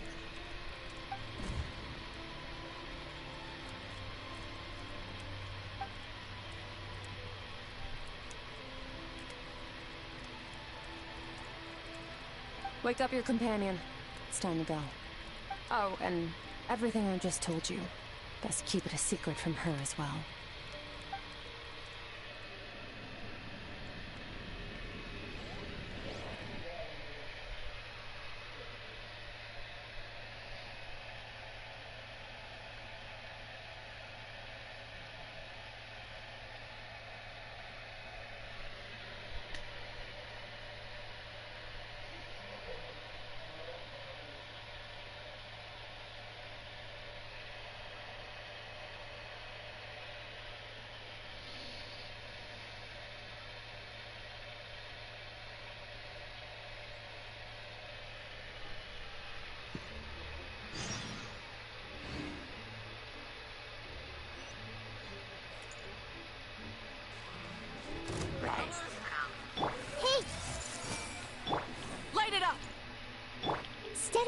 soon. I'll catch up.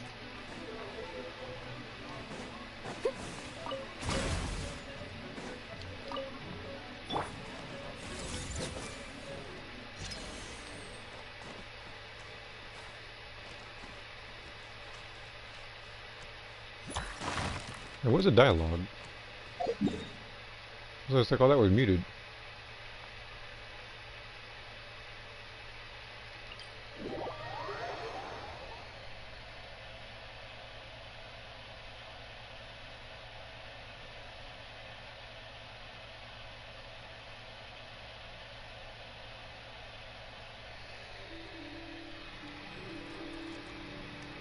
Full throttle!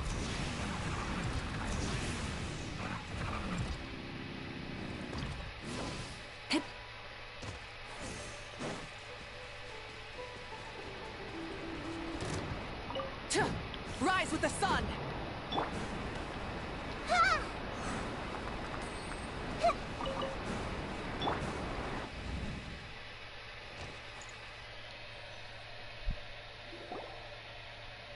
Wait, this is near the chasm, right? Yes.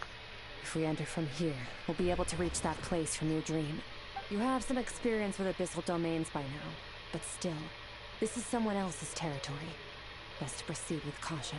Don't worry, Paimon's an expert at hiding behind other people for safety. Yeah, you got that right. Oh, but, that means you need to stay safe, traveler. All right. Remember your training. Time to put it to use.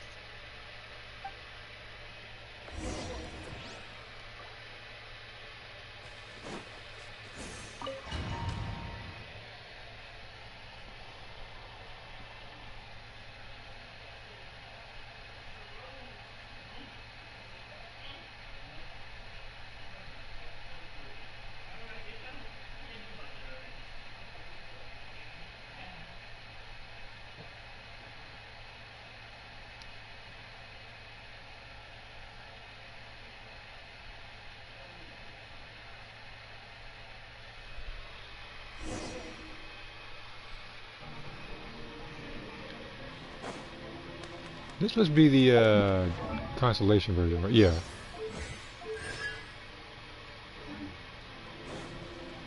So this is gonna be her at her most broken.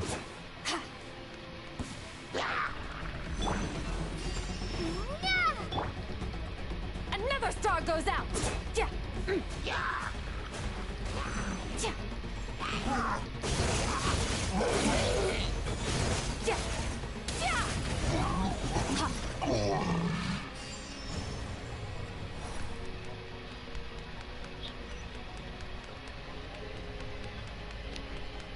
Whoa! Look at all these spikes! Careful, don't get hit! You know what? Paimon's just gonna float behind you. Come on, you got this.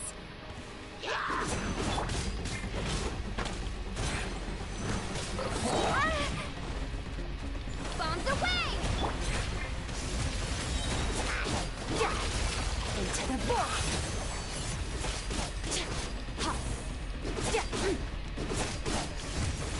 Hey, what are you two doing here?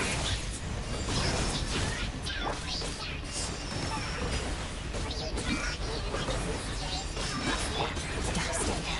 An abandoned house. Let's press on.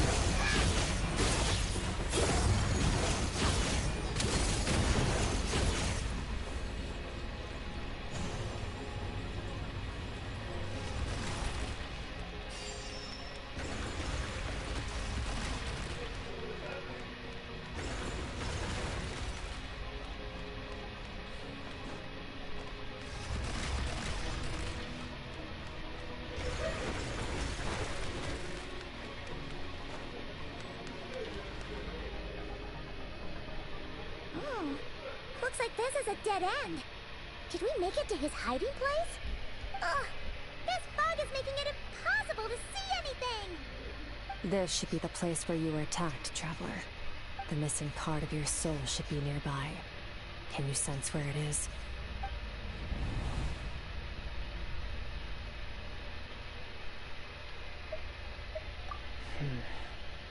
Our opponent must have covered his tracks just in case.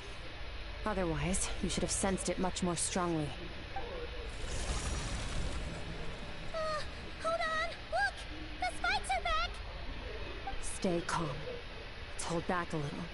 Give our enemy some wiggle room so we can see what we're dealing with. If you're too reckless, you might be playing right into his hands. Our enemy took part of your soul for a reason. It's likely he integrated it into his attack somehow. If we're smart about this, we can track it down.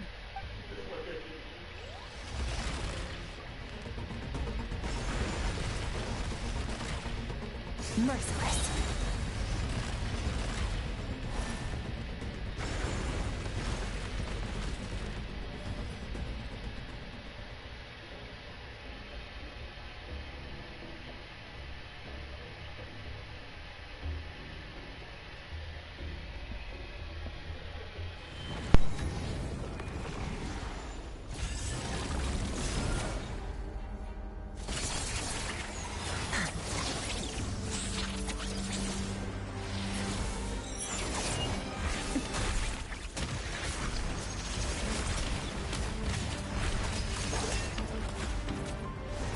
From the start, the attacks have been focused on me. Trying to break through my defenses? I see.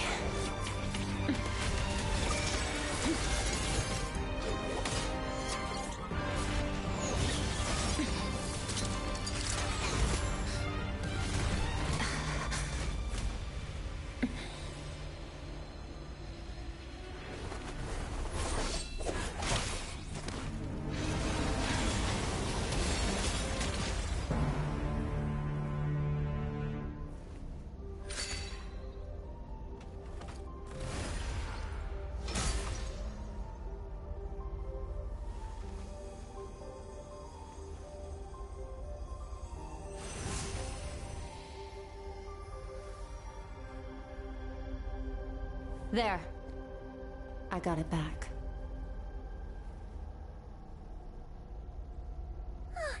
Traveler! Skirk!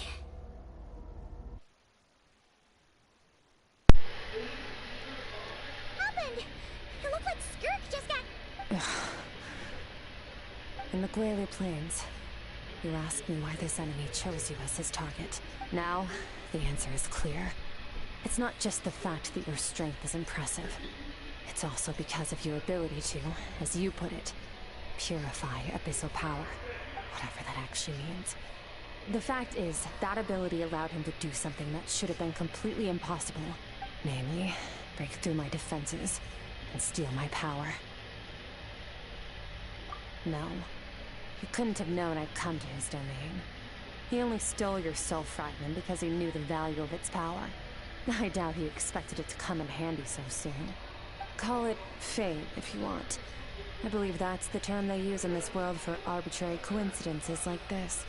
In any case, it works to our advantage.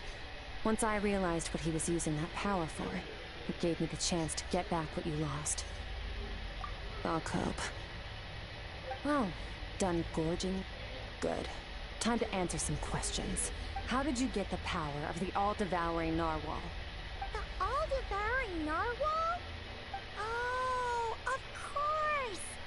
Paimon knew that spike thing looked familiar. It looks just like that narwhal's horn! I highly doubt you acquired that power through your own strength. Tell me I'm wrong. You're desperate enough to scour the land for god remains and whatever vestiges of power you can find. That alone proves you wouldn't be able to defeat a creature like that. Which leaves one possibility. You know my master, the Foul, Sortologi. The Foul? Who dares call him Foul?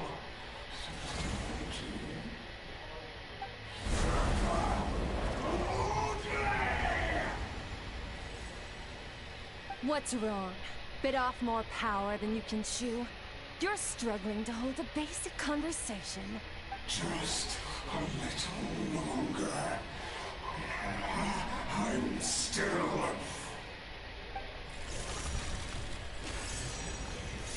Look! It's back! Those obsessed with power will let it devour them before abandoning their pursuit.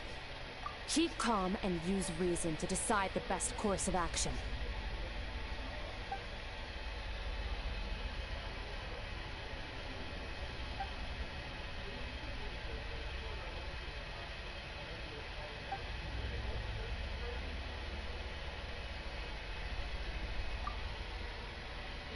Wise decision. Final victory doesn't always come after a single battle. You've got your soul fragment back, so we both got what we came for. Let the enemy draw breath while he can. It won't be for long. Get us out of here, Traveler. You'll need to lead the way this time.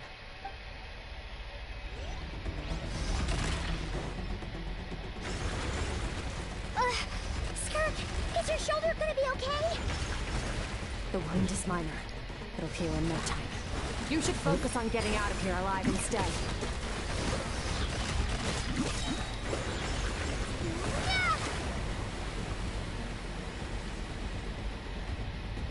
Uh-oh! Falling spikes! Run!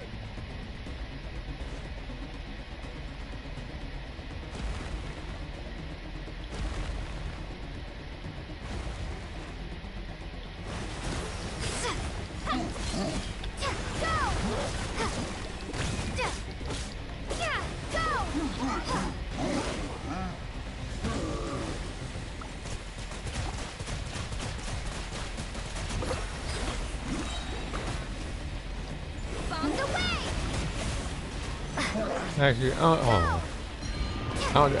don't need to fight everybody.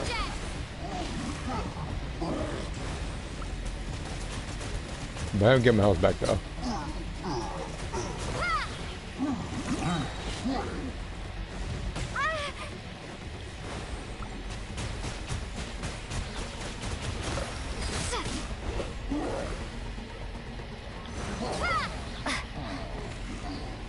Alright, I'm really going to get out of here now.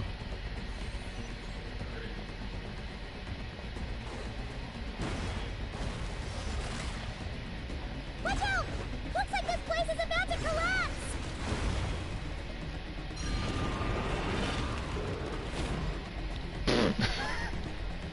There goes one of them. So, this guy's power has something to do with the all-devouring narwhal. Did you know that all along, Skirk?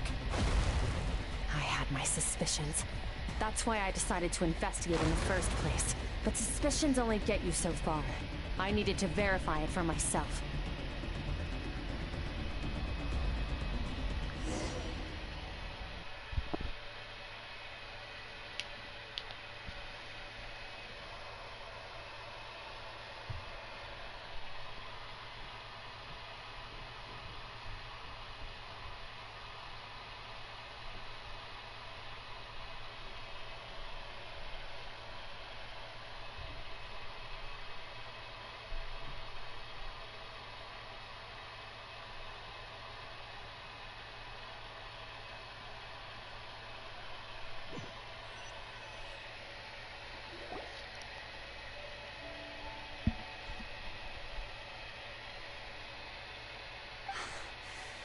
I no longer sense his presence.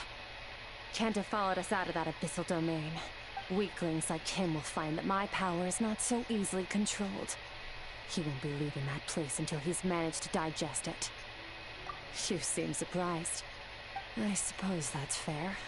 You've seen but a fraction of what that whale is capable of. That gaping maw could swallow a planet whole. It's called the all-devouring narwhal for a reason. Devouring is what it does best. It can extract power from anything, dead or alive, as long as it manages to make physical contact. Yeah. When we had our run-in with that thing, Riverlet mentioned that it has an instinct to devour. Your dragon friend recognized the nature of its abilities, and used the power of Hydro to protect you. That worked because it was in a satiated state, so it was somewhat less aggressive than usual. It's a different story when it has no more power to feed off of. That's when its true voracious nature kicks in. It could devour everything on the planet in that state, which is why I cast it into that void space. But I hadn't counted on there being anyone left on this planet capable of wielding its power. To me, that says he must have encountered the whale a long time ago. Meaning, he must have known my master. Exactly. Told me everything I needed to know. Hence why I said we both got what we came for. And I believe that brings our transaction to an end. Now that you're whole again, you can get back to your own journey. I'll handle the rest of this situation myself. No way! We can't leave now! Something was stolen from you because of us! We have to help you get it back! This isn't my first taste of failure or losing power. When you fall, you get back up again and become stronger. That's how it is. But what if that monster finds you before you're all better? Plus, how are you gonna get home? It's not like you can just go swoosh and open a door to the abyss again. Not without your full strength. So, sticking with us for the time being doesn't sound so bad, does it? Fair enough. Then take this. What is it? The bag of Mora. Nothing in this world is free. I know that much. I wish I got my stuff. I'll leave the planning to you. Hurry up and decide where to go. We shouldn't linger. We should take Skirk somewhere she can rest. But where? Paimon gets the feeling Skirk wouldn't like being around a lot of people. Oh wait! Baishu said we could rest in the back room of the pharmacy, didn't he? Let's head there! He'll know something about Master. I'm sure of it. Next time, I need to be ready. Fine. It was just a scratch. No, that's that pierce straight through your It'll chest. take time to recover my strength, of course. But adapting to situations like this is nothing new for me. Oh, this. It's a star crystal suit. Abyssal energy is scarce in Teyvat. Wearing this helps me access it more freely. It stores concentrated abyssal energy that I can draw from on the go. When the energy runs out, it reverts back to its original form. Found somewhere to rest. Well, lead the way then.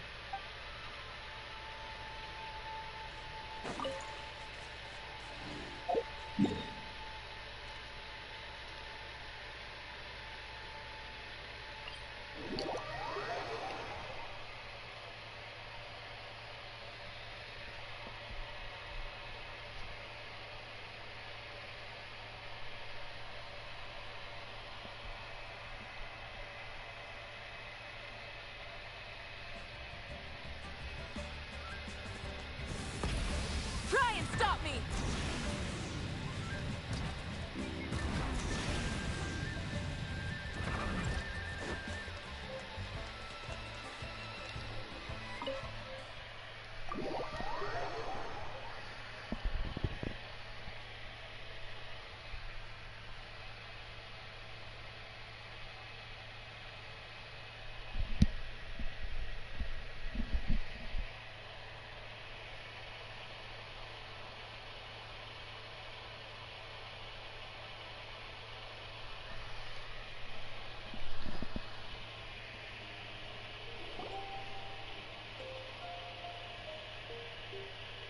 Huh. This bag from Skirk has a ton of Mora in it. Does she have a job or something? Wait, no. After what we saw at Wamin Restaurant, that seems impossible. Can you imagine? It would go something like... I'll be collecting my paycheck now, boss. Oh, sure thing. Wait, who are you? Have we met? Can't hold a job if you make everyone forget about you. So, what did you do to get all this Mora? Claimed some buried treasure, took care of a few monsters that were causing trouble. Nothing untoward. It's safe to use. You heard all that? A sonorous voice like yours is hard to miss. I wouldn't be surprised if the sound of it traveled to the nearest mountaintop. Then, did you by chance happen to hear Paimon's little, joke earlier? You mean when you called me Frosty the Lavender Melon? No, sorry. Paimon totally misspoke just now. She didn't say that at all. It was, a Paimon lookalike. Yeah, she's a piece of work, that one. Always impersonating Paimon and giving people weird nicknames. Okay, fine. The truth is, Paimon didn't like you all that much at the start. But things are different now. You helped a traveler in a big way, so what do you say? Friends? Ugh. I noticed there was only one bed. Go ahead and get some rest. Wait, what about you? I don't get tired, and I don't need rest. I'm going to practice my sword work. That should help me regain some strength. But your shoulder... Hey, don't just leave! Whatever. Let her tire herself out. She'll come back eventually. Let's get some sleep, traveler. The comfy bed is calling, Paimon.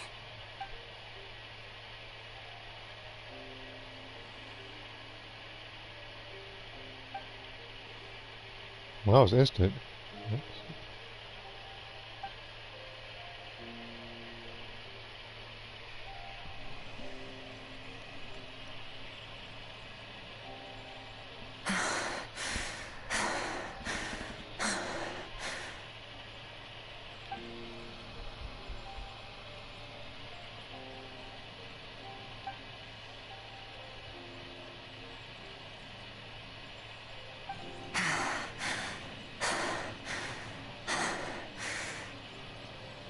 Quiet.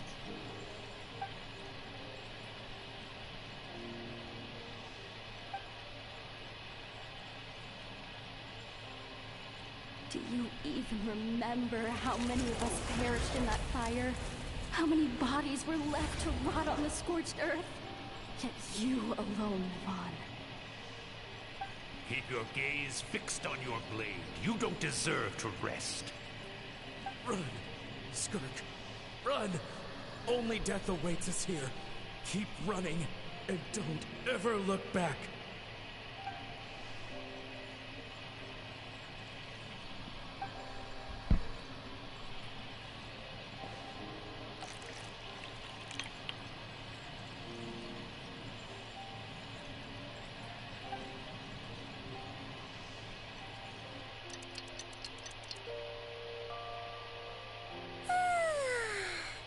Getting an early night's sleep is the best. That bed was so comfy. Wait, Skirk? Have you been sitting out here the whole night? The bed's all yours if you want it. About 60%. Maybe 70. Whoa! Paimon thought it would take at least a couple of days. That was fast. No, not fast enough. That's 20% less than last time. Same training regimen, same intensity. Nothing felt different, but somehow the outcome fell short. No, I think the problem's with me. I need to meditate for the next 2 days. Deep introspection should help me find the issue. Ooh, sounds intense. We'll watch over you in the meantime, then. Thanks. See you in 2 days.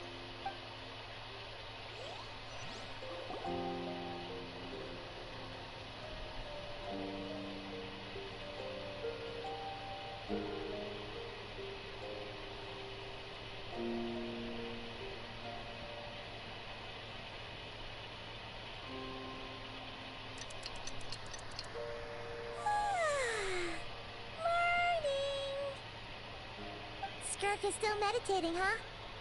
It's been 2 days already. Shouldn't she be awake by now? Paimon can't think of anything we can do to help. Oh, wait!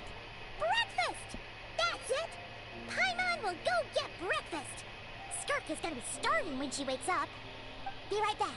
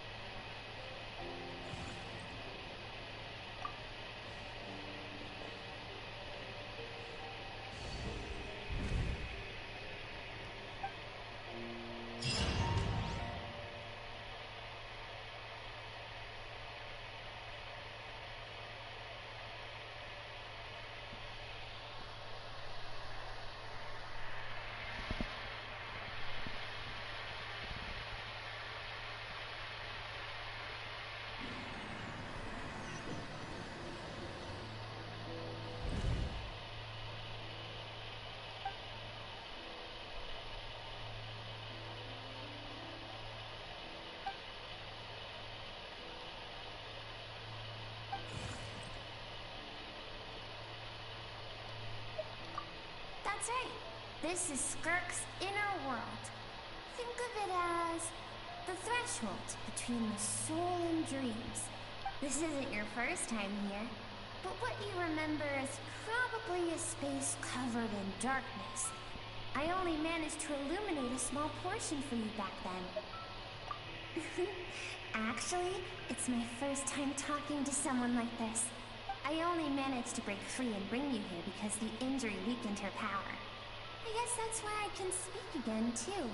Call it fate, if you want. I think that's the word they use in this world for lucky coincidences like this, right?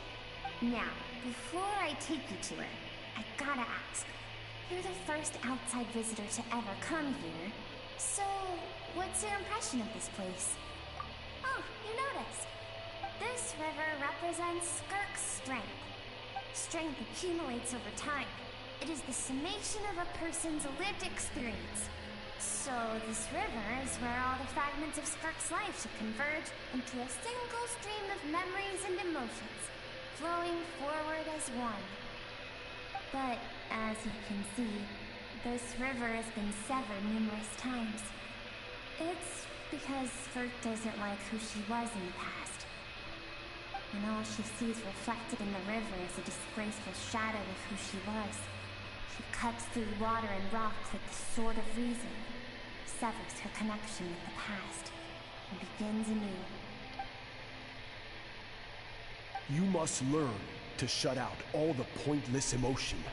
Crush the self that makes you weak, and become master over your physical form. This isn't my first taste of failure or losing power. When you fall, you get back up again and become stronger. That's how it is.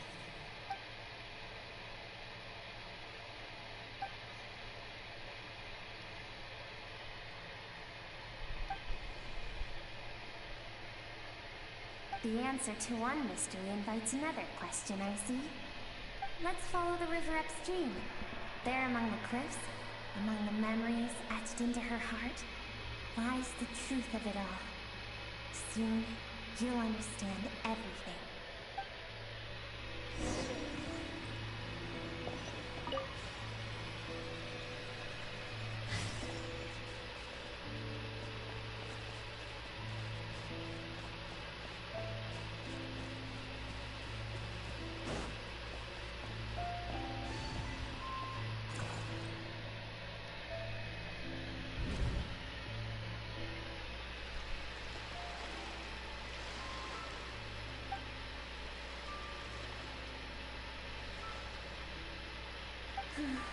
I've always thought that, even when falling leaves don't come from the same tree, they can still form bonds of kinship when they meet. Like meteors, you both made a journey through the stars. Both travelers who have landed on a planet that is not your home. Yet, when she first noticed your presence, although she hesitated for a moment, she still chose to walk away, indifferent as ever.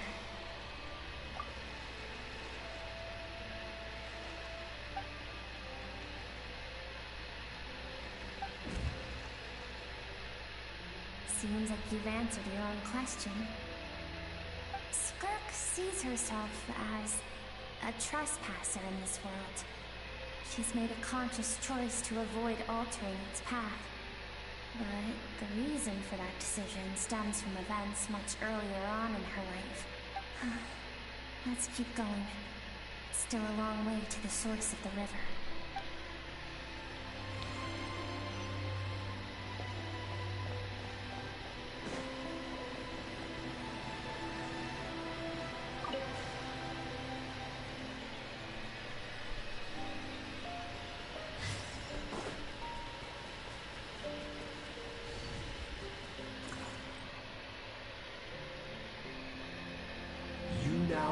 What it takes to wield immense power. From this day forth, I shall teach you no more. No one can become a worthy warrior through imitation alone. I have given you fangs and claws. Now, you must learn to hunt.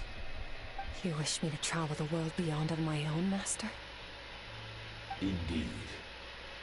Make new friends. Embark on your own journey. And piece together a new future from the shattered remnants of your past. We will still have contact through the Abyss. But know this. One day, I will take the life you worked so hard to rebuild and reduce it to ashes. Just like the fire that haunts your mind. Why would you do that? I have told you before, fear is the catalyst for human evolution. You have tasted loss. You have known fear, so deep it can be felt in the bones. But as living beings, we all have an instinct to detach from that which harms us. And thus, pain dampens over time. And the acrid taste of fear becomes but a distant memory. Yet now, I have bestowed upon you the gift of fear eternal. It will drown you in the nightmare of your childhood, or it shall drive you to defeat me, whatever the cost.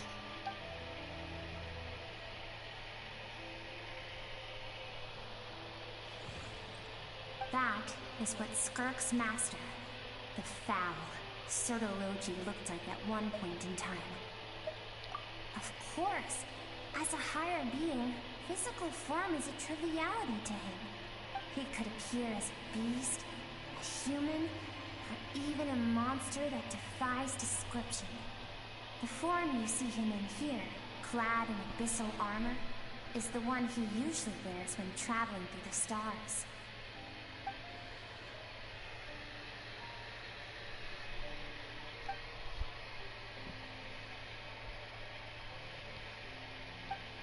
For certain reasons, I need to bridge the power gap between me and my master as quickly as possible.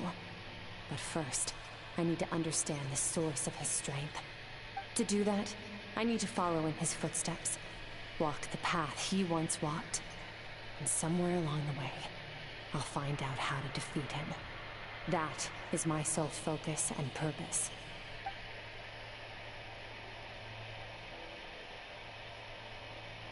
I'll let you in on a little secret. The real Sirtologi is terrifying.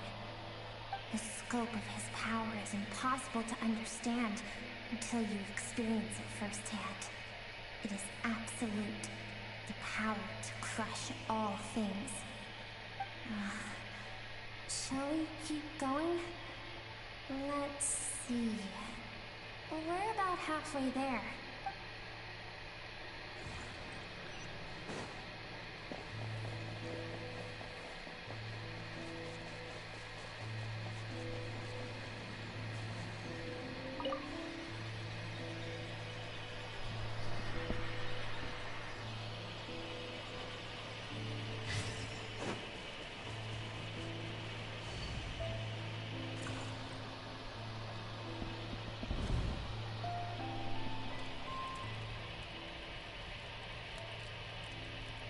We've made it quite a ways already. This is Skirk, and she first began training under Sirtologi. I have set your broken wrist. Tomorrow, you're to train twice as hard. No tears this time. Good. Attempting to garner sympathy through tears is a habit of the weak. A pitiful, useless ploy. Can I ask a question, Master? Why did you save me? I keep thinking, maybe it would be better if I had died. I wouldn't be haunted by that fire all the time. I wouldn't have to go on like this. I saved you because I have a plan for you. It has been too long since I fought a battle that demanded my full strength, and I hunger for it. Every so-called genius and prodigy I have faced has crumbled like sand underfoot. Before me, even fate bends the knee. So, I will teach you everything I know. Train you by whatever means necessary, in the hope that one day you might surprise me. But I don't want to draw my sword against you, Master. What you want matters little. Among the boundless sea of stars, the cries of the weak are but faint murmurs that disappear into the void. You of all people know that well. Yes, Master. From that day forward, all she knew was grueling training, emptiness, and fatigue. After some time, her talent bloomed, and she gained control over her emotions, like her master. How should I put it? It was not that human emotion disappeared from her heart, but that reason came to dictate all she was allowed to feel. I suppose it was at this point that she became the Skirk you know today.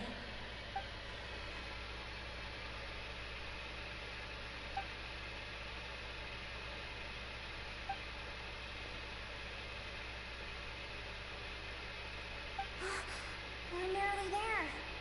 I almost don't want to reach the end. Well, shall we? This is the final stretch.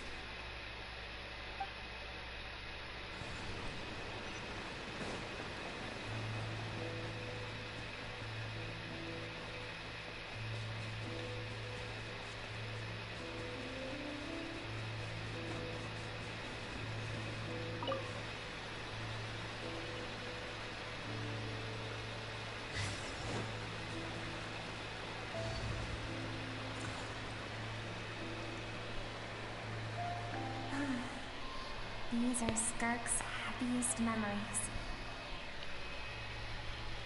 What a simple and carefree time it was. Wisps of clouds dotted the sky. The sun bathed everything in golden light. And when song filled the air, not even the shyest of flowers could resist swaying alone. This was Skirk's homeland. She was so curious about everything as a child. Always skipping school to go exploring instead. There was so much to discover. The treasures at the bottom of the sea. The secrets beyond the stars. And that merchant ship packed with adults wearing those strange clothes. Yes, the ship. That was the beginning of the end. It was a spaceship. When it arrived, the people that disembarked wore smiles on their faces and spoke of friendship. They claimed to be merchants from a neighboring planet, looking to establish trade. Skirk's parents, her relatives, her neighbors, everyone welcomed the newcomers with open arms and allowed them to explore the planet. To them, the visitors were guests and should be treated with hospitality. No one had any idea of what was to come. Several months later, an army of unknown origin arrived without warning and carried out a ruthless campaign to destroy everything and everyone on the planet. Skirk had skipped school that day, like so many times before, so she was not caught in the immediate wave of destruction. But when she came home that day, only fire and ruin awaited her. Countless people cried out to her for help. People she knew and loved. Friends and relatives. The little girl who lived next door. The shop owner with the bad leg. The bad-tempered teacher she had made fun of just that morning. Their lives were discarded like worthless trash as the fire consumed one life after another. Skirk was helpless. All she could do was run. And so she did. She kept running until an unexpected figure crossed her path. If Sir Logi hadn't been there in that moment, the fire would have claimed her life too. And there she would have remained, left to rot in the scorched earth, with no answer as to why any of this was happening. Because she and her people were seen as a threat. As the initial merchant ship explored the planet, they discovered that it hadn't always had the condition to support life. Yet there was evidence of human activity, even during the periods of extreme heat or cold in the past. Further research revealed that, over time, people of this planet had evolved the ability to adapt to any type of environment or energy source. For that reason, the outsiders viewed them as a potential threat and decided to eliminate them before the threat could rear its head. And so, the army was called, and the so-called danger was wiped from the face of the planet.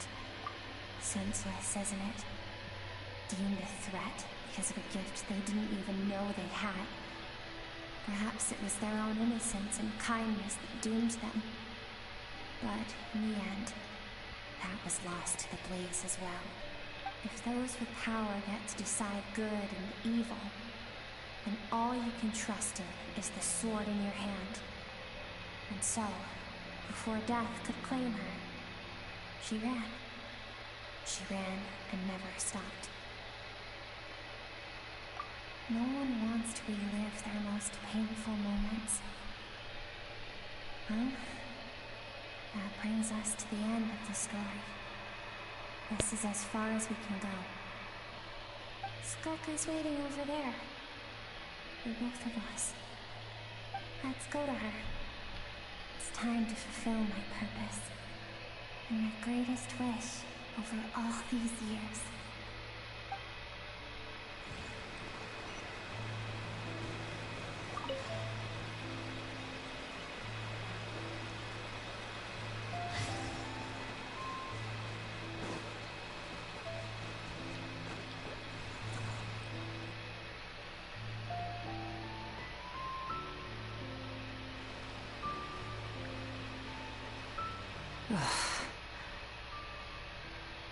So all this, just so you could bring her here? I have things to say to you. Well, to me. I want someone to witness our reconciliation, even if it takes an argument to get there. And she's the best choice in this moment. Her suppressed emotional self. The version of herself she keeps locked in the recesses of her mind, stifled by reason.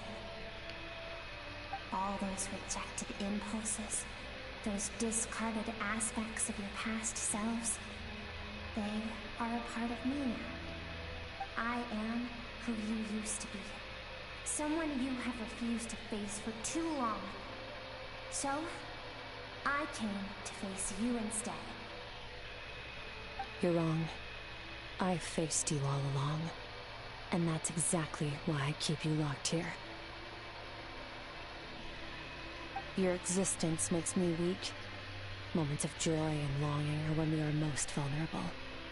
Don't forget, it was a penchant for goodness over reason that doomed our homeland in the first place. The vastness of the universe renders everything insignificant. Our feelings most of all. Even so, learning from the mistakes of the past doesn't have to mean erasing everything. Strip yourself of your so-called weaknesses, emotions like kindness and empathy, and what makes you any different from the ruthless soldiers who slaughtered our people? The difference is that I'm doing what is right, what is necessary. I allow you to exist, but with limited freedom. That is the greatest kindness I can offer. I have shouldered everything you couldn't carry. I rose above the numbness and emptiness, and it was cold, unfeeling reason that brought me this far. It made me who I am. It made me strong. That is the problem. I want to shoulder those things together. On the grand scale of the entire universe, maybe our feelings are vanishingly small, but why should that mean they don't matter? Emotion gives warmth to the cold expanse of space. It gives meaning to the world around us. Think back to those nights of gazing at the stars. Those afternoons of exploring the unknown. think back and let them grant you peace. A brief respite from the pressure you put on yourself. That isn't what we need. Exactly what we need. Aren't you curious about why recovering your strength has taken longer than normal this time? Finally, we get to the important part. That is the only answer I came here to find. Then look around. Look at your inner world. You cast aside your dreams and curiosity, and in doing so, you lost your original motivation.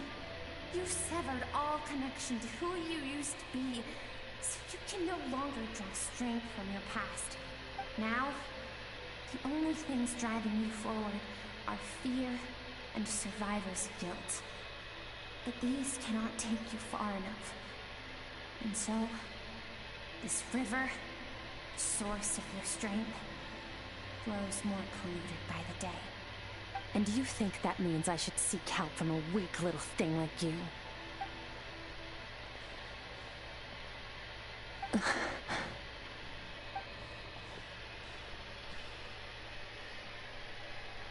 Thank you for saying that. I knew bringing you here would be the right choice. To be honest, I'm not here to argue with you. This isn't about who's right or wrong. And in fact, I agree that in order to make it through the wake of that tragedy, we had to distance ourselves from the pain through reason over emotion. But what is right at one point in time isn't always right forever. I know you will never forget that fire. I know the fact that you were the sole survivor fills you with guilt. And I know that among the voices that haunt you, mine is there too. Because deep down, you know that you didn't turn out to be the person you wanted to be. All those unfulfilled hopes are like knives to the heart. And I don't want you to hurt anymore. So even if you can't accept me, I hope, at least, that you can let go. Keep thinking. Maybe it would be better if I had died. I wouldn't be haunted by that fire all the time. I wouldn't have to go on like this.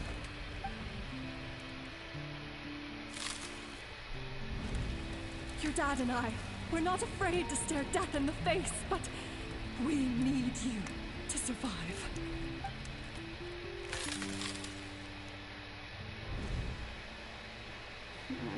I'm sick of being a kid. There's so many amazing things out there. And I'm ready to see them all.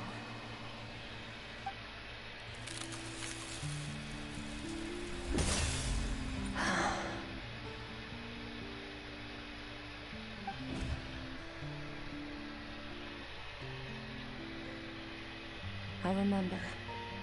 There was a song Mom and Dad always sang when we went out to fetch water. Dancing water. The sand along your path is begging for your song and movement. Will you carry this burden with you on your journey? I am not the dancing water, and you are not the burdensome sand. But if this is your wish, then I will carry you with me until the end. Thank you. I should be thanking you.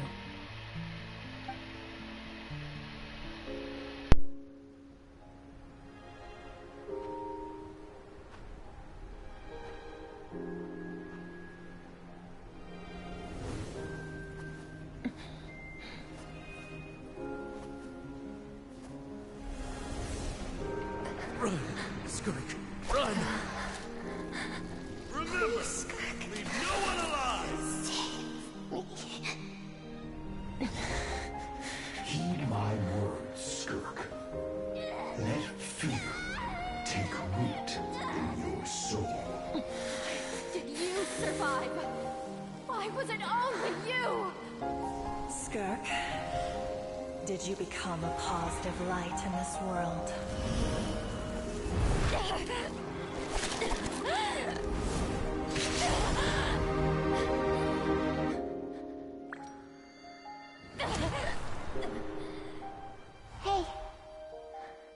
doesn't have to be the end.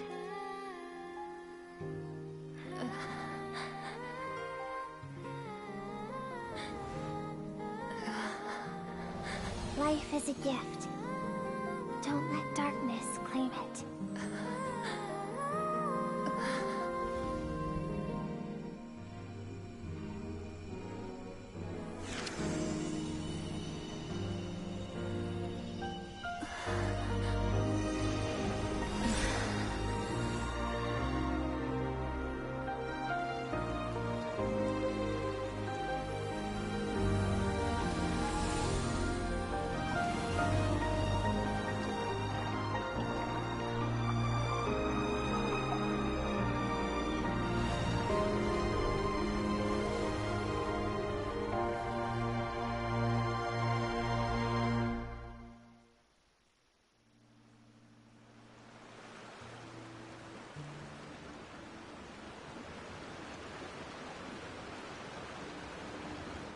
So, you saw my memories then?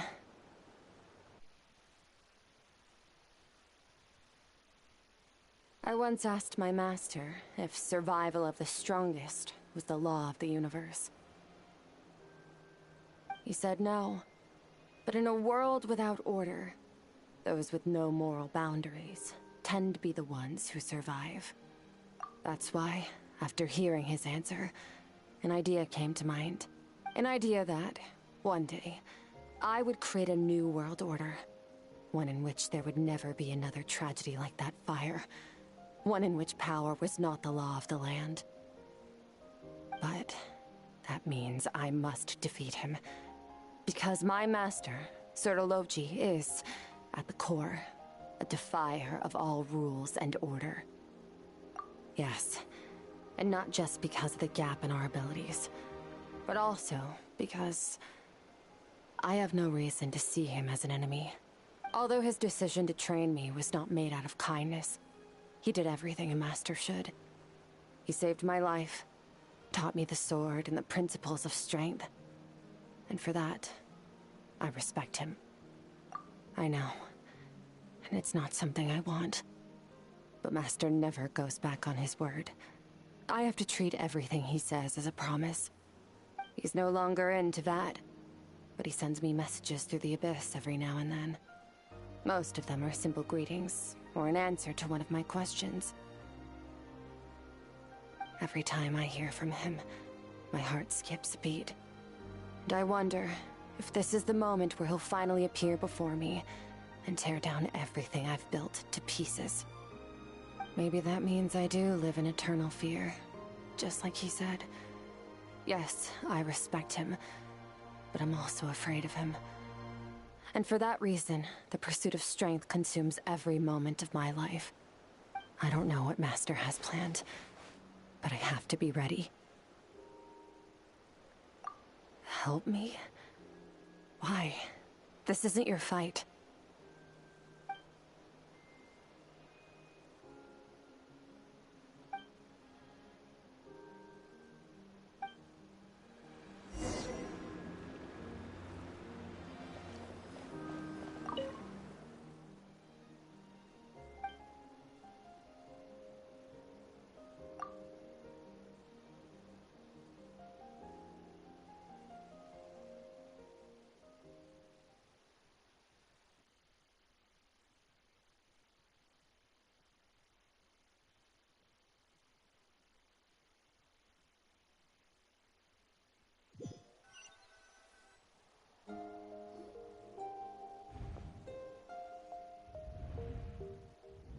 Oh, you're finally awake!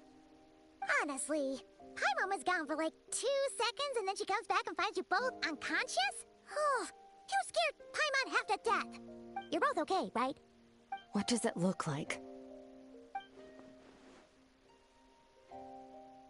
Only water from the source can cleanse the rot and filth that flows from the past into the future. I taught you to incorporate the experiences from your journey into how you fight. I suppose what happened today will become an inseparable part of who I am. Okay, so Paimon feels like she's missing some important context. But whatever. Paimon brought back tons of delicious snacks. Let's dig in.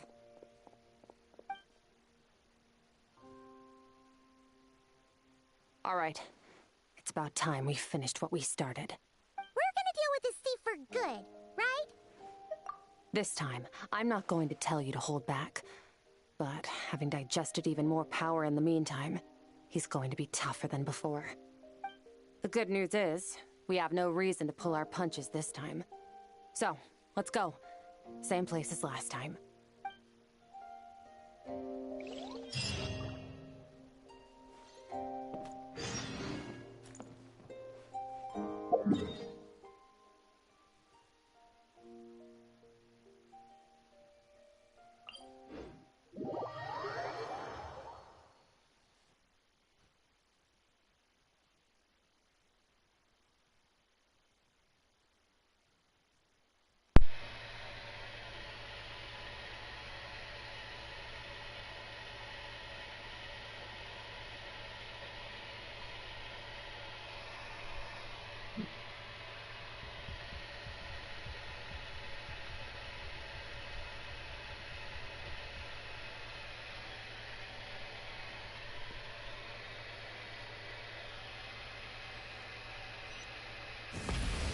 Throttle!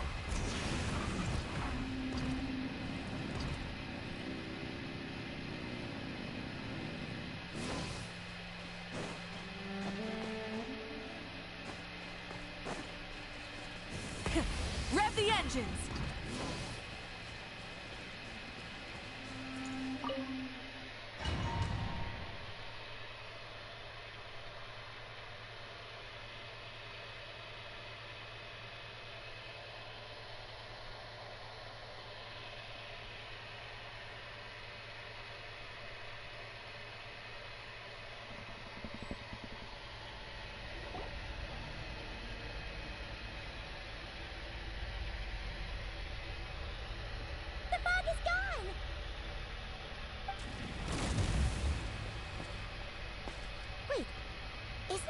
The all-devouring narwhal changed into?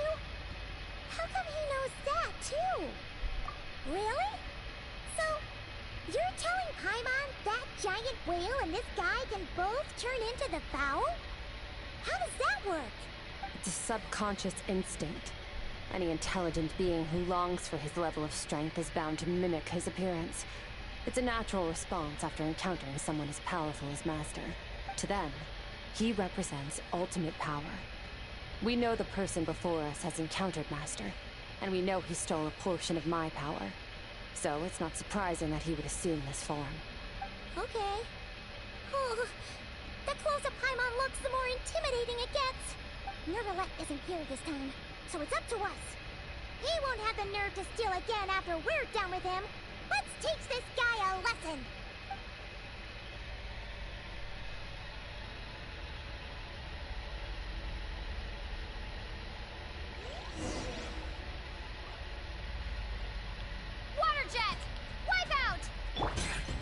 Annihilate! Ha! Ha! Yeah! Ha! Ha! Haven't forgotten your training, I hope.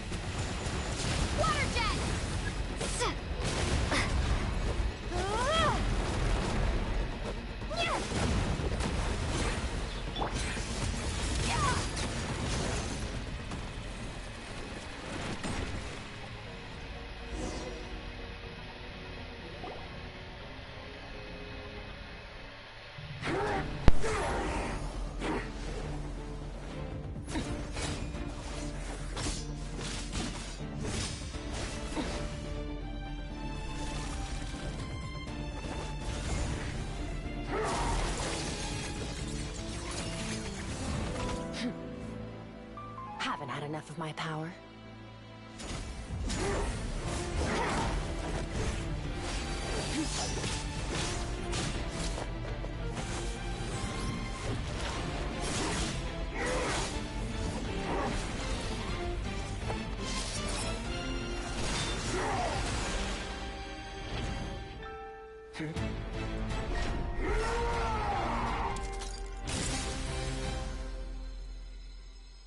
Well then, let's see how much more of this power you can handle.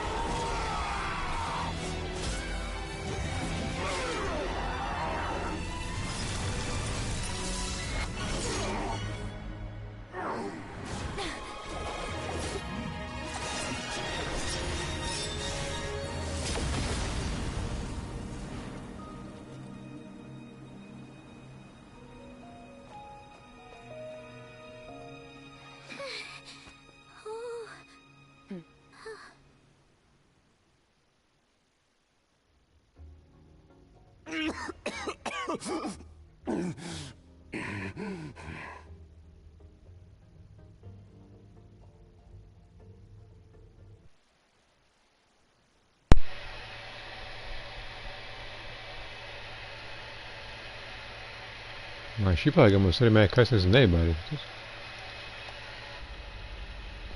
Well, have you come to your senses? You saw that my body was at its limit. So, you deliberately channeled your power into me, knowing that it would destroy my shell from within. Such power, such keen battle instincts. So you must be... Skirk, Sertologi's disciple. How long has it been? How long has he been away from Tevat? Hundreds of years. Hundreds? Sorry, it's a lot to take in. I should introduce myself. I am Skofnungar, a friend of your master and one of his followers. This is the first time I've heard your name, Skirk. But hundreds of years ago, I knew you existed. And I knew you would come here. Hundreds of years ago? Sounds like you and Master have quite the history. Care to tell us about it? Of course. Might as well take advantage of a clear head while I can. The story starts a long, long time ago. I was born into a noble family in Conria. As the eldest son, I was set to inherit our title. But I contracted an incurable illness as a child, and everyone gave up on me. I trained the sword harder than anyone else, defeated all of my peers. But it was all in vain. When other people looked at me, all I saw in their eyes was pity, or a strange glee in my misfortune. Even my parents were just waiting for me to die. Over time, my heart hardened, and I became aimless. That was the point where I met your master, Sertologi. We were similar in age, but different in background. He was born in prison, the son of criminals who had been sentenced to death. He spent his childhood wandering the streets, facing more criticism than the literary works in the Universitas Magistrorum. Yet, he always wore a smile on his face, as if kindness and malice were one and the same, and he could not see the difference. I still remember what he said to me when we first met. You need to fight to survive. Even if it's a losing battle, it should light a fire under you. How can you sit back like this, and go down without a fight. That does sound like something he would say. He was the first to acknowledge that I was worth something. And he inspired me to keep going. When we sparred together, it was the first time I'd actually felt the thrill of combat. When I was 10, he stole forbidden research materials and managed to cure my illness. It was like there was nothing in this world he couldn't accomplish. When it came to the human form, he was always intent on pushing the boundaries of possibility. But somewhere along the way, I fell behind. My talents were nothing compared to his. And at some point, I realized he had pulled so far ahead, I was too embarrassed to even ask him to spar. After his grand endeavor was successful, he sought me out and said to me, "This planet no longer holds anything of interest to me, so I'm leaving. But first, I have an offer. I can use a power I have just refined to break the curse of immortality for you. Your death was once what you worked so hard to prevent. But the immortality you now face is a different kind of pain altogether." I'll pass. Immortality doesn't sound so bad to me. Since I can't die, it means I have an infinite amount of time to get stronger. Maybe I'll finally catch up to you one day. And we can spar like we used to. Are you sure? I cannot say when I will return. Your body, or rather, your soul, might not be able to withstand this curse. All I can do is try. After all, a wise man once told me, people need to fight for their own survival. Wise indeed. Nevertheless, if you grow weary of the pain of immortality, and wish to experience a good sparring match before you wither away, seek out my disciple. Disciple? Never thought I'd hear that word coming from you. Nor I. But Vedifenir said I was destined to find a disciple out there in the universe, and bring her to Tibet. You know as well as I, Vedifenir's prophecies are never wrong. Well, now I'm curious about who this disciple of yours will be. All Vedifenir said was that one day, the stars shall bow in her honor. Sounds pretty impressive. Of course. Only the most outstanding people would have the right to become my disciple. Still self-assured as ever, I see. But you're not wrong. I'll be leaving then. Oh, and if you are serious about getting stronger, I left you a little gift in the primordial sea. As I said before, walk whatever path you want. Freedom means even the wicked get to make their own choices. Waiting for me in the primordial sea was the all-devouring narwhal, already beaten into submission by Sertologi. In its weakened state, I was able to cut off part of its flesh and sew it into my own heart. Your heart? That sounds like torture. How did you even survive that? Because, of course, I bear the curse of immortality. So, you used the curse to turn yourself into a vessel for power. Even with that whale's ability, devouring power like that is not something the human body can withstand. With your body and soul constantly at the breaking point, it was the curse of immortality that sustained you. But that is not the path to strength. You have to pour your heart into it, work for it, dream of it. Instead, you stole something that didn't belong to you, and it backfired. You're right. I should have known better, but I had already pushed myself to my limits. And He was still miles ahead of me. So I had to take a leap of faith. I miss your master. I miss the days when we were all together, troublemakers without a home. I don't regret the choice I made. But if you'll allow it, I do want to apologize. To both of you. After the beating we just gave you, I think we can call it even. You're an interesting one as well. Sertologi's disciple. That's a lot to live up to. It can't have been an easy experience. I know what he's like. He rules with an iron fist, using despair and fear to force you to catch up to him. All the while, standing ever out of reach. We're like mountain climbers in the dark, never knowing how much higher we have to climb, or when we will see the sun again. True. But I made up my mind long ago.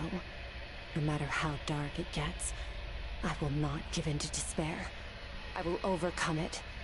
Besides, after hearing your story, I suspect what Master really wants is not a battle that demands his full strength, but rather a defeat without regrets. Oh? Since you're his friend, we must have some things in common. First time we came here, when you stabbed me through the fog and stole my power, I felt no emotion coming from that spike. But when you had to devote all your strength fighting me just now, I could feel joy and passion emanating from your blade. It was the joy of a researcher discovering the truth of the world, the joy of an artist uncovering a temple of wonders. Interesting. I'm certain I didn't express those emotions outright, yet you were able to read them from my blade, like a glimpse into my inner world. You're right. That battle brought me an unbridled sense of joy, and my defeat brings me no regret whatsoever. Exactly. I think Master also craves a battle like that. One where his opponent forces him to use all his strength, unlock the extent of his potential, and transcend his own limits. A battle to end all battles. After which, all can come to an end, including, perhaps, his life. For that very reason, good and evil are meaningless to him. He has one purpose, one goal: to complete himself. It's one of the secrets to his strength. Perhaps you're right. Perhaps that is his call. What a battle that would be. Oh, to witness such a... Are you okay? Too many different kinds of power are surging through my body. The curse of immortality allows it all to coexist, but it does not remove the pain. I won't be able to hold on to my sanity for much longer. What a shame. I would have loved to witness that battle. Sertologi once offered to free me from this curse. Now, I must ask that of you, Skirk. Can you release me from the pain? I can, but not through death, if that's what you were hoping for. It's not a suitable punishment for your crime. As an alternative, I can take your consciousness, along with all the power you've consumed, and smash it to pieces. The impurities will dissipate, and under the curse of immortality, your mind and body will regenerate. When that process is complete, you will be back to who you were before, no longer tortured by powers you can't control. But it will be a time-consuming and painful process. The decision is yours to make. I accept. And who knows? Perhaps I'll wake up in time to witness your great battle with Sertologi. I have faith that you'll be able to stand against him one day. Though I know it'll be a long and arduous road. If we are climbers in the dark, it appears the dawn has finally broken for me. But your ascent continues. At least, it looks like you are not alone on your journey. I will reach the top of this mountain, no matter what it takes. And you, Skofminger, will be my witness at the end of all things. Whew, it's finally over. Let's get out of here. Huh. At least we don't have to make a mad dash for the exit like last time.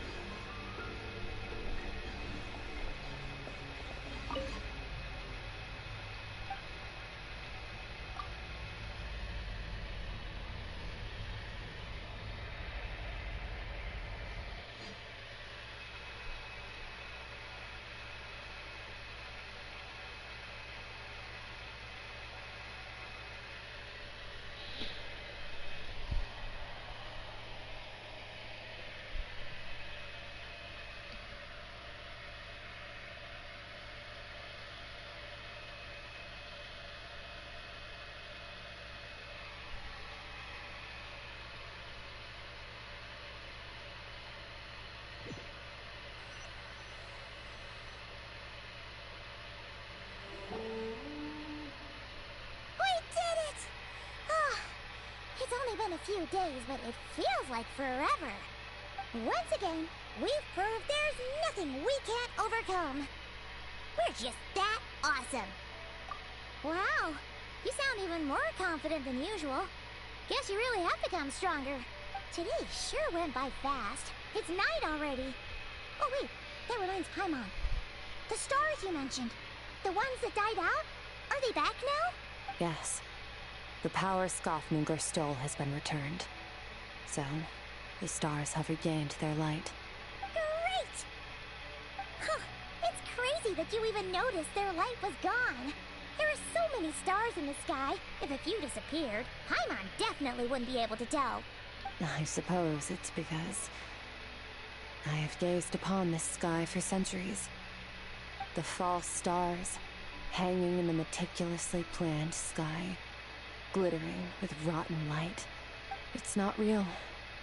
And yet, it is for that very reason that I can look upon it and enjoy the momentary peace it brings. Even the most beautiful of bubbles has to burst. We will return to the real universe one day, whether of our own volition or not. Time marches ever forward. Even the innocent and naive will taste life's bitterness. Yet through hardship, we grow, until we learn to seize the sands of time for ourselves, and uncover our true strength. Though we gaze upon a false sky, its vastness and majesty is palpable.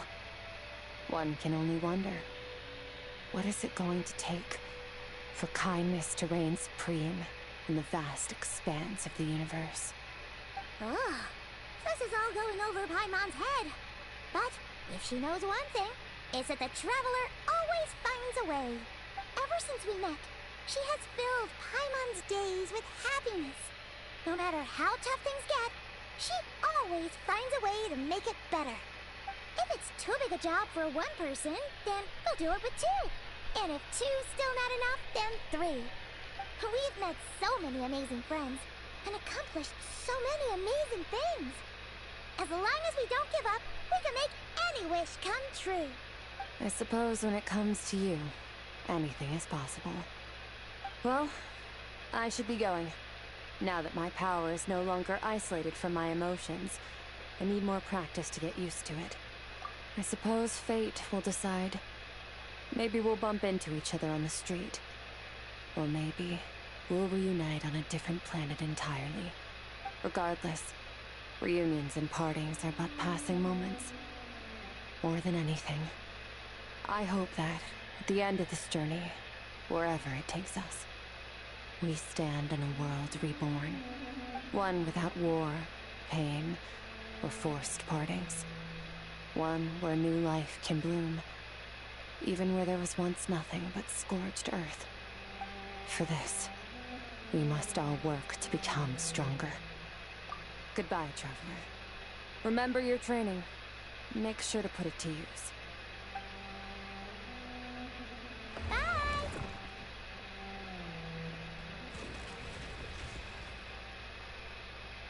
Is it just Paimon, or is she being nicer than before?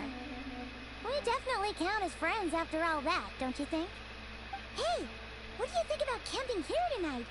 There's nothing quite like sleeping under the stars. Come tomorrow, we can continue our journey. Oh, and since Paimon treated you to that super nice meal at Wanmin Restaurant, it's about time you returned the favor.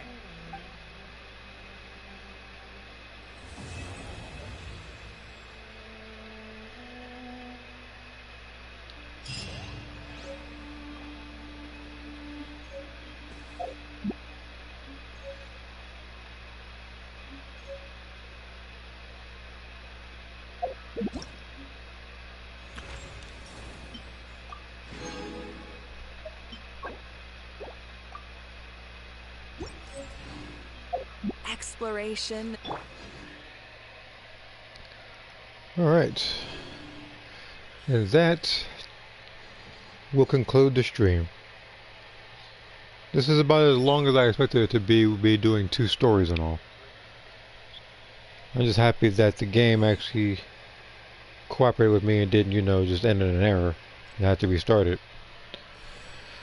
So what I'm going to do now is that I'm going to focus on pretty much getting Spiral Abyss done off stream. And I'm also going to focus on getting some of the drawings done in time for the official first day of summer. There was one more thing I needed to do as well. I just kind of forget what exactly it was. But with that, I will see you guys next time. I appreciate everybody for tuning into the stream. And if you feel up to it, you're always welcome to join the Discord server.